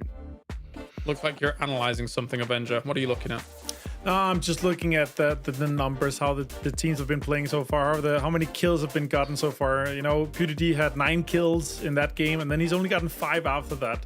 So it's been stagnating a little bit for GK. Still, the other guys also have 10 kills apiece. So all players after 5 games to be in double digits, that's just next level for GK. That's kind of unheard of. Only one other player has 12, that's Vard, and then one other player has double digits, that's Iroh from Bushido. Kind of unexpected for me, but yeah, still, they've also done somewhat well for themselves today, sitting in 4th place. Yeah, good day for Foot. Good start for them, as you were mentioning Vard before. 2nd place at the moment with 46 points. And it's weird for Foot, right? Because too many times this roster, it feels like they're always on the cusp of qualifying for something and then don't, or always on the cusp of winning something and then don't. We're finding ourselves in a second place, but it's about keeping it together into the next days, right? For 46 points is a great day so far for them, Mark, but they've got to hold it together for 3 fully. But this is what I like about this year, right? We see the introduction of this event, the TPP series. So for teams that don't quite qualify to go to the lands, right? We've got a count foot in there. They're going to have opportunities to also still put money underneath their belt, get reps and get practice going. And even if they're just having fun, like we know Pixel will be with a massive smile running around the map, it's still an opportunity for these 4 guys to get money, right? So good start from them. I think people will be surprised that they're up at second place. Hopefully you've not jinxed them, I'm praying.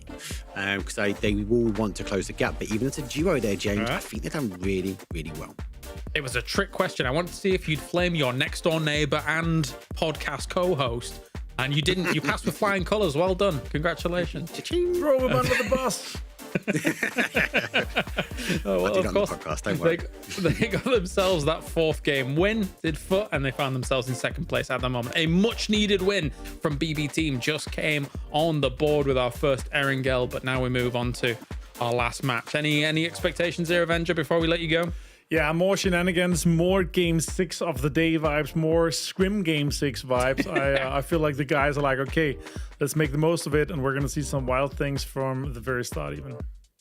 Yes, maybe. All right, well, no further ado, we have Erangel on the cards. The grassy pastures to round out day number 1 here of Players Masters. Let the chaos commence, Mark. Oh, did we get a military island? Is that what we need? Is that a military? All the zones have been early flight paths, so maybe it's the final stamp, a nail in the coffin for day number 1 for some of these teams.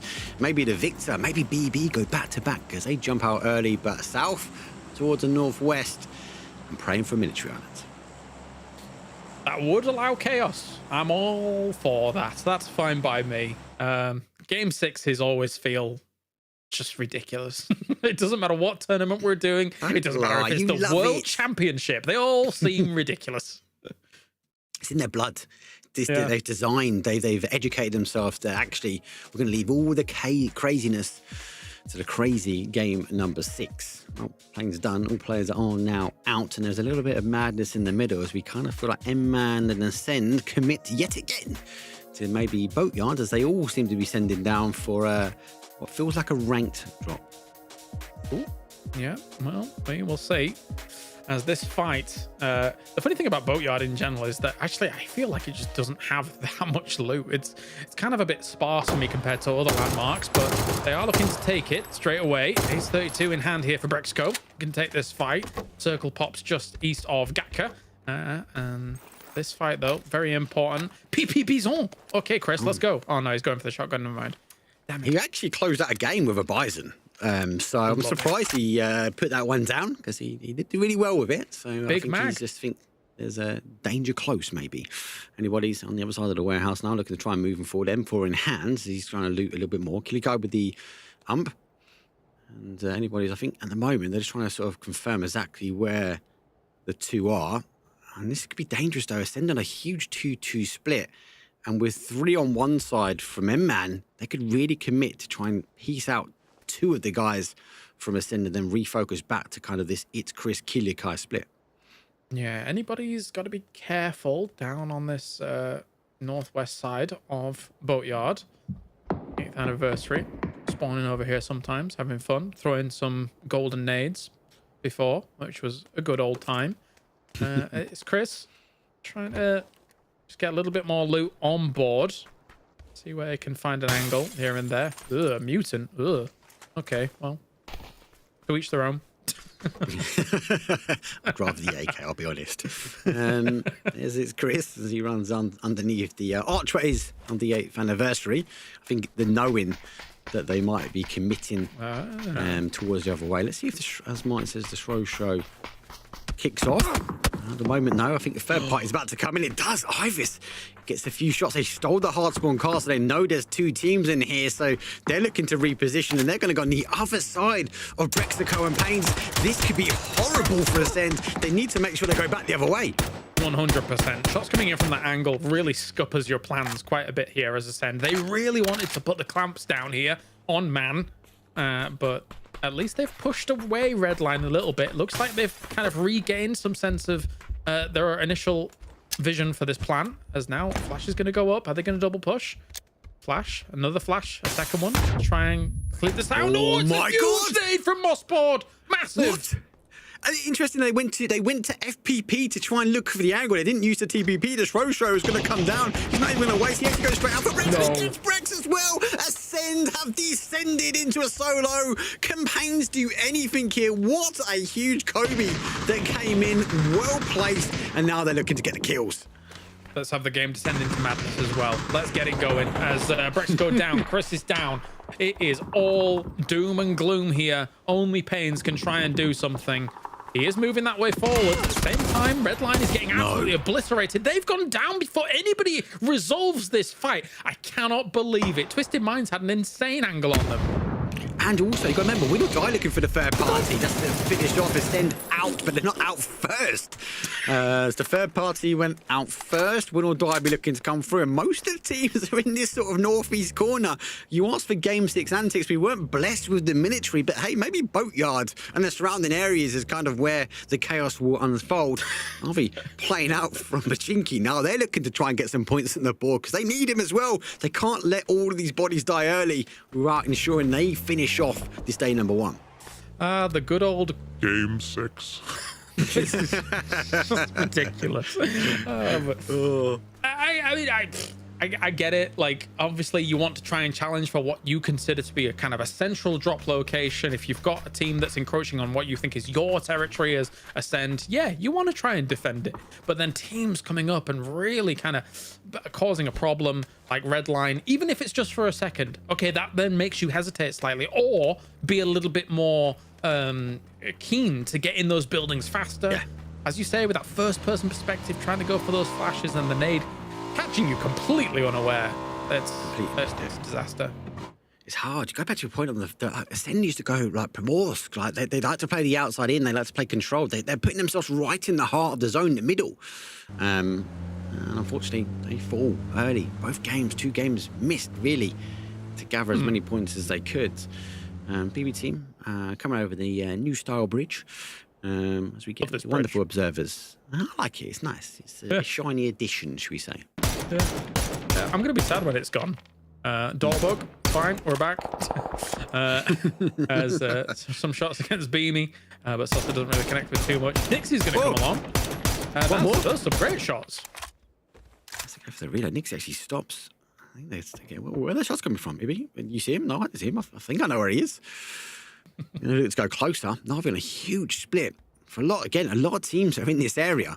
As GG have gone for the center. He holds out one side. Nixie pops the smoke just to ensure there's no one able to provide an element of elevation. As Foot have taken Everest. It's kind of normal. They play South George, don't they, James? So it's not too far away for them just to kind of move on to the south and gain some information. And they're going to see a lot of these smokes and a lot of this noise. So it'd be interesting to see how Foot play into this one. Definitely. A lot of teams always will favor an Everest position to try and get as much scouting information as possible. Doesn't really change too much with TPP. You're so high up that you can get all the information you want. So for Na'Vi at the same time, still kind of looking this way. I get it to a degree why Nixie kind of came in and was like posturing around this position. They kind of want Ibby out of there, or at least protected, just in case there's some kind of push coming his way. Na'Vi is disjointed as well in their position. They just don't know it to Virtus Pro. So, oh, hello, the boat. Look at this lovely queue forming. Oh, it's like getting on the ferry over in Dover. That's lovely.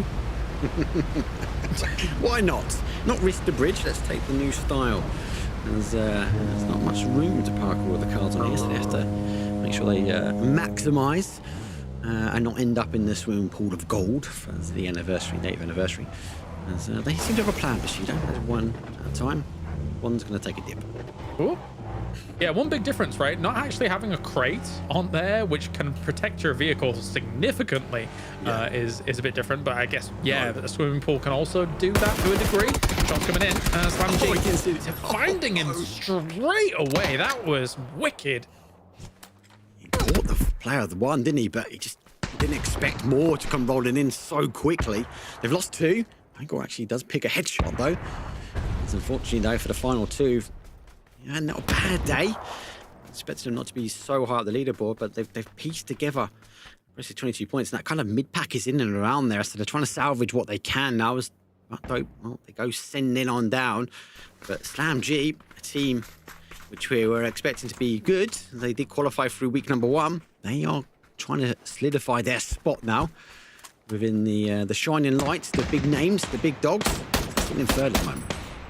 It's tough, isn't it, to kind of really read into how a team like this is going to do when they have an okay week 1 with the big dogs in, and then more shots from Boosted coming in to deal with Outdope. And then obviously you come into a finals lobby like this with big money on the board, and then suddenly everybody's like, okay, well, serious time now. We're not going to give you any room to breathe. No. Actually looking to evac him as well, so he puts him in the back of the car and sends it on south. And again, the question is for me, it's like Slam sitting on the outside edge, like there's nothing stopping them getting back in their cars and continue to apply pressure if they wanted to as well. Well, 15 seconds ago, phase number 1 will soon be phase 2. We have a bit of water in the south and the north. Actually, the teams are really spread out here. We haven't found everyone gone to the center. Maybe it's a game 6 chaos. Everyone's just looking for kills.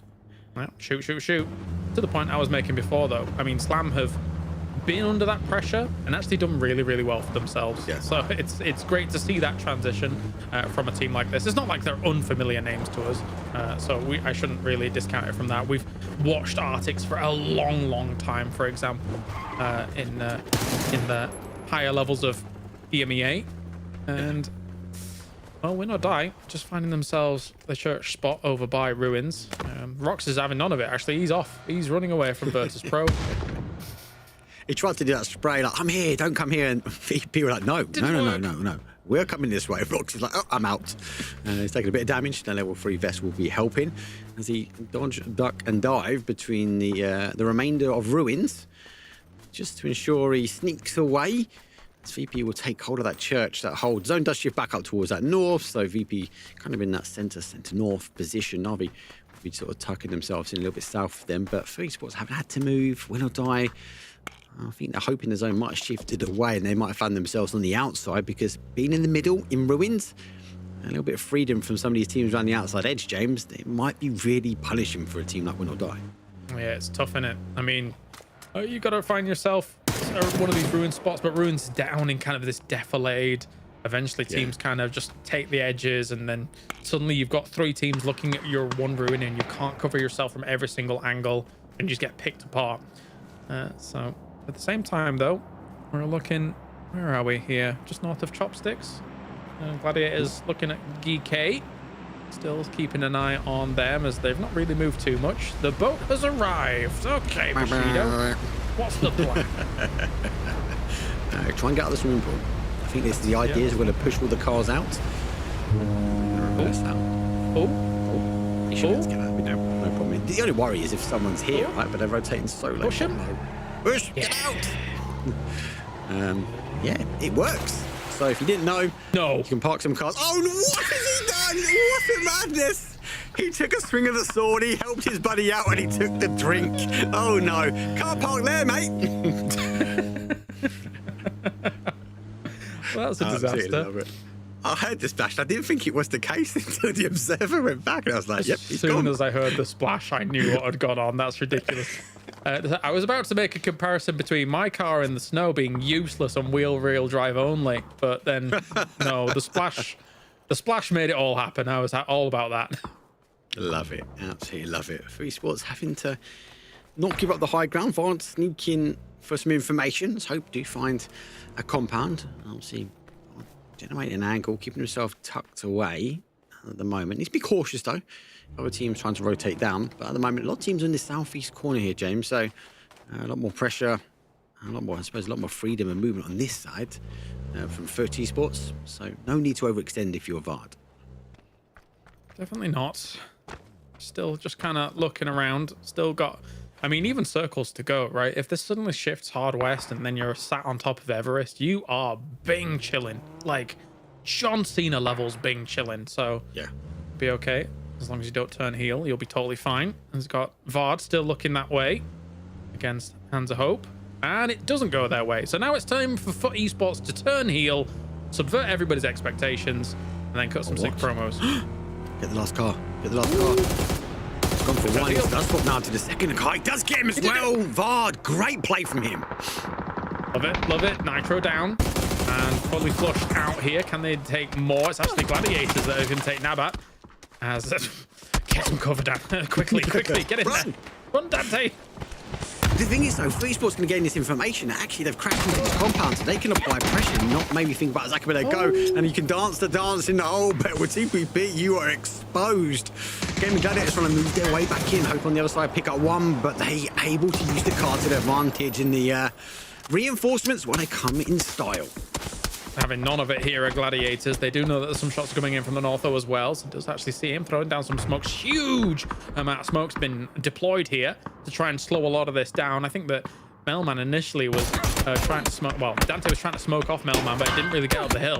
He drops down from the distance here. Na'Vi taking him out just south of Ruins. Virtus Pro is still lurking around as well. Looking maybe they can find a steal or maybe join some of that. Fine! That's doesn't do too much damage though. Surprise.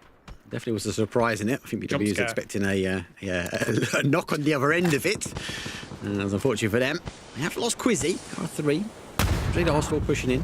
PWD up into push on out. So maybe, actually, knowing him, he's going to use the car, get on the roof. Yeah, here we go. PWD, big brain moves. He's going to try and get the elevation. It's not been given by PUBG. He's going to generate it himself. Have they seen it down the roof yet? They have now. Yeah, the angle was a little bit exposed. Sometimes if you can get these roofs, then they are unbelievably strong, but it was exposed to that western flank. So got to be careful about that. Spiro drops the smoke right on top of his head, on his noggin, and does take a nade for his troubles. So got to be careful. Is there any more util here from ADR? Doesn't look like it. No, PW went in to go find a smoke. So he's going to try and back away from this one, use the ridgeline to his advantage. PWD must be going to try and get back to Diffix here. Better compound to hold, especially if they want to get back out. But watching for Spiro, he's been left to his own devices. Win or die in the chaos that we saw in the kill feed between Na'Vi, VP, and Win or Die. Well, they're the first to fall at the moment as everyone goes for a little bit of a reposition. Phase number 3, 12 teams. We are starting to see the explosive action start to unfold. Been quite a stable game 6 mid-game. Not as much chaos as I was expecting. As Molodok takes Metabay in the distance. At the same time, though, Slam knows that Twisted Minds is lurking around, and Phil First is looking to put some pressure on Bushido here, still over at the church near Pachinki. So where are we going with this circle is the question, whilst Aduzi's just lying down, waiting for them, looking to spring the trap. Na'Vi gets the circle. They've not had the best of days of Na'Vi, so this could be a great opportunity for them to put points on the board. Oh, let's go for it. Oh, he's run out, swap over. One more. Slam G trying to slam their way through, but no, 12th place for them. As an example, finishing that one off after Batalian's hard work. You're right, though, in Na'Vi, they actually do collapse their 2-2 splits. I think they're looking to try and hold this compound, try and make sure or secure their spot into the late game, shall we say. Right, though, trying to secure a bunker. Always interesting. I thought you can't quite sneak in them anymore. A lot of people know where they are. Yeah. So wait and see. That car might be a giveaway. Not so secret, that's for sure anymore. After you get the secret basement keys, you're like, wait a minute, this seems great. Sometimes there can be P90s down there.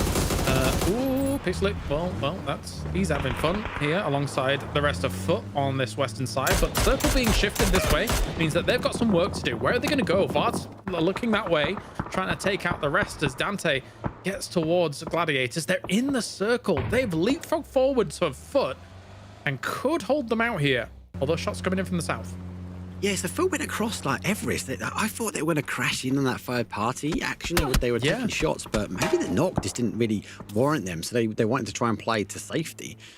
This worries me. Like, obviously trying to keep an element of control, I like that, but when you don't really have an entry point, they're not going to have a lot of information ahead of them, so they've got to speed things up. Here we go. There's the car giveaway. There's the whack-a-mole that comes out. Gaming Gladiators move forward. Recup's going to use the nade. He's going to launch it out where he can. He has to try and hold out. He's only got anywhere to run. He's going to try and hold out, but he's going to fall, unfortunately, for them. Levante took out Dante, but he's got a little cubby hole he can get the res back on. Yeah, that was.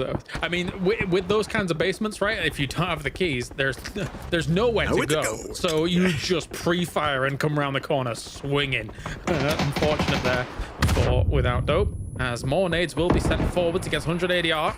Down on that tree, almost, and the blue zone starts ticking. It's a double blue zone, in fact. He cannot heal through that. He's got to get out.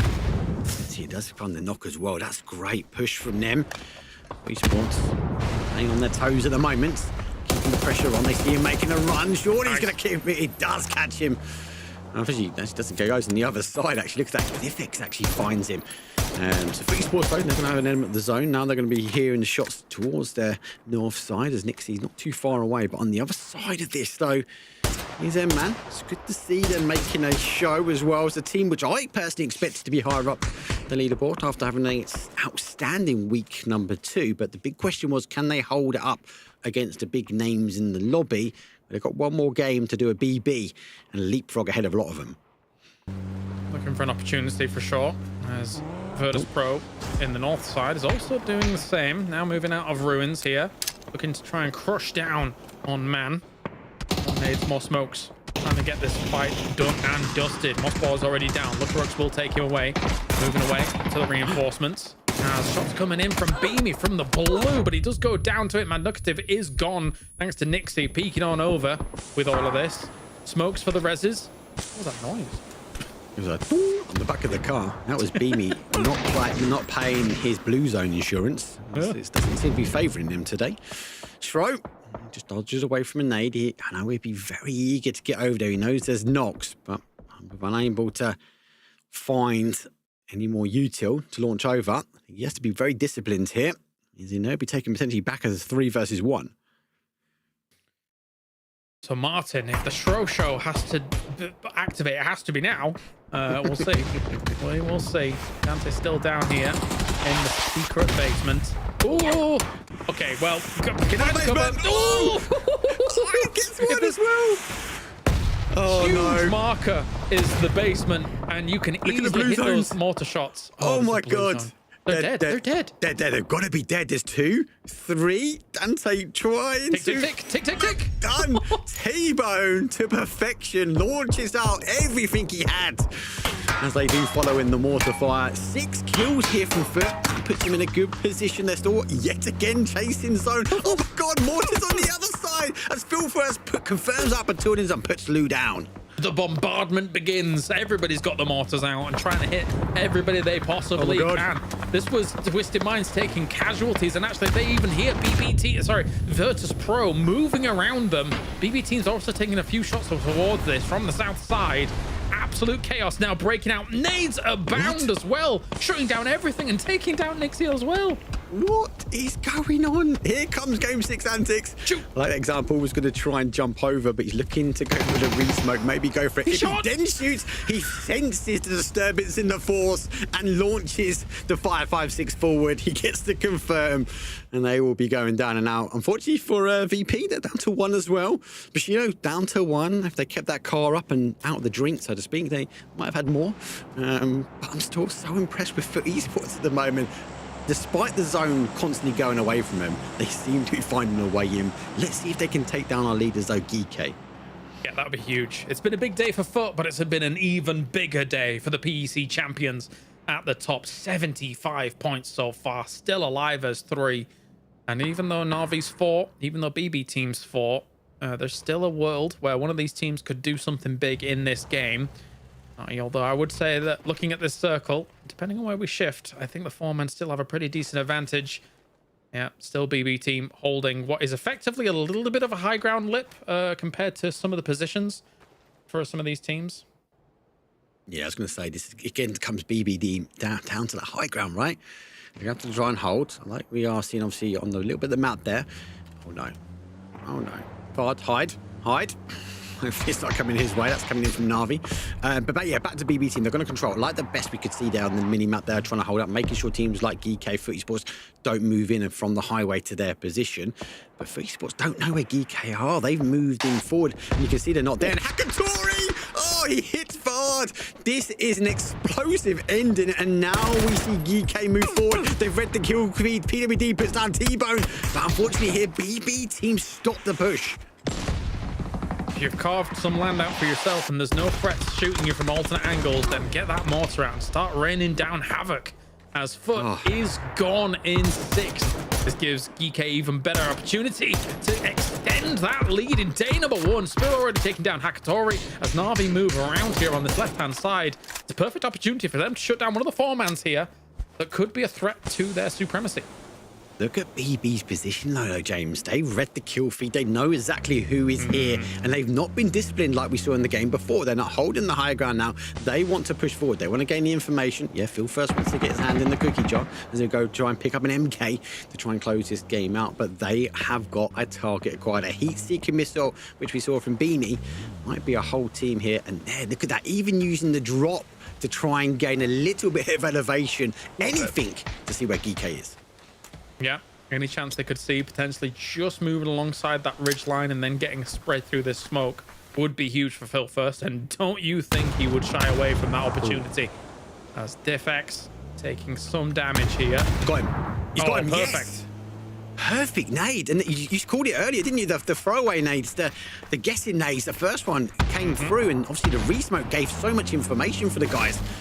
Spiro back towards the compound. Unfortunately, I don't think he knows, but he's got Na'Vi here, but he finds an element of hard cover. He's got to be quite quick now. The smoke comes out, so he knows there's people here.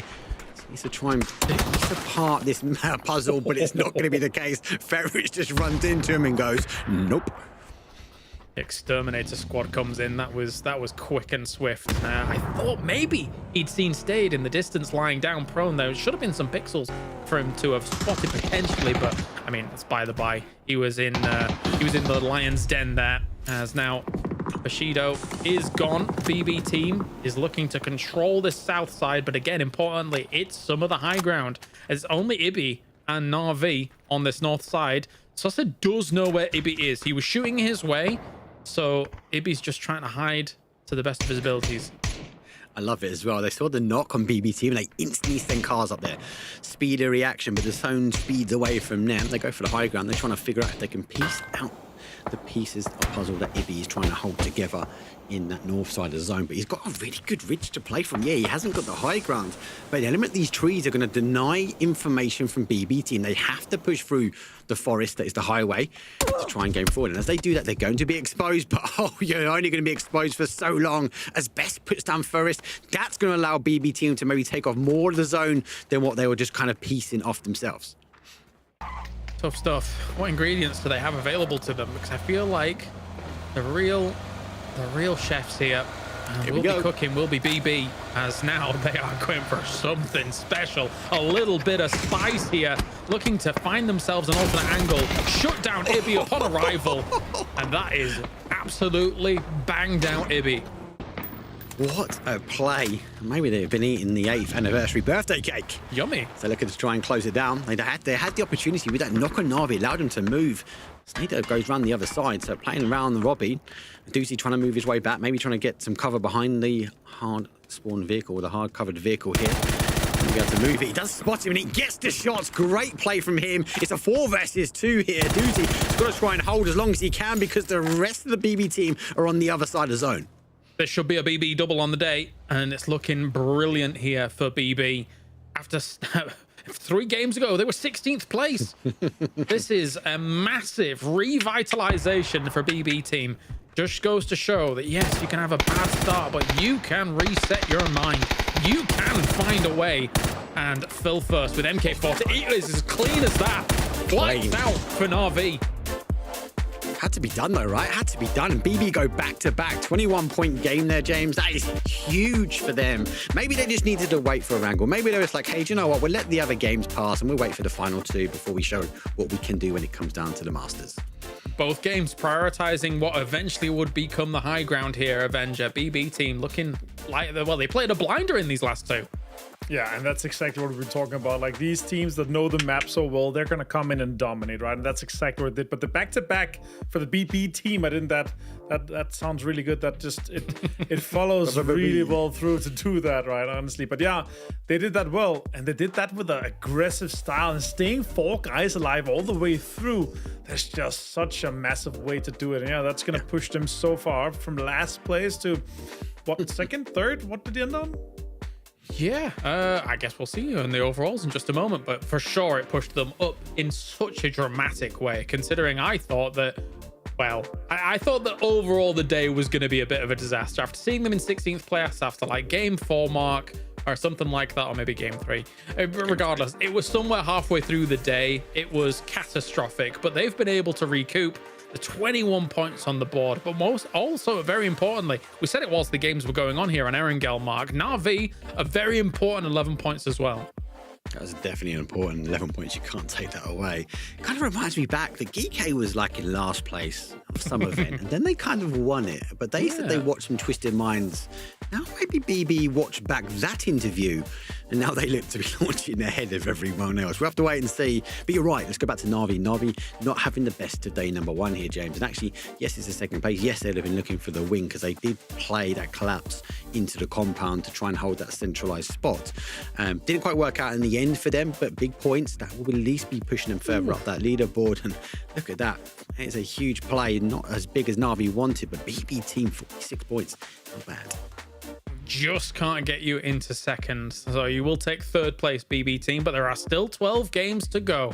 So with the overall leaderboard here, let's take stock of things, Martin, because we once again have to sing the praises of our PEC champions, our PEC overlords. Geeky, 78 points on the day. That will be something that is difficult to beat throughout the next 2. Yeah, it doesn't matter what format it is, they come in here and they dominate. And yeah, 17 points is massive, but we gotta give it the respect that they had. In the first 3 games, they got 62 points, but only winning 1 game, they just fragged out. But yeah, 78, that's a huge buffer down to the second team. Foot also did well. Vard had a massive day for himself. I've been really impressed with how well they've been able to turn it around. From being 8th, remember, they were 8th. They were the last team to cut it in the first week, and now they're here in second place. That's huge. That's a big step up. Big for Foot, of course, still here, Mark, considering they're in second place. It's obviously a triumph for the boys. Not quite first just yet, but maybe they can. No.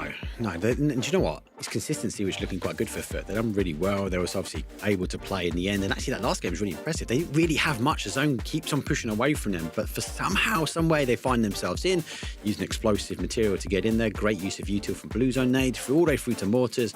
So Esports holding on to second place as BB team unable to unhinge them despite a back-to-back win. Crazy day. Really good start for the Masters. That is day 1 in the books. Day 2 comes tomorrow. We'll have 6 more games on the board. Today, Geeky decided to commit exterminatus across the entire lobby, and nobody was having any of it. This is tough stuff to try and topple our PEC champions. Tomorrow, we're back, same time, same place. We'll see you then for more Masters.